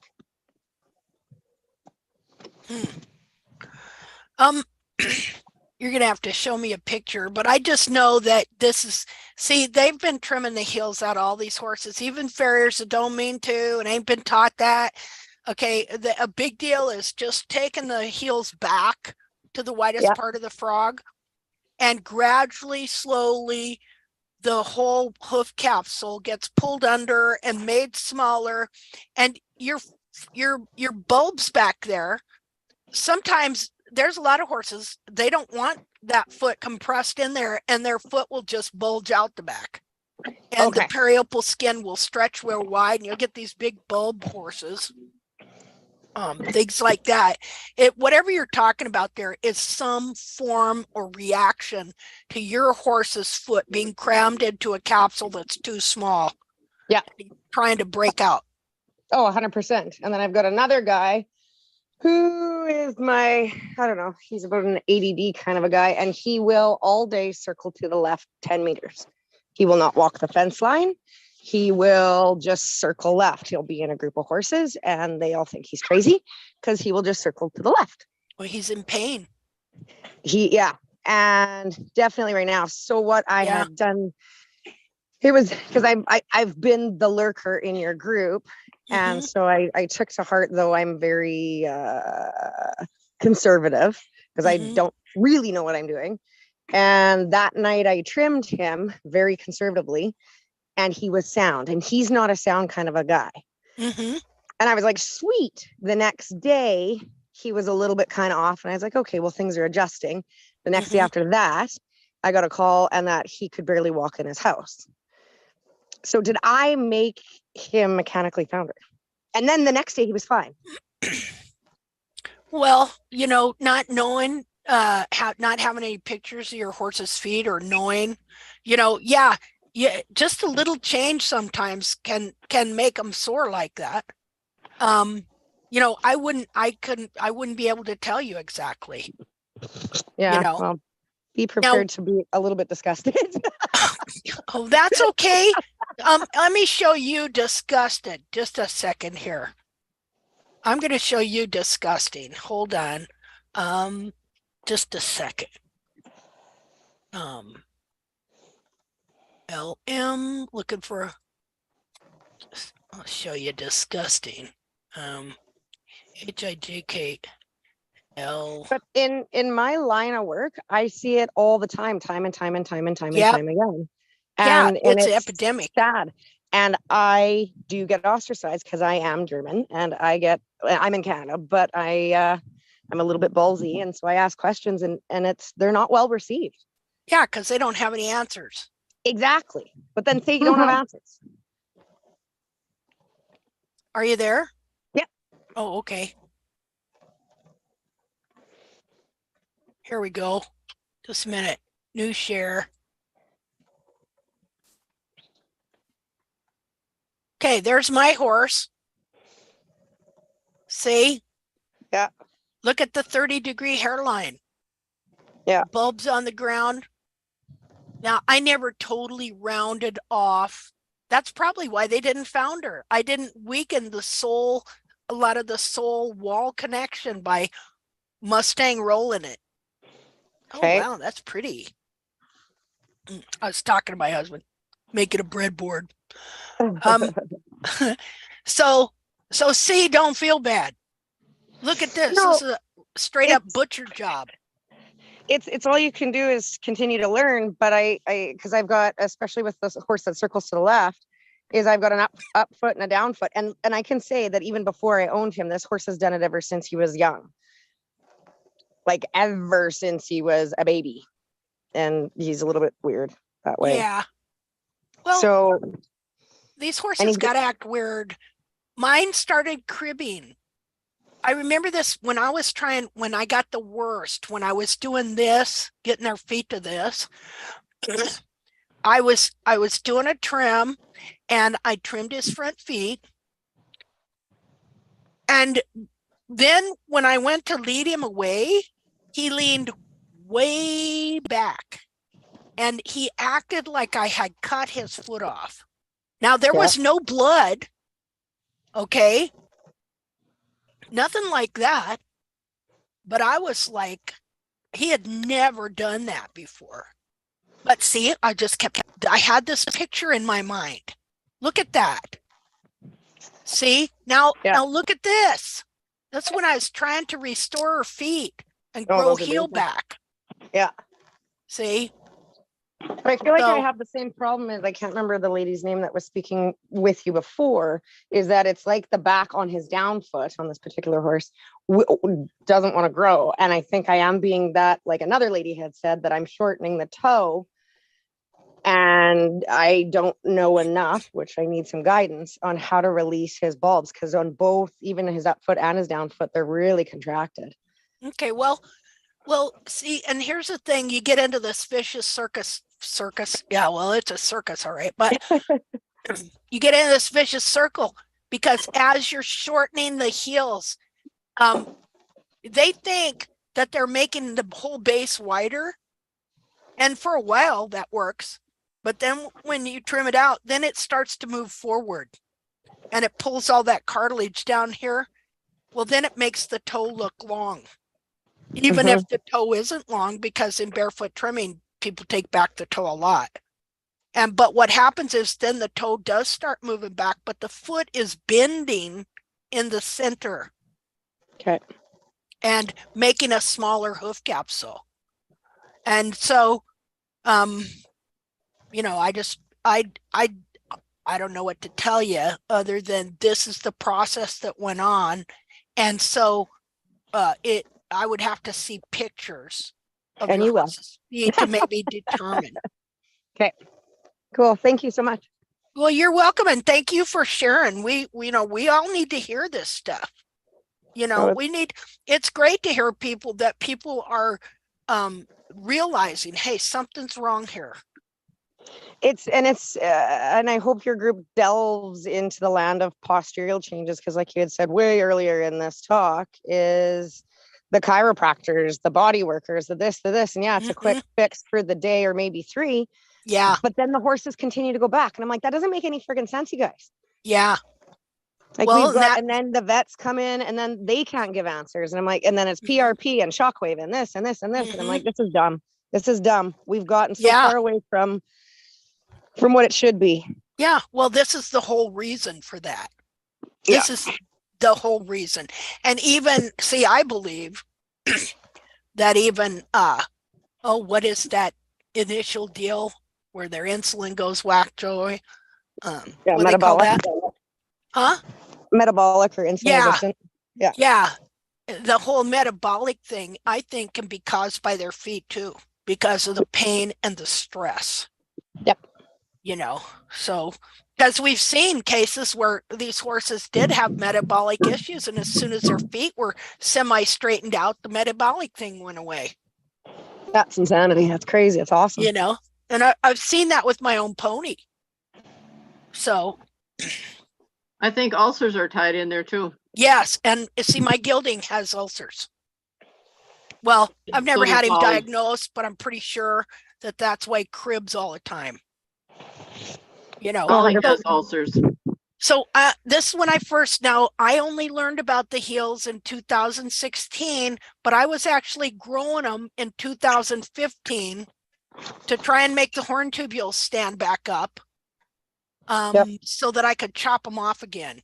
And I was able to restore a lot of this mare's foot, but I didn't know when she died that her cartilages were still bound and it was not a full restoration. I didn't know that till later when my horse's bulbs started erupting and stuff. So I took the heels down too much on here. See how nice her foot was going? but I still Mhm. had kind of that image in my head. I wonder when this is. No, Linda? that 2000. Well, it says 2014. I don't know. Maybe that's when I was trimming the heels out. Oh, this is going from a decent foot to a barefoot trim, trimming it out. See there? I'm trimming it out. See, sometimes you don't know if you're coming or going on these pictures. Oh, go ahead. I'm sorry. How would you get the heels to grow? Well, that's a whole hoof chat. Okay, Jackie. Okay. So we'll discuss that next one. Okay. Cause I'm going to have to end it here pretty soon. Okay.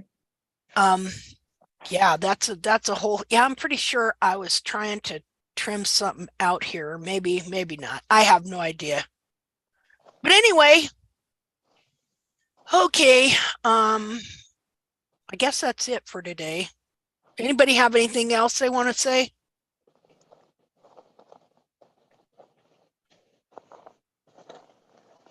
There's always good stuff. Okay. I'm so happy everybody's here now. Oh, me too. Me too. I mean, yeah, and I'm glad YouTube allows me to record this long. That way I don't have to mess with it. So that's a good deal. Okay. All right. Well, good luck everybody on your hoof trimming. Yeah, good luck, thank you. everybody. You're welcome.